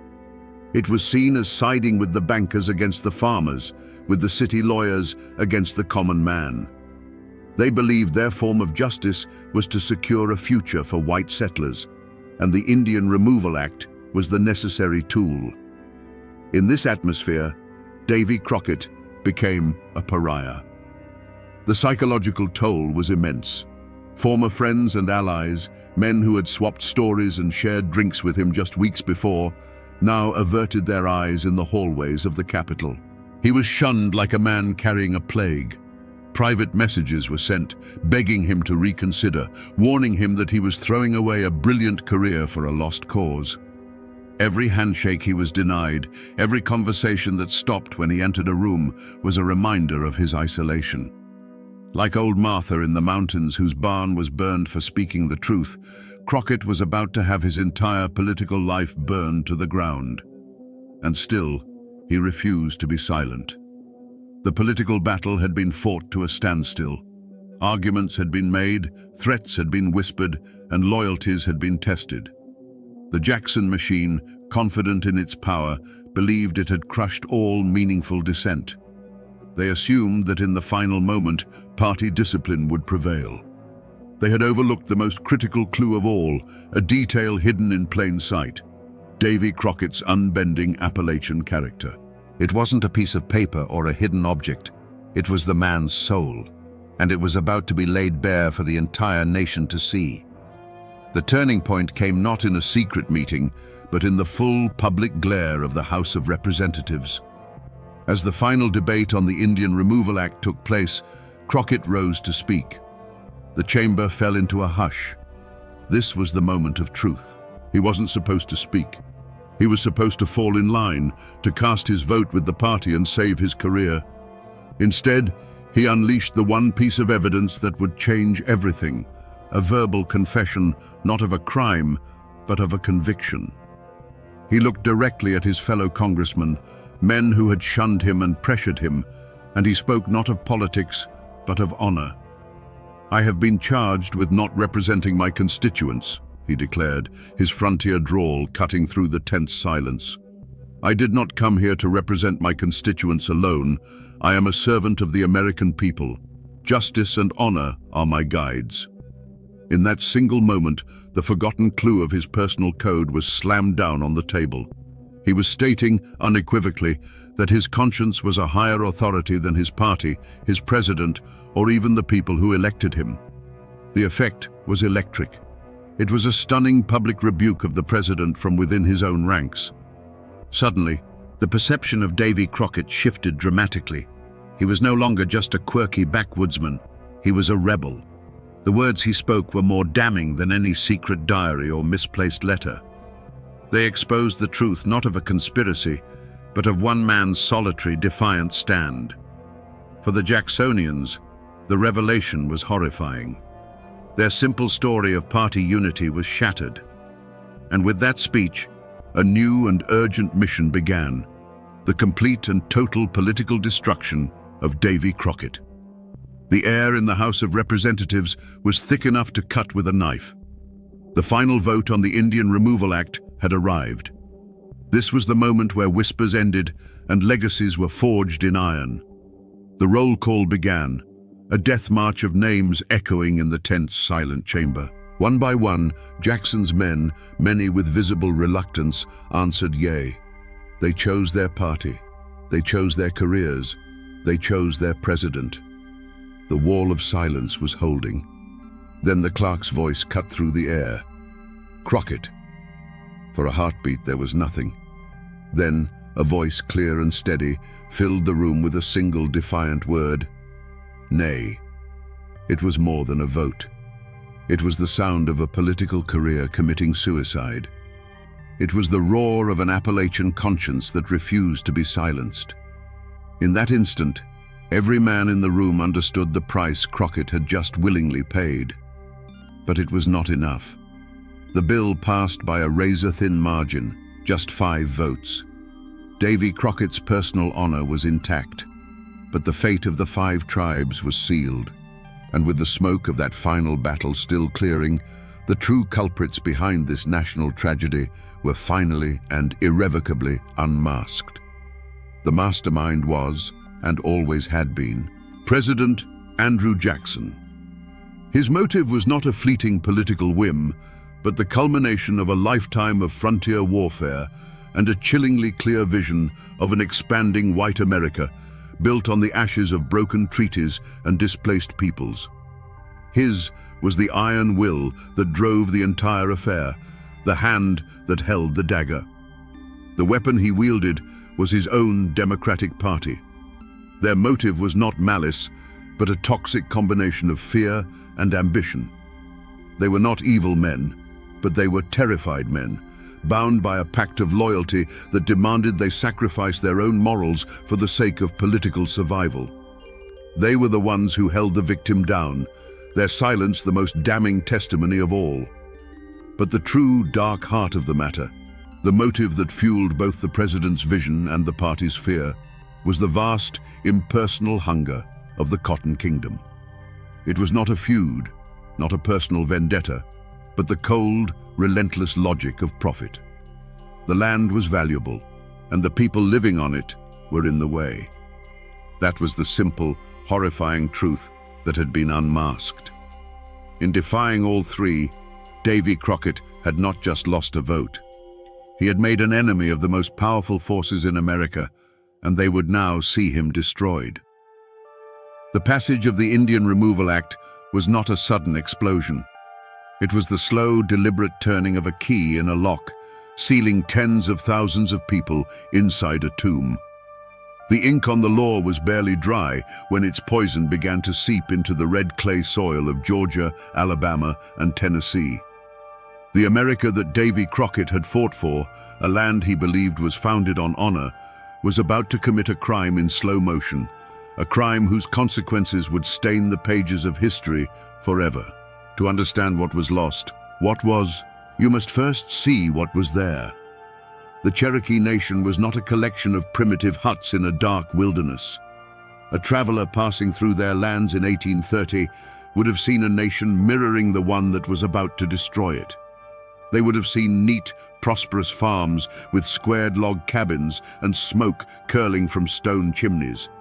They would have seen fields of corn and cotton with plows that cut straight, proud furrows in the earth. They had their own schools, their own churches, a written alphabet, and a constitution modeled on that of the United States. This was the world that was declared illegal. Then the soldiers came. They came not as liberators, but as jailers. The first sign was not a gunshot, but the unnatural sound of marching boots on a quiet country road, the jingle of military harnesses where there should have been the lowing of cattle. A dread, cold and heavy, settled over the valleys. The world of the Cherokee began to shrink, compressed into small, guarded stockades, a prelude to the long journey ahead. The roundup itself was a scene of quiet, systematic heartbreak.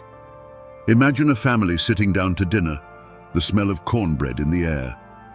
Then, the sound of a heavy boot on the porch, a door kicked open without a word.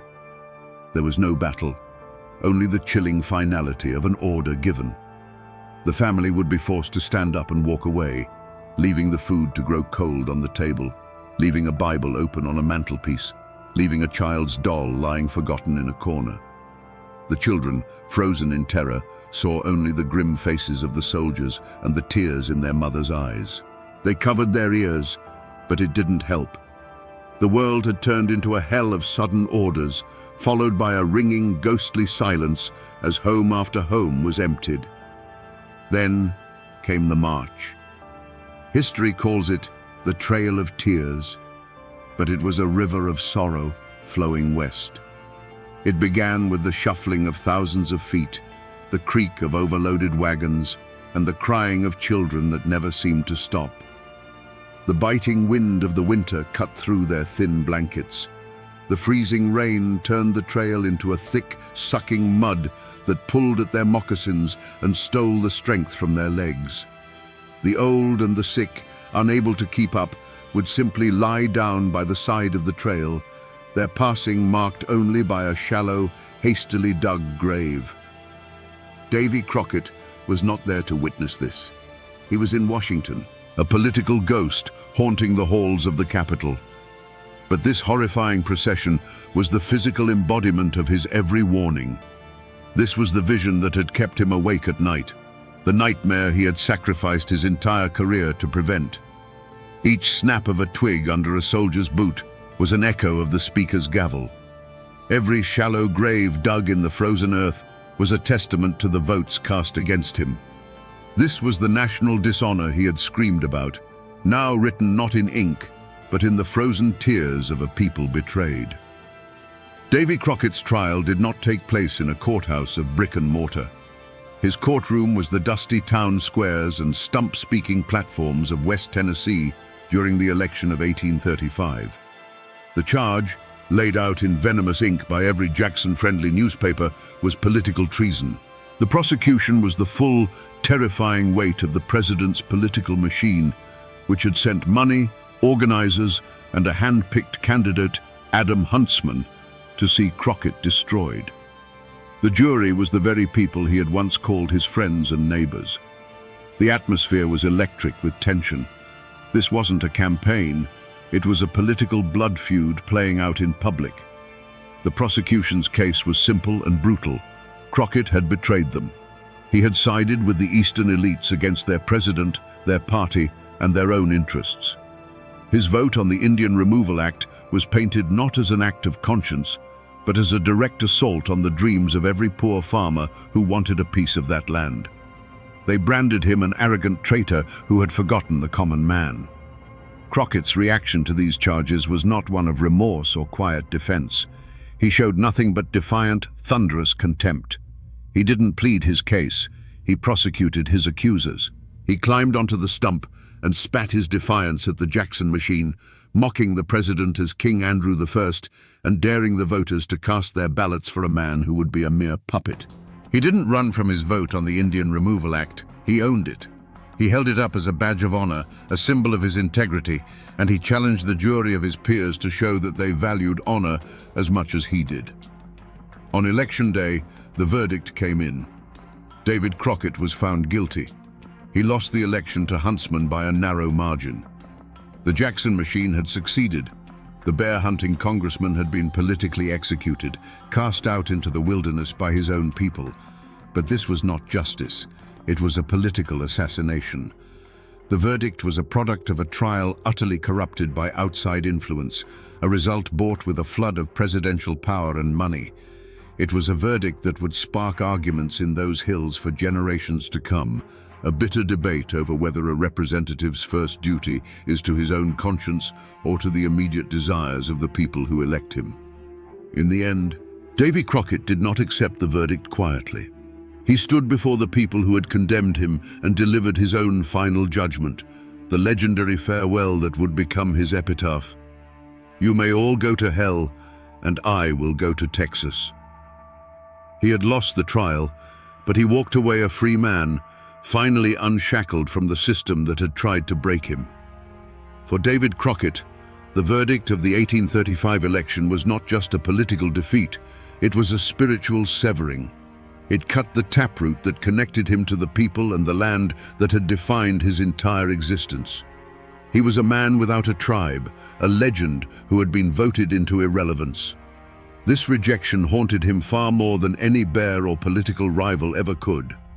His journey to Texas was not merely a search for new adventure, it was a desperate flight from a world that no longer had a place for his code of honor. He went west, looking for a new frontier where a man's word still meant something, a place where he could fight for a cause he believed in without being branded a traitor.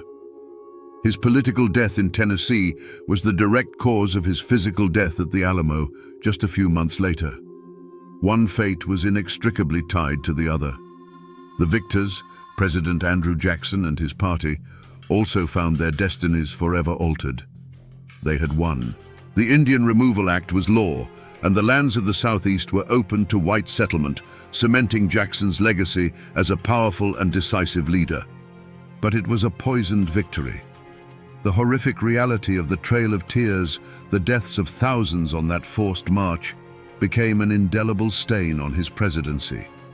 History would forever bind his name not just to the victory at New Orleans, but to this act of calculated cruelty. His life was changed from that of a simple American hero to a figure of immense and troubling complexity. For the Cherokee, Choctaw, and other tribes, their lives were shattered beyond recognition. They survived, but as a shadow of their former nations, scattered in a strange new territory far from the sacred ground of their ancestors. They carried with them the trauma of the stockades and the ghosts of those lost along the trail. The political decision made in Washington became a wound carried in the hearts of their people for generations, a story of betrayal and loss that would be told around their own campfires for a century to come. And what of the people of Tennessee, the voters who had cast Crockett out? They got what they wanted. The land was opened and a new wave of settlement and prosperity followed. But their lives, too, were changed. They had traded a man of unbending principle for a man of party loyalty. In local law, some say a quiet shame settled over those hills, a lingering memory of the great man they had rejected. They had silenced the one voice who dared to tell them a hard truth, and in doing so, they became complicit in the tragedy that followed. No one, from the president in the White House to the smallest farmer in a Tennessee holler, escaped the consequences of that fateful vote. Even now, nearly 200 years later, the echoes of this story are not hard to find. The name Davy Crockett is carved into the American landscape. You can walk through his replica birth site cabin in East Tennessee, a humble structure of rough-hewn logs that feels charged with the energy of his spirit. Statues in his likeness stand in town squares, often depicting the mythical hero, rifle in hand. But the most powerful and most tragic, tangible remnant of this era is the land itself. The Trail of Tears is now a national historic trail, a scar of memory that stretches for more than 2,000 miles. It is marked by quiet roadside plaques, preserved segments of old roads, and lonely, often unmarked graves that lie just beneath the surface of the modern world, silent witnesses to an epic of sorrow. Culturally, the story has been told in two vastly different ways. One is the roaring campfire legend of Davy Crockett, king of the wild frontier. It's a story immortalized in song and on screen, a comforting myth of a simple, grinning hero in a coonskin cap. That legend, powerful as it is a shadow. The true story, the one we have told today, is the one whispered in the halls of Congress and preserved in the dry, brittle pages of the official record, the story of a man's lonely, costly stand for his own conscience. For the descendants of the 5 tribes, the story is not a legend. It is a living memory, a foundational trauma that has shaped their identity for generations. It is told not in folk songs for entertainment, but in their own languages, passed from grandparent to grandchild as a testament to their resilience and survival. It is the story of who they are, where they came from, and what they overcame. It is a fire that has never gone out. The world might remember the cartoon, but the Appalachian Mountains themselves hold the memory of the man. His story is etched into the very character of the place, a permanent reminder that deep within these hills, a code of honor can sometimes grow that is stronger than politics, more unyielding than a president's will, and more enduring than a man's own life. The mountains remember the man who stood alone, and they do not forget. So we return to the question that started it all. Why did one of the most famous men in America turn his back on his country and march toward his own death in Texas? The answer, we now know, is far more complex than a simple thirst for adventure. Davy Crockett didn't just go to Texas. He was driven from a United States that had broken his heart. He went because his government had chosen greed over honor, his party had chosen loyalty over justice, and his own people had chosen land over the man who tried to tell them the truth. The Alamo was not his destination. It was simply the last stop on a desperate journey to find a piece of the world that still lived by the code he understood. This is a story not just of a crime against a people, but of the brutal, soul-crushing cost of conscience. It serves as a chilling lesson in how the machinery of power can isolate, demonize, and ultimately destroy a person who dares to stand in its way. Davy Crockett's stand teaches us that the most profound acts of bravery don't always happen on the battlefield with a rifle in hand. Sometimes they happen in a quiet chamber with a single lonely vote in a cause you know is already lost. It is a testament to the idea that true integrity is measured not by the victories you win, but by the principles you refuse to surrender, even in total defeat. The world may have forgotten the real David Crockett, preferring the simple cartoon in a coonskin cap. But his true story is the one America needs to remember. It is the story of a flawed, stubborn man from the mountains who, at a moment of supreme moral crisis, chose to be an honest man rather than a successful politician. He lost his career, his home, and ultimately his life, but he never lost his honor. And now, my friends, you know the rest of the story, or at least as much of it as the mountains are willing to give up.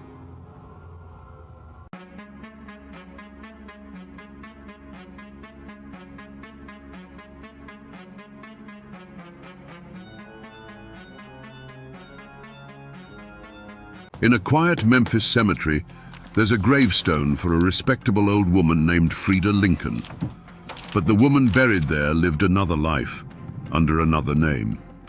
60 years before her peaceful death, she was known as Laura Bullion, the thorny rose of the Wild Bunch gang.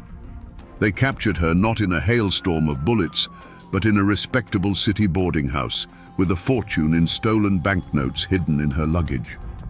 Was she a ruthless outlaw, the financial mastermind for America's most wanted criminals? Or was she just a desperate woman, forged in the dust of the dying West, trying to survive in a world that gave her no quarter? The truth, as it always is buried somewhere between the legend and the law. Today, we're going to peel back the years, find the real woman behind the myth, and tell the ballad of Laura Bullion. Laura Bullion wasn't born in an Appalachian holler, but the world that made her was cut from the same rough cloth. Imagine West Texas in the 1870s. The Civil War had bled the country dry, and the land that was left was vast, empty, and unforgiving. This wasn't a place for quiet farmers and picket fences. It was a landscape of dust and desperation, where the line between the law and the outlaw was often just a puff of gun smoke. This was the world that welcomed Laura into it, a world where survival was the only sacrament. Her father wasn't a preacher or a politician. The whispers said he was a bank robber, a man with German roots who rode with his own small, forgotten gang. For young Laura, a life of crime wasn't a choice she made one day. It was the air she breathed. She didn't learn about honesty and hard work leading to prosperity. She learned that the straight and narrow path usually led straight to an early grave, and hard work just made you somebody else's mule. The lessons she learned at her father's knee weren't from any schoolbook. She learned the quiet language of a coded telegram. She learned the feel of a fast horse, the difference between the sound of a curious neighbor and a coming posse. Most importantly, she learned the cold, hard calculus of the outlaw world. That money, real money, wasn't something you earned by the sweat of your brow. It was something you took. There's no single documented event, no diary entry to point to, but you can feel it in the story of her life. You can imagine a young girl, no older than 10, looking a suspicious sheriff dead in the eye and lying with a placid calm that would make a saint sweat. A girl who learned to patch a bullet wound before she learned to properly mend a dress. She wasn't just taught this life, she had a talent for it. The ice in her veins ran colder than a winter creek. This is where her spirit finds its kin in the Appalachian mountains. The folks in those hills understood. They understood what it meant to be forgotten by the government, to be squeezed by the coal companies, to live by a code of family and survival that outsiders called lawless. Laura Bullion may have been a daughter of the Texas plains, but her soul was forged in that same fire of defiance. It was a fire that would soon catch the attention of the most dangerous men in the country. By the time she was a young woman, Laura Bullion was no longer just a bandit's daughter. She was a legend in the making. Her path crossed with William News Carver, a man as handsome as he was deadly, a core member of Butch Cassidy's Wild Bunch. In him, she found a partner, and in the gang, she found her calling. This was her prime. This was the time before the Pinkertons and the prison cells, a brief, glittering moment when she was the undisputed queen of the outlaw world. She wasn't just a camp follower who mended shirts and waited for the men to return. Laura was the gang's quiet genius. While men like Butch and Sundance were kicking in bank doors and blowing safes off trains, Laura was playing a far more delicate game. She was the one who could take a stack of scorched, blood-stained banknotes and make them clean. She was the expert scout, the ghost who could drift into a town, learn its rhythms, map its banks, and disappear without a trace. Her greatest skill was transformation. She could shed her identity like a snake sheds its skin. One week, she was a dusty figure in a remote Wyoming hideout. The next, a respectable cattleman's wife in a San Antonio hotel, turning stolen gold into legitimate currency. She was the calm eye in their hurricane of chaos, the cool-headed strategist who ensured their violent raids actually turned a profit. Without her, they were just thieves. With her, they were an empire. And with Will Carver, she had found her king. You can imagine them together, two dark-eyed, intelligent people who saw the world for what it was and decided to take their share. Theirs wasn't a romance of whispered poetry. It was a partnership forged in adrenaline and shared secrets, a bond of loyalty that was the only law they recognized. They were a team, moving seamlessly between the rugged outlaw underworld and the polite society they were bleeding dry. This was the world she had built for herself, a world of dangerous freedom, flush with money and devoid of rules.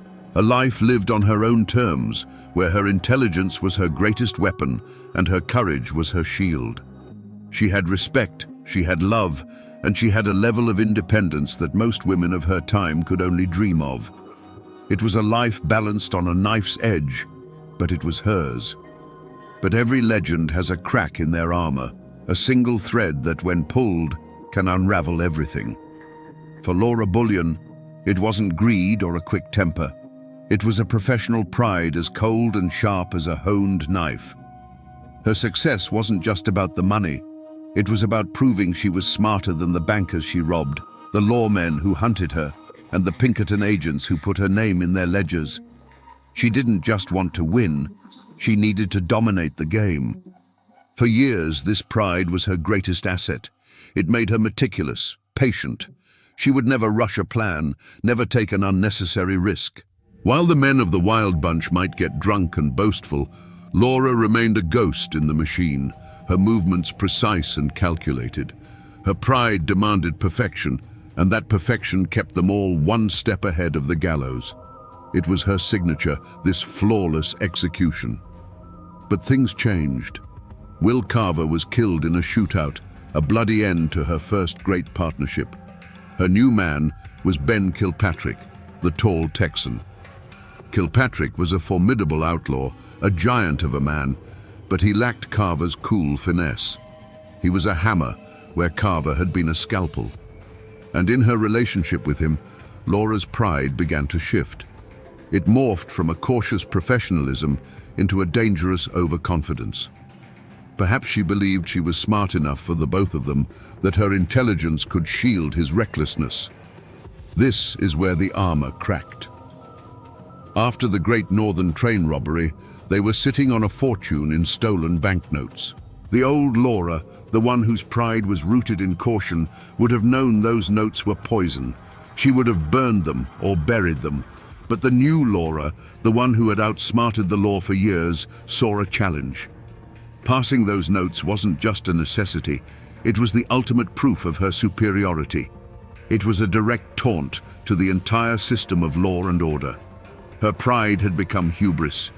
She began to believe she was untouchable, that her will alone was enough to bend reality. She convinced herself that she could walk into a city like St. Louis and through sheer audacity make those hot banknotes spendable. This fatal pride, the very thing that had fueled her rise, was now blinding her to the simple, deadly truth of a telegraph wire and a circulated serial number. The boom of dynamite on July 3rd, 1901 didn't just split open a train car.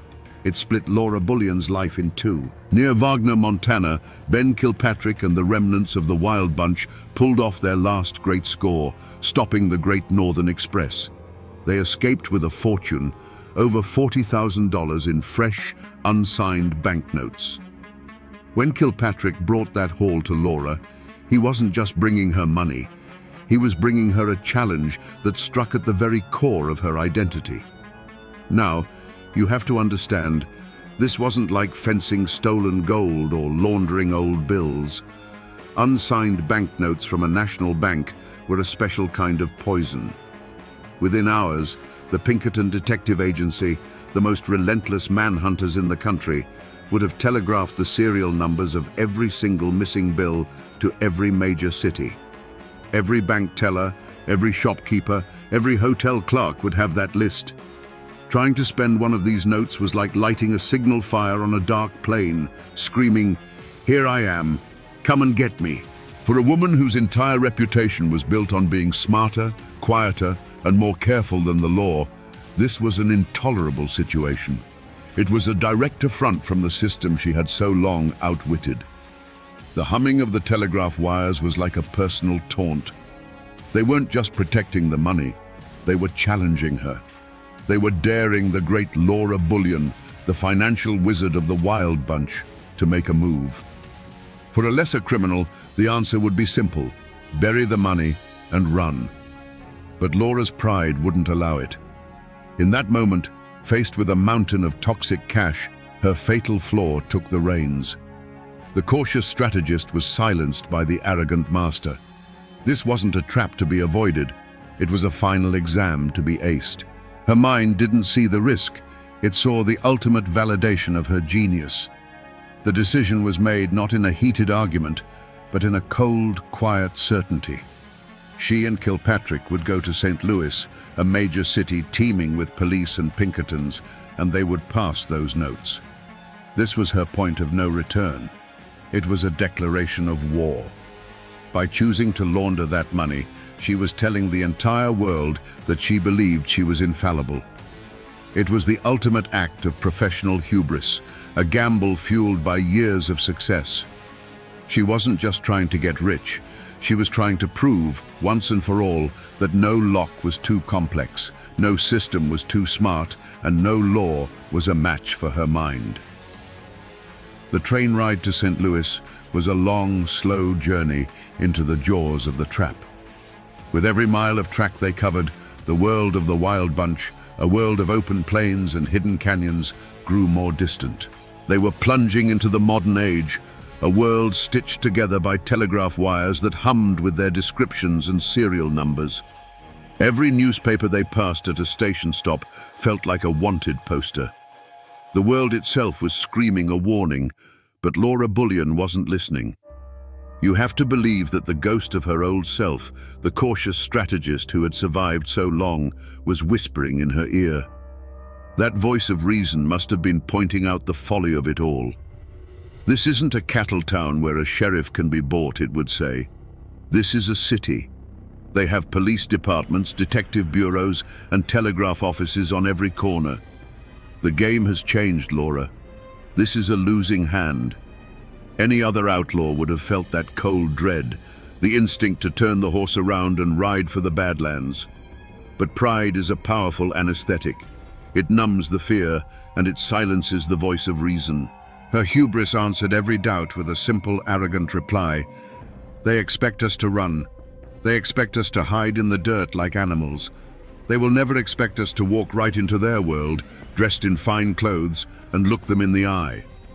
She was convinced that their audacity was their greatest camouflage, that her intelligence was a shield no lawman could penetrate. So they didn't hide. Arriving in St. Louis, they didn't seek out some back alley flophouse in the criminal underworld. No, that would be too obvious. Instead, they took a room at a respectable boarding house on Locust Street, playing the part of a wealthy Texas couple enjoying the city. Each decision was an escalation, a deliberate step deeper into enemy territory. She was surrounding herself not with allies, but with potential witnesses, isolating herself from any chance of a clean escape. This path of no compromise led to a single, final choice. It wasn't enough to have the money, to possess it in secret. Her pride demanded that she prove she could master it, tame it, and spend it. She stood in that quiet boarding house room, a fortune in stolen paper at her fingertips, and made the decision. She would personally go out and pass the first note. It was the ultimate act of defiance, a final rejection of every warning, both internal and external. She was no longer just breaking the law, she was daring it to stop her. And so we come to the final moment, the last quiet breath before the storm. Picture Laura in that St. Louis boarding house room.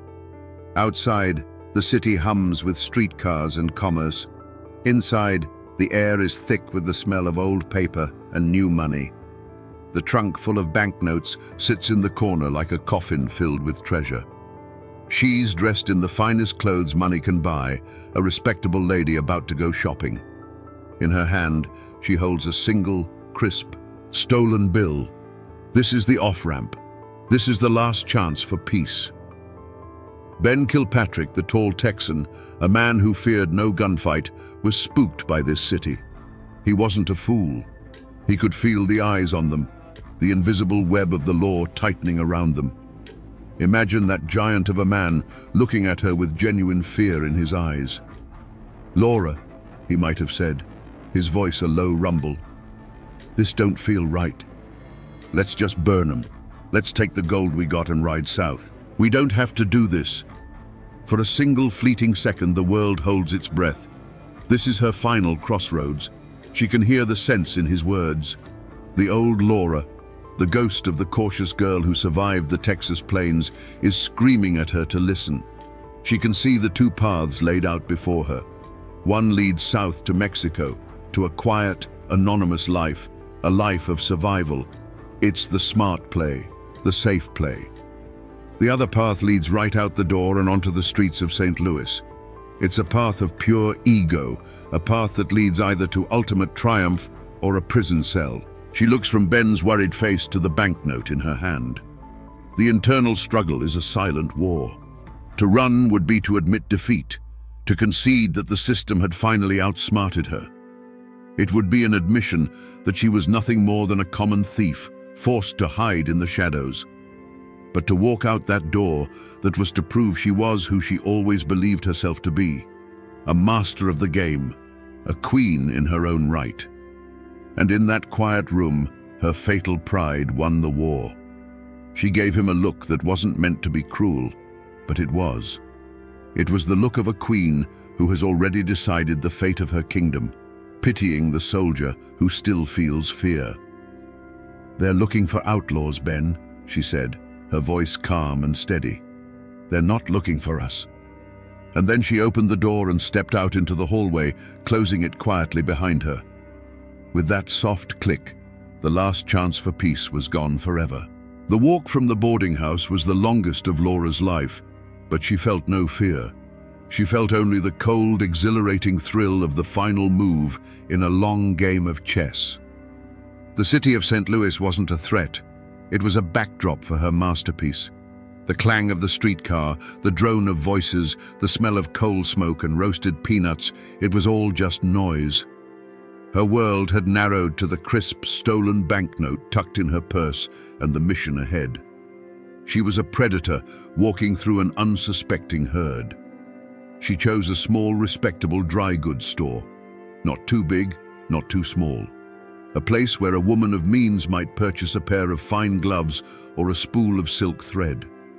She walked in, the little bell over the door announcing her arrival with a cheerful jingle that felt like the opening note of her triumph. She browsed for a moment, the picture of casual wealth, her mind a steel trap of calculation and calm. She selected her item and approached the counter. The shopkeeper was a balding man with a friendly, unassuming smile. This was the moment. She laid the stolen banknote on the polished wood. The world seemed to hold its breath. For a second, the transaction was perfectly normal. The man took the bill, his eyes registering its high denomination without a flicker of suspicion. A wave of pure, triumphant pride washed over Laura. She had done it. She had beaten them all. Then the world tilted. The man's friendly smile didn't disappear, but it froze on his face.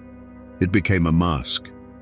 He looked from the bill to her face, and for a fraction of a second, she saw something in his eyes that wasn't there before. Recognition. He mumbled an excuse, something about needing to get change from the back room, and disappeared behind a curtain. The cheerful jingle of the bell had become a warning. The air in the shop grew heavy, thick, and silent. The game was over. She knew it. The bell jingled again, but it wasn't the shopkeeper. Two men, large and dressed in plain, heavy wool coats, stepped inside. They didn't look like customers. They didn't draw their weapons. They didn't need to. Their presence was a cage that had just been locked. They moved with a quiet, practiced certainty that was more terrifying than any shouted command. Her heart, which had been so steady, began to beat a frantic, trapped rhythm against her ribs. One of the men stepped forward. He didn't speak her name, the one whispered in outlaw camps and Pinkerton offices. He spoke to the shopkeeper, who had reappeared from the back room, his face pale.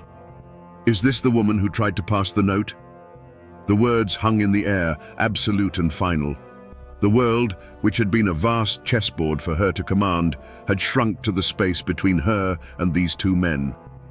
Then came a sound, not loud, but it echoed louder than any gunshot.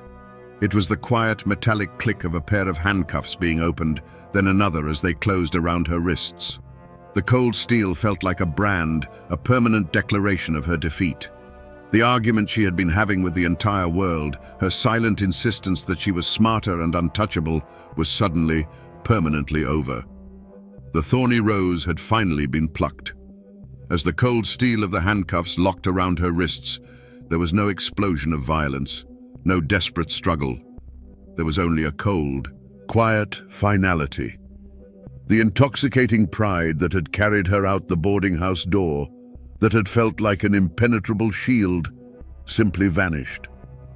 In its place was a vast, hollow emptiness. The world, which had seemed so sharp and clear moments before, was now a dull, grey blur. In that instant, she saw her mistake with a clarity that was more painful than any bullet. It wasn't the law that had beaten her. It was her own damn self. They led her out of the shop into the afternoon light. A small crowd had gathered, drawn by the sight of the lawmen's coats. Their faces were a mixture of curiosity and judgment. But Laura Bullion did not look away. She held her head high, her back ramrod straight, and walked to the waiting police wagon. Her face was a mask of stone. This was her last performance. She would not give them the satisfaction of seeing her break. She would not let them see the terror and regret that was now a frozen lump in her chest. Her silence was the only weapon she had left. At the police station, the questions were inevitable. The lawmen weren't fools. They knew a score this big wasn't a solo job. They knew about the Wild Bunch, and they knew about Ben Kilpatrick. They laid it out for her in the dim light of an interrogation room. "Where is he, Laura?" For a moment, the old code of the outlaw, the code of loyalty, flickered inside her. But it was just an ember. The fire was out. The game was over. Protecting him now was pointless. It would only delay the inevitable by a few hours. For Laura, this was the last move on a board where she had already been checkmated. It was no longer a question of honor, but of cold, hard logic. The strategist in her, the part that had been silenced by hubris, made one final pragmatic calculation. With a voice devoid of emotion, a voice that sounded like a stranger's, she gave them the address on Locust Street. It was a simple statement of fact that ended an era. As she sat in a barren holding cell, the lock clicking shut, she knew what was happening across town. She could picture it with perfect, agonizing clarity. The quiet approach of the agents, the splintering wood of the boarding house door, the look of utter shock and betrayal on Ben Kilpatrick's face as he was caught completely unaware. Her capture hadn't just ended her freedom, it had been the Judas kiss that sealed his fate too. Her active role in the story was over. The thorny rose, the queen of the outlaws, was now just another name on a jailer's list. The first and most brutal ripple from Laura's capture slammed into Ben Kilpatrick. He wasn't caught in a gunfight or a desperate chase. He was caught sitting in a boarding house room, waiting for his partner to return from a shopping trip. The splintering wood of the door and the sudden rush of lawmen was an ambush he never saw coming. And in the cold silence that followed as they snapped the cuffs on his wrists, he must have understood the simple, devastating truth. She had given him up. The outlaw code, the bond of loyalty that was the only real law in their world, had been broken. Her pride didn't just cost her freedom, it cost Ben Kilpatrick his. But the wreckage spread further than one man's cell. With the capture of Bullion and Kilpatrick, the Wild Bunch, as a functioning entity in America, ceased to exist. Butch and Sundance were already ghosts on their way to South America. Will Carver was in his grave. Now, 2 more of its key figures were gone. It wasn't a spectacular end in a hail of bullets. It was a quiet, almost pathetic dismantling. Their capture was proof that the world had changed. Telegraphs and detectives had finally strangled the life out of the horse and revolver outlaw. The legend of the Wild Bunch died in that St. Louis boarding house, leaving behind nothing but a few scattered members who were now just ghosts haunting a dead campfire. The Bullion name itself became a kind of curse. Any family she had, distant cousins or even her shadowy outlaw father, were now tied to the sensational story of the outlaw queen. Her choice to live in the spotlight of infamy cast a permanent shadow over them.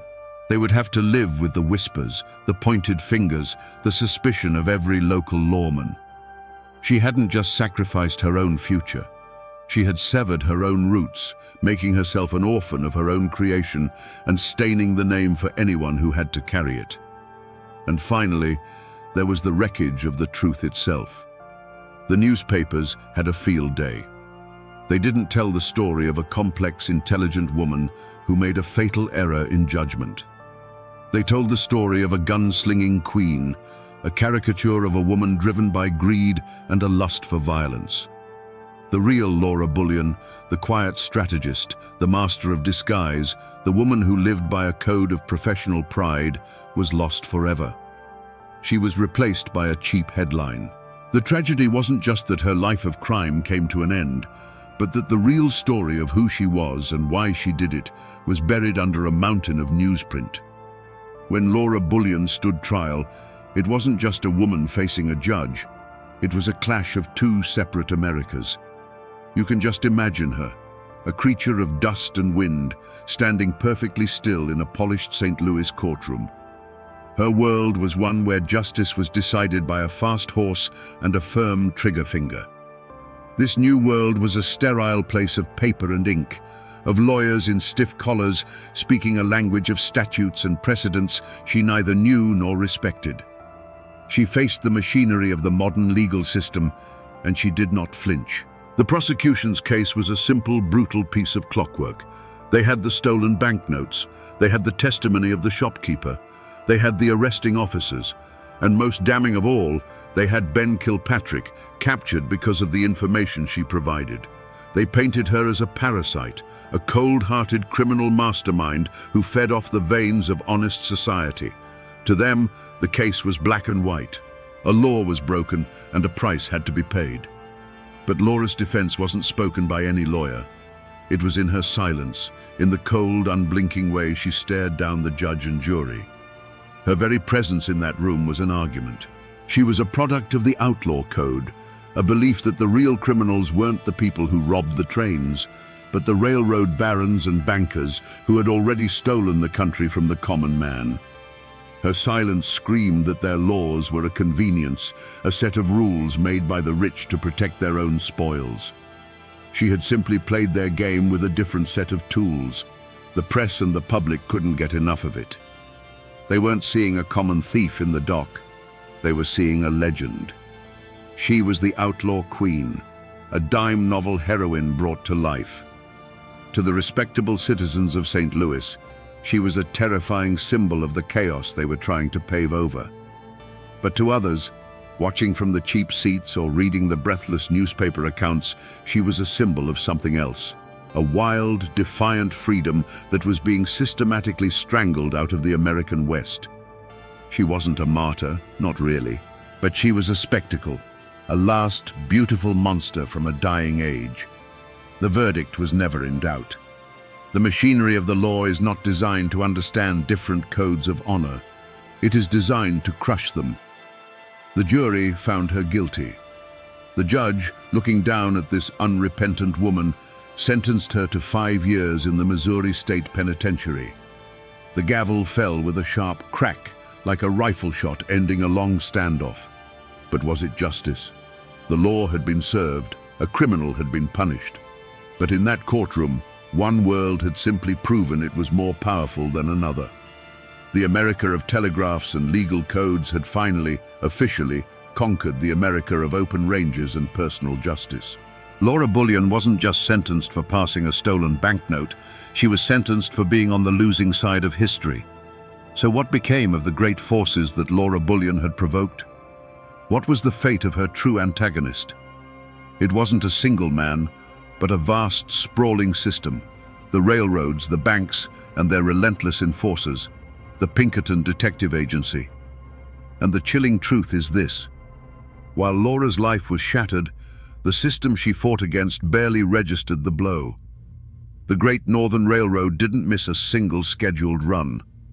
The National Bank of Montana, having had its stolen banknotes taken out of circulation, simply printed more. The $40,000 that had cost Laura and the Wild Bunch their freedom was, to these corporate giants, little more than a rounding error in their ledgers, an inconvenient line item in an annual report. They were not wounded, they were annoyed. Their power didn't diminish, it grew. The very forces of industrial America that she had tried to bleed continued their march, paving over the Wild West she represented without even looking back. And the Pinkertons? They didn't celebrate a grand victory over a worthy foe. For them, Laura Bullion was not a legend or an outlaw queen. She was a case file. Her capture was a professional success, a testament to their modern methods of information sharing and relentless pursuit. They closed the file, collected their fee, and moved on to the next train robber, the next union organizer, the next threat to their clients' profits. Her personal tragedy was just a statistic that proved their system worked. This is the ultimate bitter irony of Laura Bullion's story. It was never a fair fight. She wasn't a rebel fighting a tyrant. She was a woman with a revolver and a sharp mind standing in the path of a locomotive. The outcome was never in doubt. Her antagonists, faceless, impersonal, and impossibly powerful, didn't need to seek revenge or meet some form of cosmic justice. Their victory was simply to continue existing, to keep growing while she was locked away, forgotten. It wasn't a story of good versus evil. It was the story of an individual versus an institution, and the institution always wins. In 1905, after serving 3.5 years, a woman walked out of the Missouri State Penitentiary. She was 30 years old, but the fire in her eyes had been banked to a cold ember. The world she walked back into was not the one she had left. The whine of the telegraph wire had replaced the howl of the coyote. Automobiles were starting to appear on city streets. The Wild West, her Wild West, was not just dying, it was dead and buried. The ghosts of the Wild Bunch, her only real family, were scattered to the four winds. Butch and Sundance had vanished into South America, destined for a bloody end in a Bolivian village. Ben Kilpatrick was still languishing in prison, and when he finally got out, his old instincts would lead him straight to another train robbery and a grisly death by an ice mallet. The community she had once ruled hadn't rebuilt. It had been systematically exterminated. There was nothing left to go back to. Laura Bullion understood this with a cold, absolute clarity. Her name was now a permanent fixture in the ledgers of the law.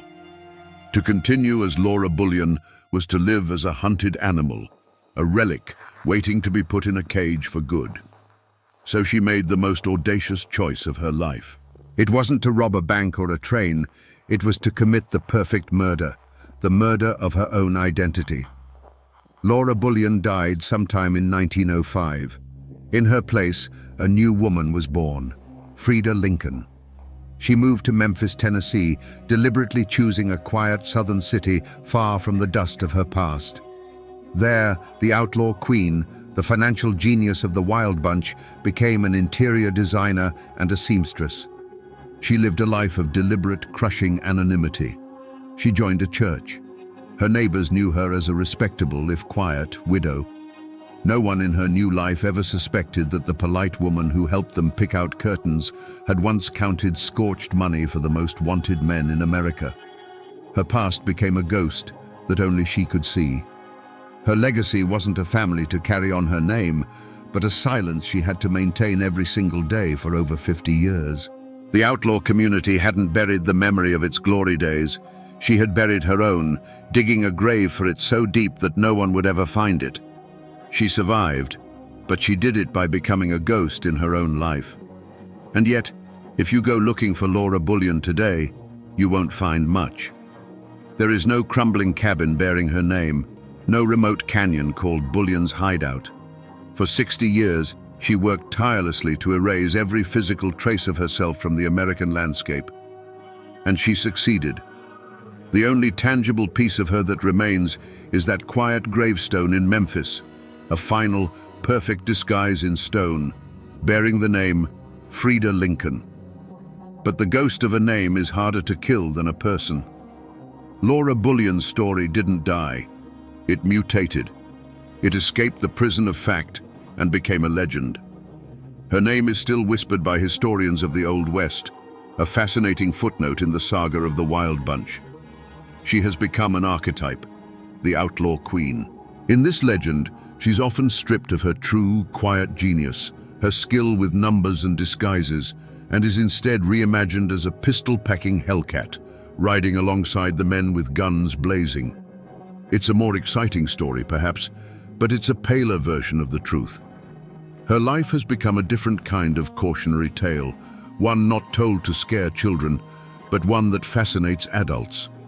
It's a story about the awesome, terrifying power of self-reinvention. It asks the question, can you ever truly bury your past? Can a life of such thunderous rebellion ever find peace in the quiet hum of anonymity? For 56 years, she proved that it could. But her death and the rediscovery of her true identity proved that the past is never truly dead. It just waits.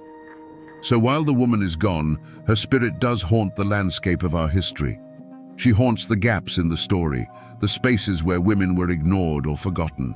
She is the ghost that forces us to look closer at the old photographs of the West, to look past the famous men with their guns and mustaches, and to wonder about the silent, watchful women in the background. Her story is a crack in the glossy, romantic myth of the Old West, a reminder that behind every famous outlaw, there might have been a woman who was smarter, quieter, and far more dangerous than the history books ever let on. So in the end, we come back to the question we asked at the start. Was Laura Bullion a hero or a villain? The truth is, she was neither. She was something far more rare. She was a brilliant mind born into a world that had no place for her ambition. She was a queen in a kingdom of dust and gunpowder, a kingdom that was already sinking into the sea of the modern world.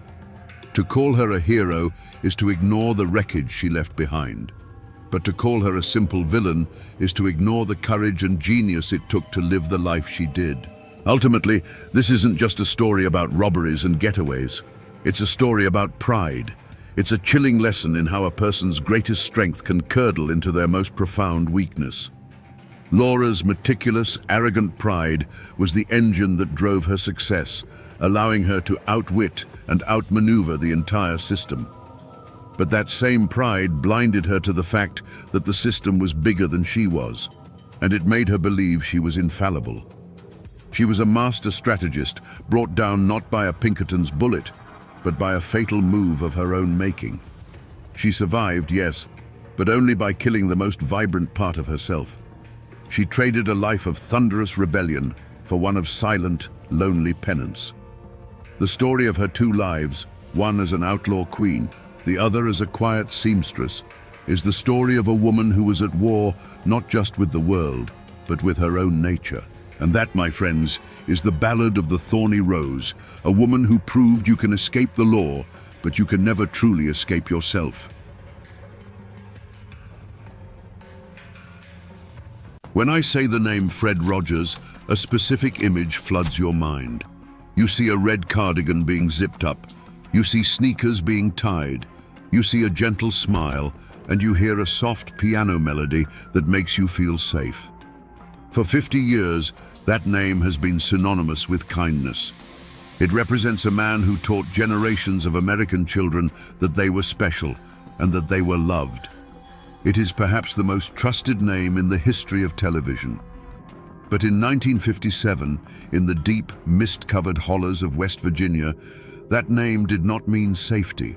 It did not mean comfort. And it certainly didn't mean it was a beautiful day in the neighborhood. In Fayette County, when people whispered the name Fred Rogers, they didn't smile.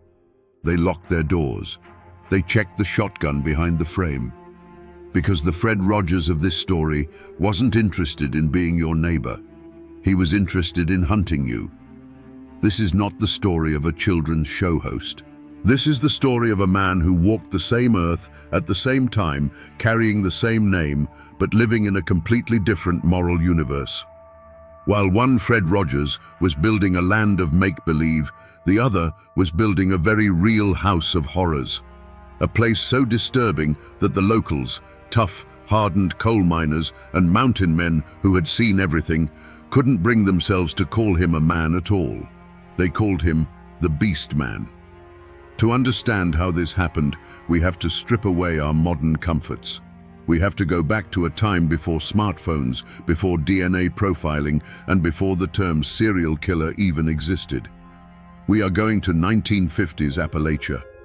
Picture a world of steep green mountains that act like walls, cutting you off from the rest of civilization. It is a place of breathtaking beauty, but also of profound isolation. In the 50s, the interstate highway system hadn't yet sliced through these hills. Roads were dirt and gravel. Houses were miles apart, hidden behind thick curtains of oak and pine. If you screamed in a city, someone might hear you. If you screamed here, the sound would just travel up the valley and dissolve into the fog. In this world, survival depended on trust. You had to trust your neighbor because he was the only one who could pull your truck out of the mud or help you fix your barn roof. Strangers were viewed with suspicion, but a neighbor was sacred. And that is exactly what Fred Rogers counted on. He wasn't a drifter. He wasn't a shadow in the alley. He was a member of the community. He was the polite man who waved at you from his porch. He was the man who might offer an elderly woman a ride to the grocery store or help a widow with her taxes. He understood the social fabric of the American South perfectly. He knew that if you wore a suit, spoke softly, and smiled at the right time, you became invisible. We often think of monsters as chaotic, messy creatures. We imagine them lurking in the dark, frantic and wild. But the most dangerous predators in history are the ones who have learned to mimic human behavior. They are the chameleons. They stand in line with us at the bank. They sit in the pew behind us at church. They look like us. Fred Rogers was the ultimate chameleon. He crafted a persona of a successful, charming businessman. He projected an image of stability that attracted exactly the kind of people he was looking for. the lonely, the vulnerable, the people who were just looking for a connection in a world that felt like it was moving too fast. But beneath that carefully ironed suit was a mind that didn't process human emotion like yours or mine. Where you see a person, he saw an object. Where you feel empathy, he felt opportunity. And where you see a home, he saw a hunting ground. To truly grasp the scale of what happened, you need to understand the stage upon which this tragedy played out.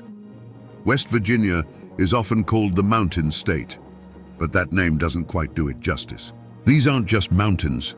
They are ancient, eroded walls that create a labyrinth of valleys, ridges, and hollows, or as the locals say, hollers. In the 1950s, a holler was more than just a geographical feature. It was a world unto itself. You could live your entire life in one valley and barely know the people 3 ridges over. The communities here were tight-knit, bound by blood and the coal dust that covered everything. But they were also intensely private. The unwritten rule of the mountains was simple. You mind your business, and I'll mind mine. Imagine driving down a road that isn't on any map. The canopy of trees overhead is so thick, it blocks out the midday sun. The air is heavy with the scent of damp earth and decaying leaves. There are no streetlights, no cell towers, no surveillance cameras, just miles and miles of winding gravel tracks that often dead end at a solitary house. It was the perfect environment for a predator. In a modern city, you are constantly being watched. Witnesses, cameras, digital footprints. But here, a man could disappear. Or worse, he could make someone else disappear. The police presence in these rural counties was minimal. A sheriff might have 3 or 4 deputies covering an area of 500 square miles. They didn't have the manpower to patrol every back road. They relied on reports. They relied on people noticing that something was wrong. But what happens when the person who goes missing has no one to notice?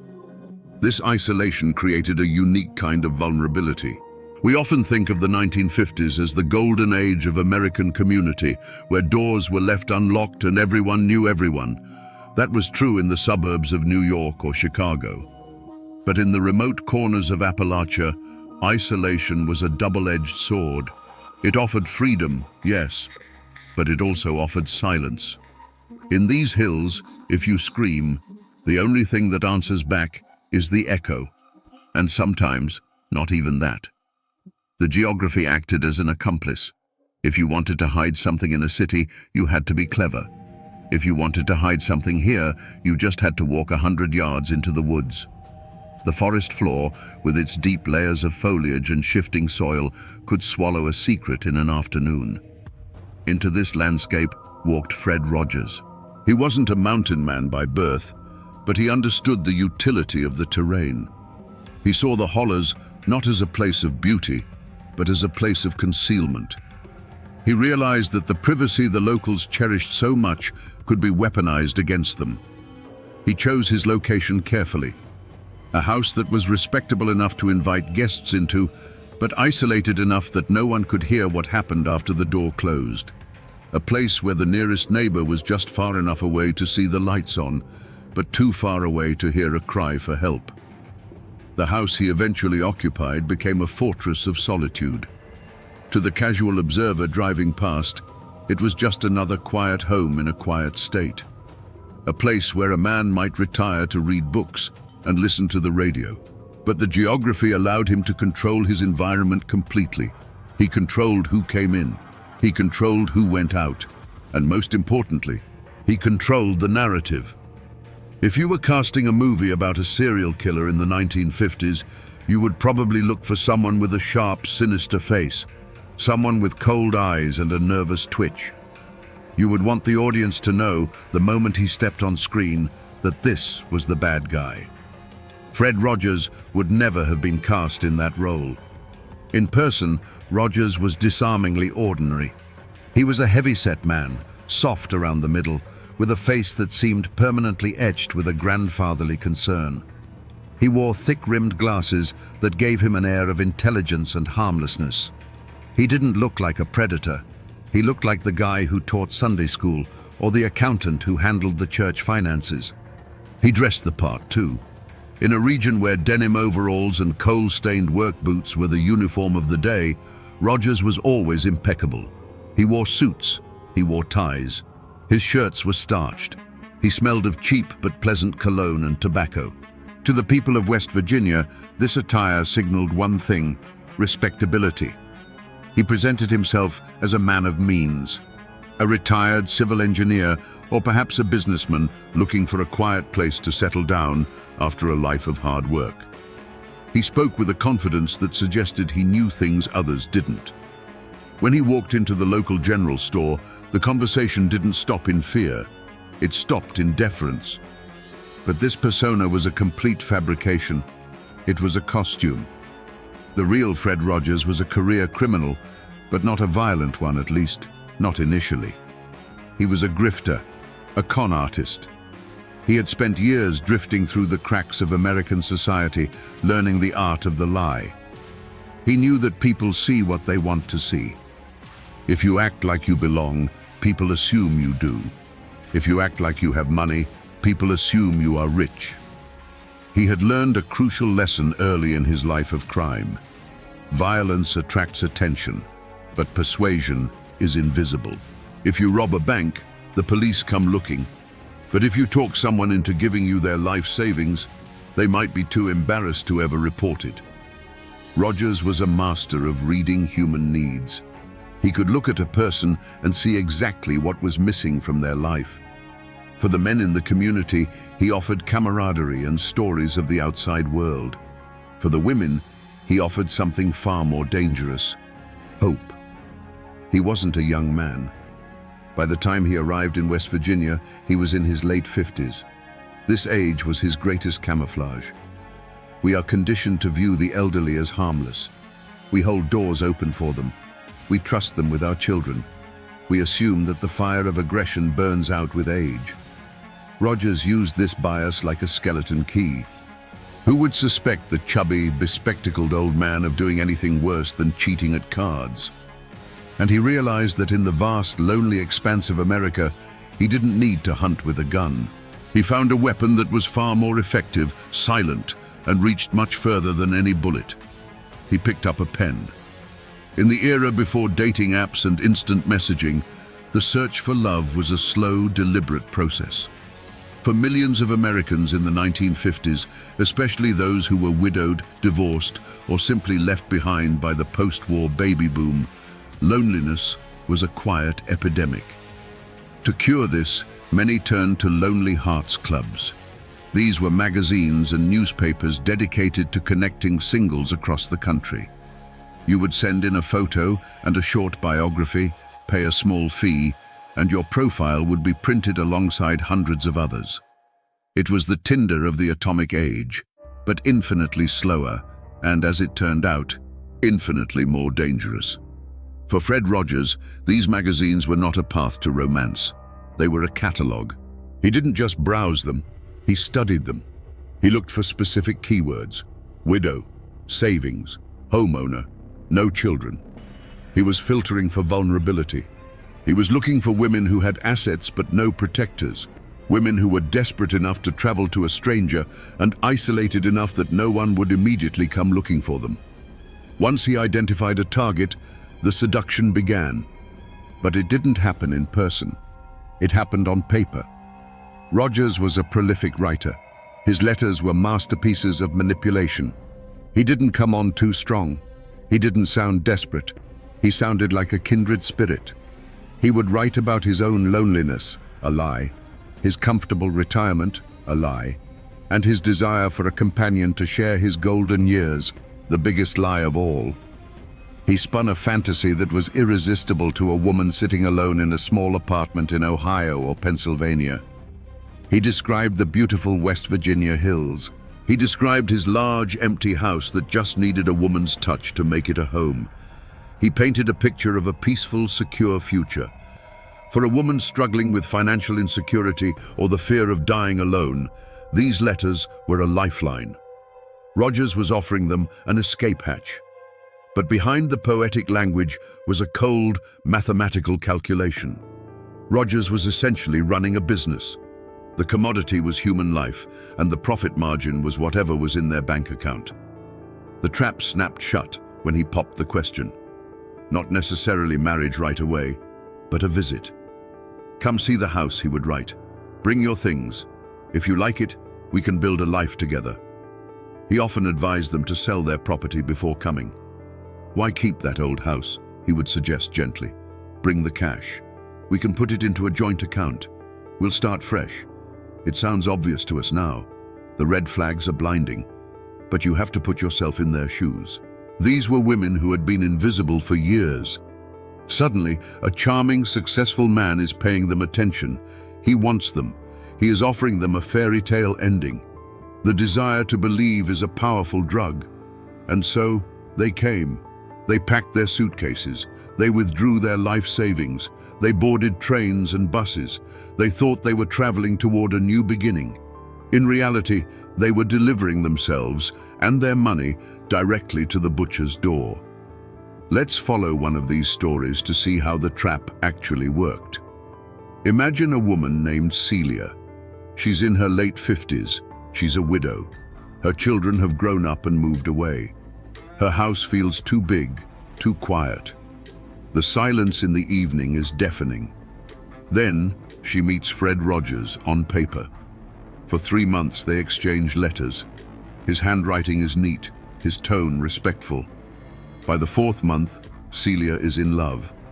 Not necessarily with the man, but with the idea of him. With the idea of being needed again. He suggests she come for a visit. Just to see, he says. No pressure. But he adds a practical note.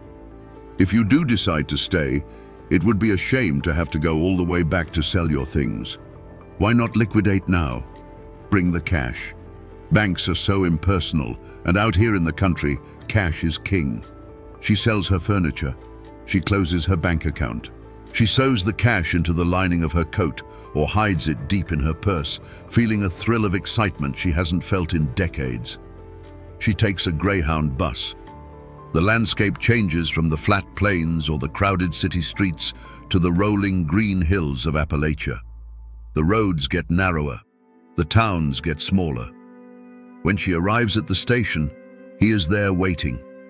He looks exactly like his picture. He is smiling. He takes her heavy suitcase, the one containing everything she owns in the world. He opens the car door for her. "Welcome home," he says. The drive to the house is long. They leave the main road, then the paved road, then the gravel road.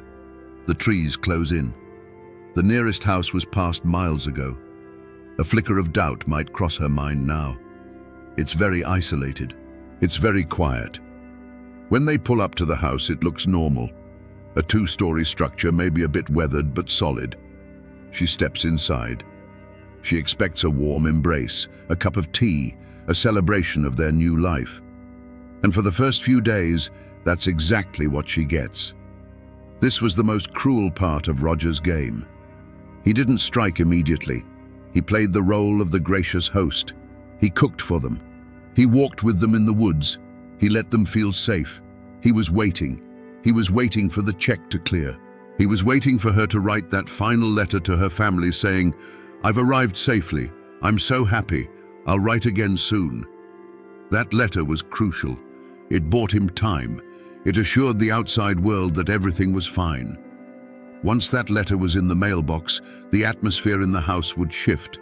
Subtle at first. A cold look. A snapped command. The charming suitor began to dissolve, revealing the controller underneath. Celia might have noticed he was locking the doors from the inside.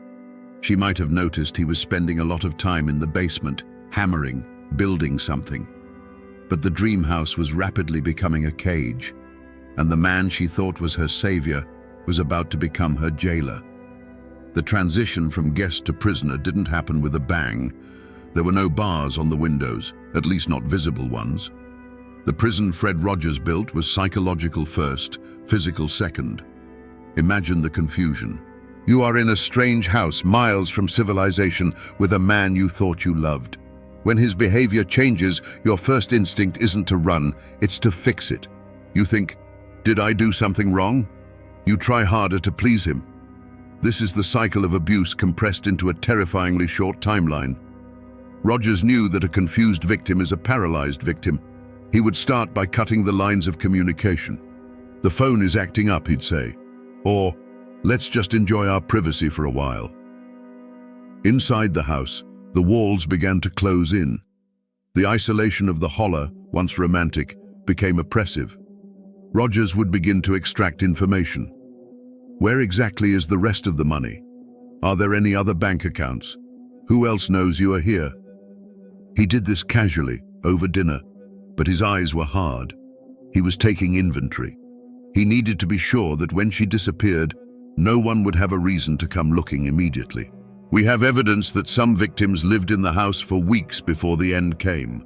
Weeks of walking on eggshells. Weeks of sleeping in a bed that felt increasingly like a coffin. One can only imagine the moment of realization. The moment when the nice old man mask slipped completely. Maybe she found something she wasn't supposed to see. A piece of jewelry that didn't belong to her. A dress in a size she didn't wear. Or maybe she just saw it in his eyes. The look of a predator who is done playing with his food. She wrote to her sister that she had found paradise. She didn't know she was digging her own grave in the backyard, because that is what was happening. While she was inside, worrying about his mood, Rogers was outside, preparing the disposal site. He was methodical. He dug holes. He prepared chemicals. He sharpened tools. The terror of this situation is the helplessness. Even if she wanted to run, where would she go? She is in the middle of the Appalachian wilderness. She has no car. She likely has no money, as she has already given it to him for safekeeping. And Rogers was always watching. But the end was inevitable. Rogers ran his house like a conveyor belt. He couldn't have the old victim cluttering up the space when he was already writing letters to the next one. He needed the room. He needed the bed empty. The murder itself wasn't a crime of passion. It wasn't a heated argument that got out of hand. It was a chore. It was the final item on a checklist. Get the money, secure the deed, kill the woman, clean the house, repeat. And the most chilling part? While this horror movie was playing out inside the walls, life outside went on as normal. The mailman delivered the post. The sun rose and set over the mountains, and Fred Rogers, the monster of the holler, continued to wave at his neighbors. We often comfort ourselves with the idea that evil is obvious. We want to believe that if a man was butchering people in his basement, he would walk around with a dark cloud over his head. But Fred Rogers destroyed that comfort. He wasn't the outcast. He was the pillar. While he was actively murdering women and disposing of their bodies, he was also attending the local church every Sunday. He sang the hymns. He put money in the collection plate, money that, in all likelihood, he had just peeled from the cold fingers of a dead woman. He was a member of the community in good standing. Neighbors described him as soft-spoken and gentle. One neighbor recounted how Rogers would stop by to discuss gardening tips.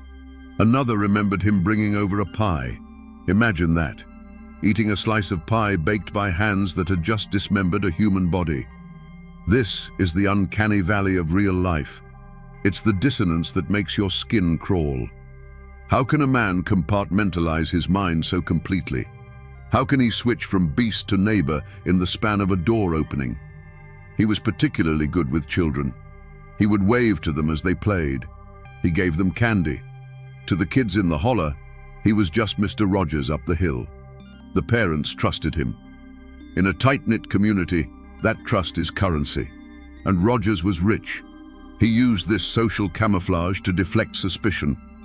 If someone saw smoke rising from his property at odd hours, they didn't think, he's burning evidence. They thought, Fred is clearing brush. If they saw him digging, they didn't think, he's digging a grave. They thought, Fred is putting in a new septic line. There is a story of a local man who actually helped Rogers move some heavy trunks. The man joked, "What do you have in here, Fred? Bodies?" Rogers just laughed, a warm, throaty chuckle. "Just old books and papers," he said. "Heavy memories." The neighbor laughed too. They shared a moment of connection over the heavy trunk, a trunk that, we now know, likely contained the dismembered remains of a Lonely Hearts victim. That neighbor lived with that memory for the rest of his life. The realization that he had literally helped the monster hide his crimes, that he had looked the devil in the eye and shared a joke with him. He was so confident in his mask that he became arrogant. He believed he was smarter than everyone in the holler. He believed that these simple mountain folk would never catch on to a sophisticated man like him. He thought he was invincible. He thought he could keep this conveyor belt of death running forever. But arrogance is a blinder. When you look down on people, you stop noticing that they are watching you. You stop being careful, and even the most meticulous spider eventually trips on his own web. The perfect crime is a myth. You can be careful, you can be smart, but you cannot control the universe. Chaos always introduces a variable you didn't account for. For Fred Rogers, the variable was greed. He was getting faster. The gaps between victims were shortening. He was becoming addicted not just to the money, but to the process. And when you speed up, you get sloppy. It wasn't a fingerprint that gave him away. It wasn't a witness who saw a murder. It was something much more mundane. It was a taxi driver. Rogers had been bringing women to the house, but he had to get them there somehow. Usually, he picked them up. But as he got busier, or perhaps lazier, he started using local taxi services to transport victims from the train station to his isolated home. In a big city, a taxi driver sees 1,000 faces a day. They don't remember you. In rural West Virginia, a taxi driver remembers everyone, especially a stranger, especially a woman dressed in city clothes, carrying all her luggage, looking for the Rogers place. People started to talk. "Hey, did you see that lady go up to Fred's house last week? Whatever happened to her? I haven't seen her since."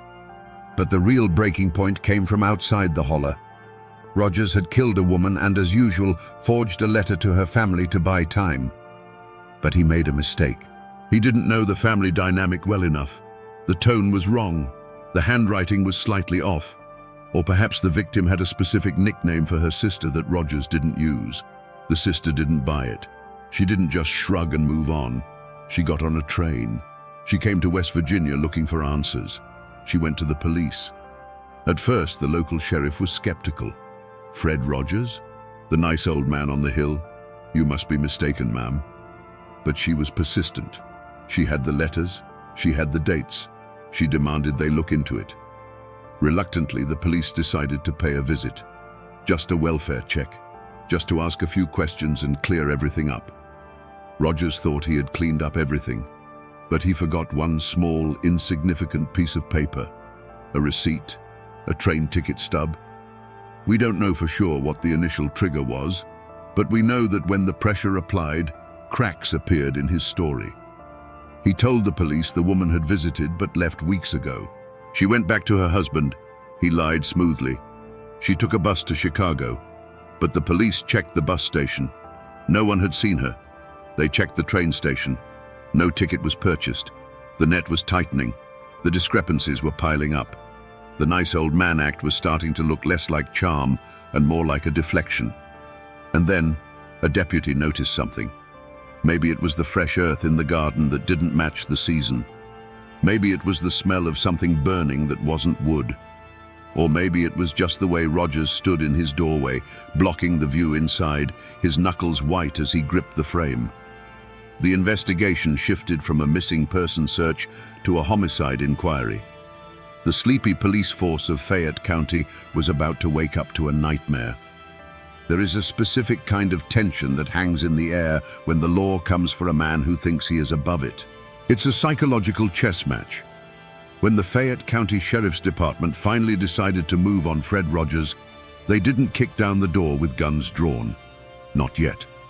This was 1957. You needed more than a hunch. You needed probable cause. And Rogers, ever the chameleon, was determined not to give them an inch. The sheriff arrived with a warrant to search the premises, but Rogers met him on the porch. He was indignant. He played the victim perfectly. "This is harassment," he claimed. I am a respectable citizen.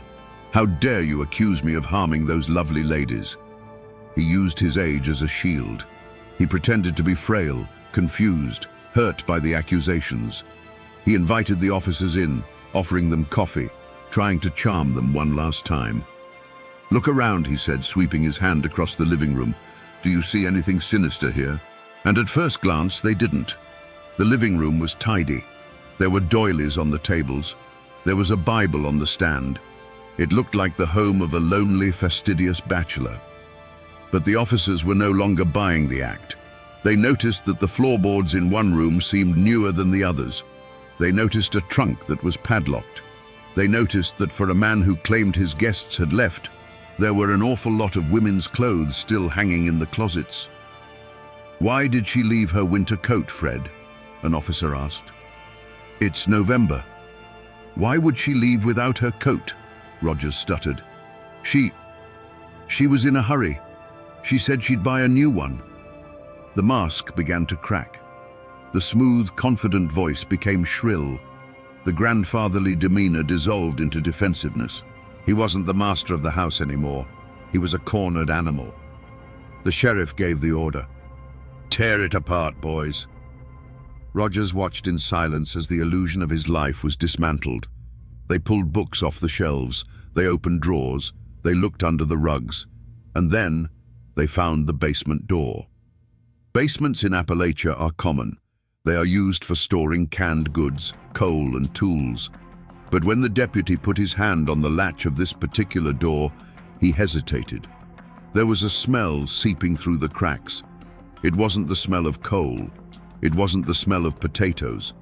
It was a sweet, cloying, metallic scent that triggers a primal alarm in the human brain. The officer looked at Rogers. Rogers wasn't smiling anymore. His face had gone blank. His eyes were dead. He knew the game was over. The officer turned the handle. The door creaked open, revealing a set of wooden stairs descending into the darkness. "Flashlight," the officer requested, his voice tight. A beam of light cut through the gloom, dancing over dust motes. It traveled down the stairs, hitting the concrete floor below. The descent into the basement was a descent into the mind of Fred Rogers. The air grew colder with every step. The smell became overpowering, a mix of damp earth, chemical cleaners, and that undeniable scent of decay.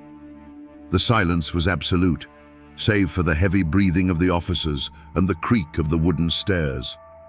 When the flashlight beam finally swept the room, the first thing they noticed was the organization.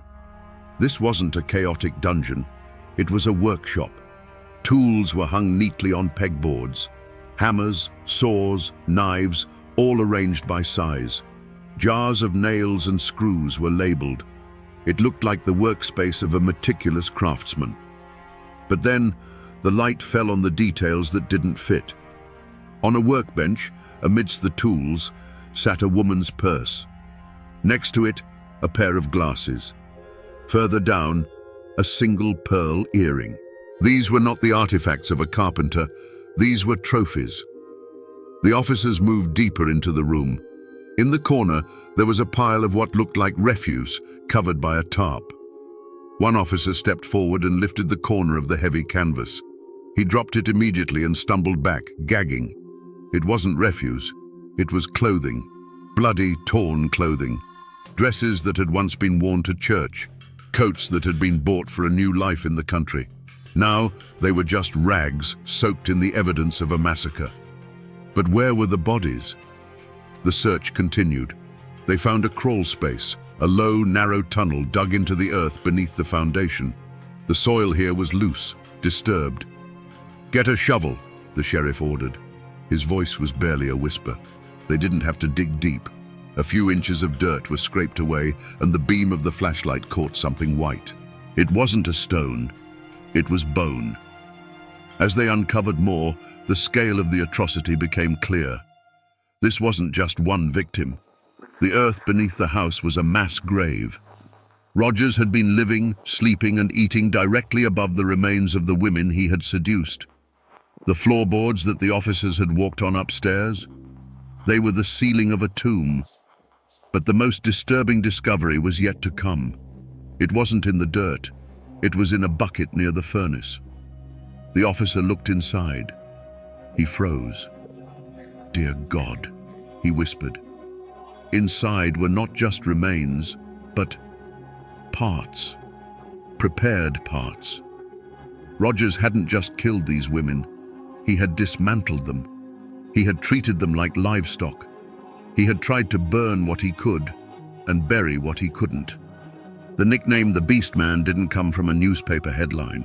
It came from the mouths of these hardened police officers who, in that moment, realized they weren't dealing with a human being. They were dealing with something feral. The officer opened the basement door to let in fresh air, but the smell wouldn't leave. It seemed to have soaked into their uniforms, into their skin. Upstairs, Fred Rogers sat in a chair, handcuffed. He could hear the sounds from below, the digging, the gasps, the retching. He didn't look ashamed. He didn't look terrified.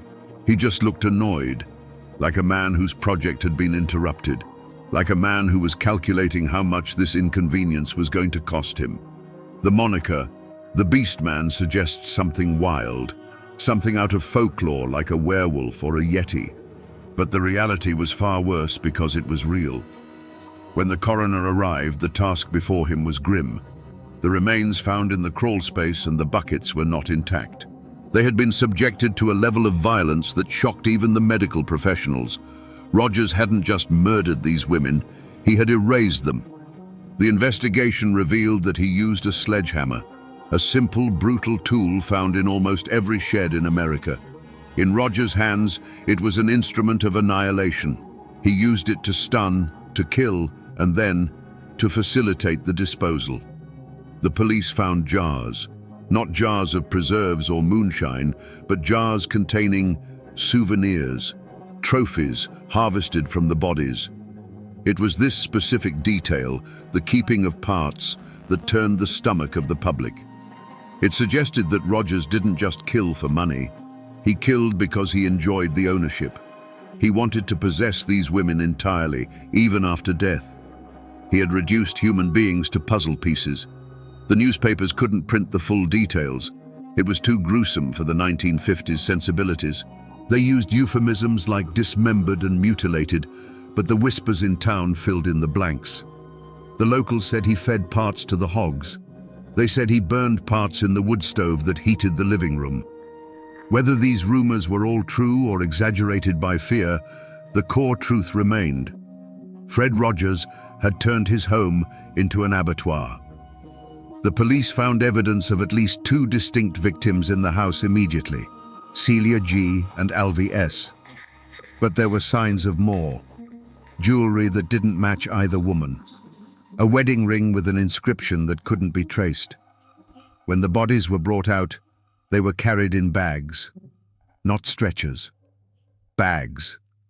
The sight of those small, heavy sacks being carried out of the nice old man's house broke something in the community's psyche. People who had shaken his hand felt dirty. People who had eaten at his table felt sick. The betrayal was absolute. The Beast Man wasn't a legend anymore. He was the man in the back of the squad car, watching the proceedings with cold, dead eyes. The interrogation of Fred Rogers was not a shouting match.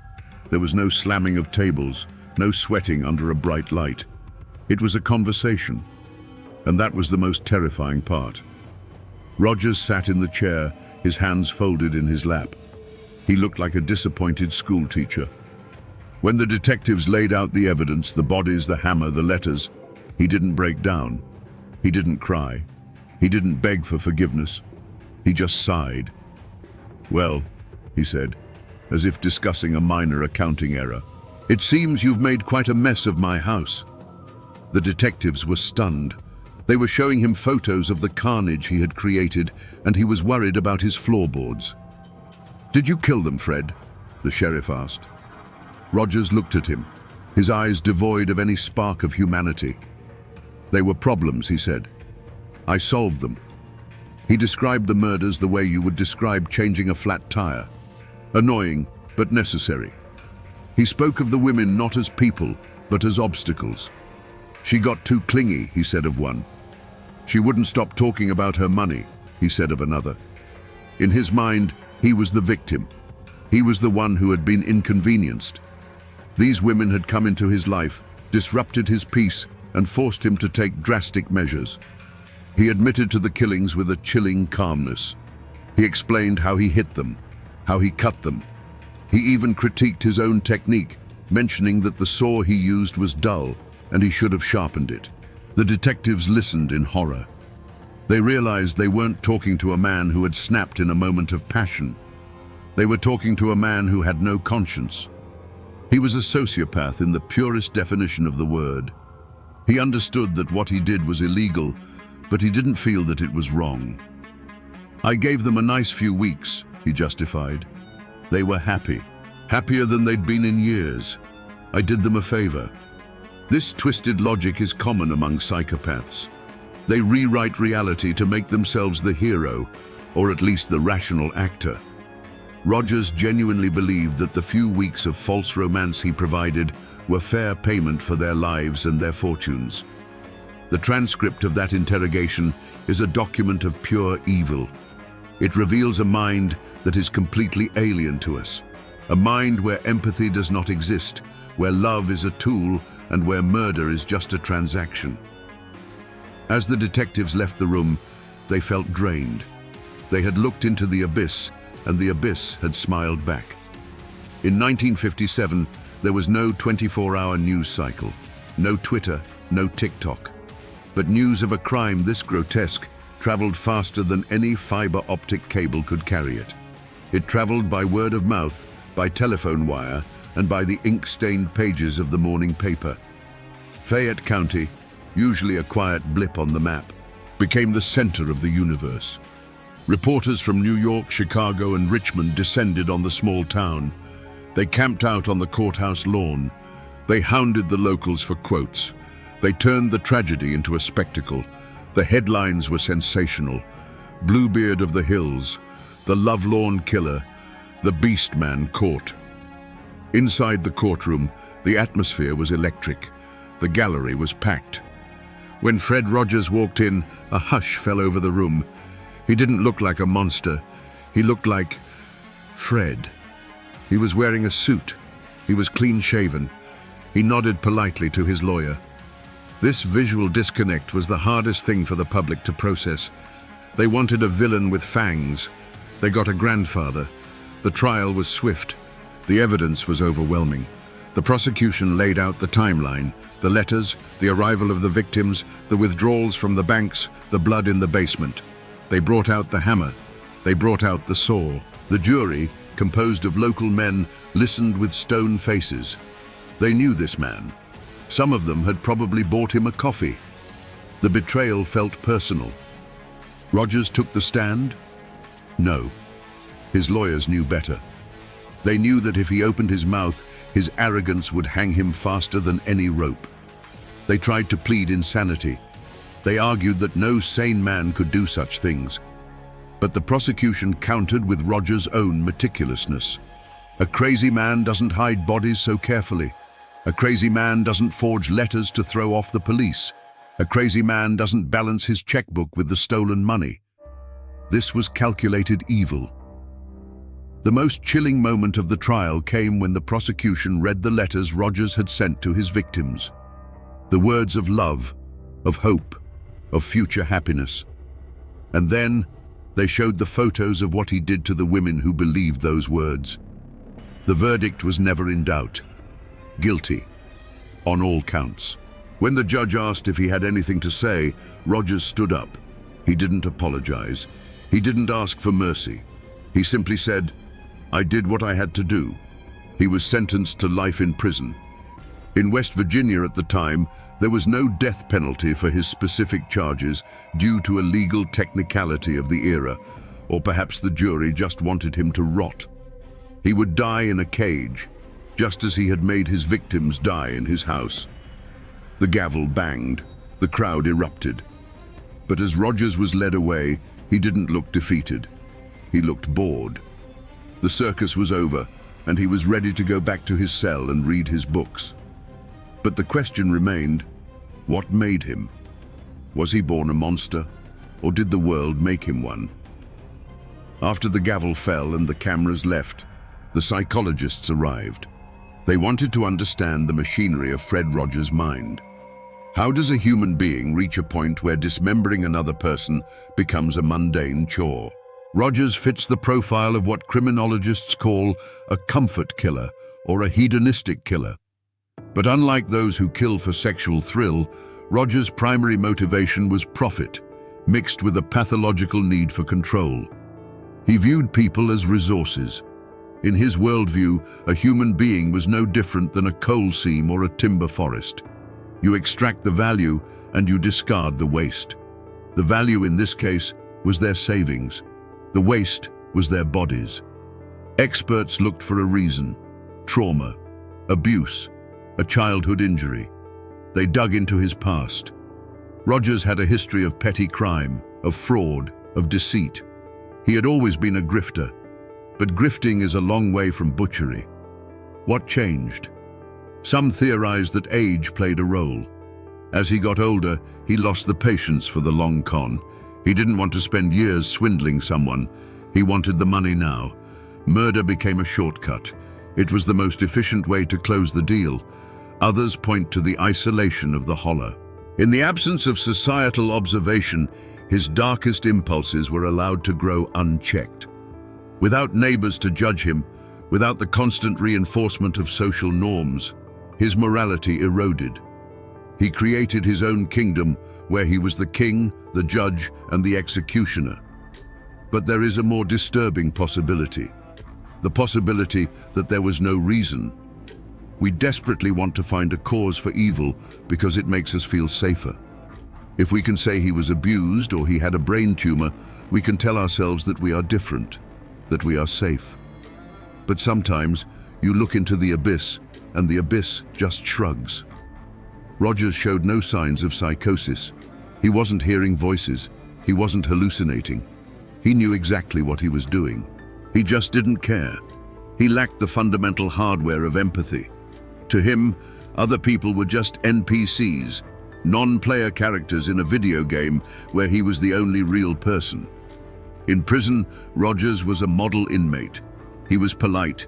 He followed the rules. He never caused trouble. This further proves that his violence was pragmatic, not impulsive. He was violent when it served his purpose. When violence no longer served him, he turned it off like a light switch. He died in prison a year later, in 1958. His heart gave out. A mundane end for a monster. He took his secrets to the grave. We will never know exactly how many women answered his ads.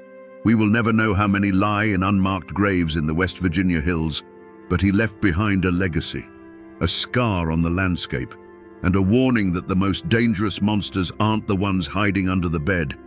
They are the ones inviting you to sit on the porch. Today, if you drive through Fayette County, you might miss the location of the Rogers house entirely. The original structure is gone, reclaimed by the earth or demolished to wipe away the memory. The woods have grown back, covering the scars in the soil. The birds sing, and the wind rustles through the trees, just as it did in 1957. But the name remains. It is one of the strangest coincidences in American history. Two men, same name, roughly the same era. One became the symbol of ultimate goodness, a man who wore a cardigan and taught us that we are special. The other became the symbol of ultimate darkness, a man who wore a mask of sanity and taught us that we are vulnerable. Fred McFeely Rogers, the TV host, launched his show nationally in 1968. By then, the Fred Rogers of West Virginia was long dead. But for the people of Appalachia who lived through the terror, seeing that name on a television screen must have sent a shiver down their spines. It serves as a grim reminder of the duality of human nature. We are capable of profound kindness, of building neighborhoods where everyone is welcome. And we are capable of profound cruelty, of building traps where no one leaves. The story of the Beast Man is not just a true crime tale. It is a piece of American folklore now. It is a warning whispered to young women in the mountains. Be careful who you trust. Be careful of the stranger with a smile. Be careful of the house that sits too far back from the road. We live in a world that is more connected than ever. We have safety apps, background checks, and digital footprints. We like to think that a predator like Rogers couldn't exist today, that he would be caught instantly. But loneliness hasn't gone away. If anything, it has changed shape. The Lonely Hearts columns have been replaced by dating sites and chat rooms. The methods are new, but the vulnerability is the same. There are still people looking for connection, and there are still wolves looking for sheep. So, the next time you hear the name Fred Rogers, by all means, think of the trolley, the puppets, and the land of make-believe. Let that warmth fill you. We need it. But maybe, just for a second, let your mind drift to a misty holler in 1957. Remember the other Fred. Remember Celia. Remember Alvy. Remember the women who packed their bags for a new life and found only silence. There are two Fred Rogers in American history. One taught us how to love our neighbor. The other showed us why we should fear them. And in the end, the most important lesson might be to know the difference.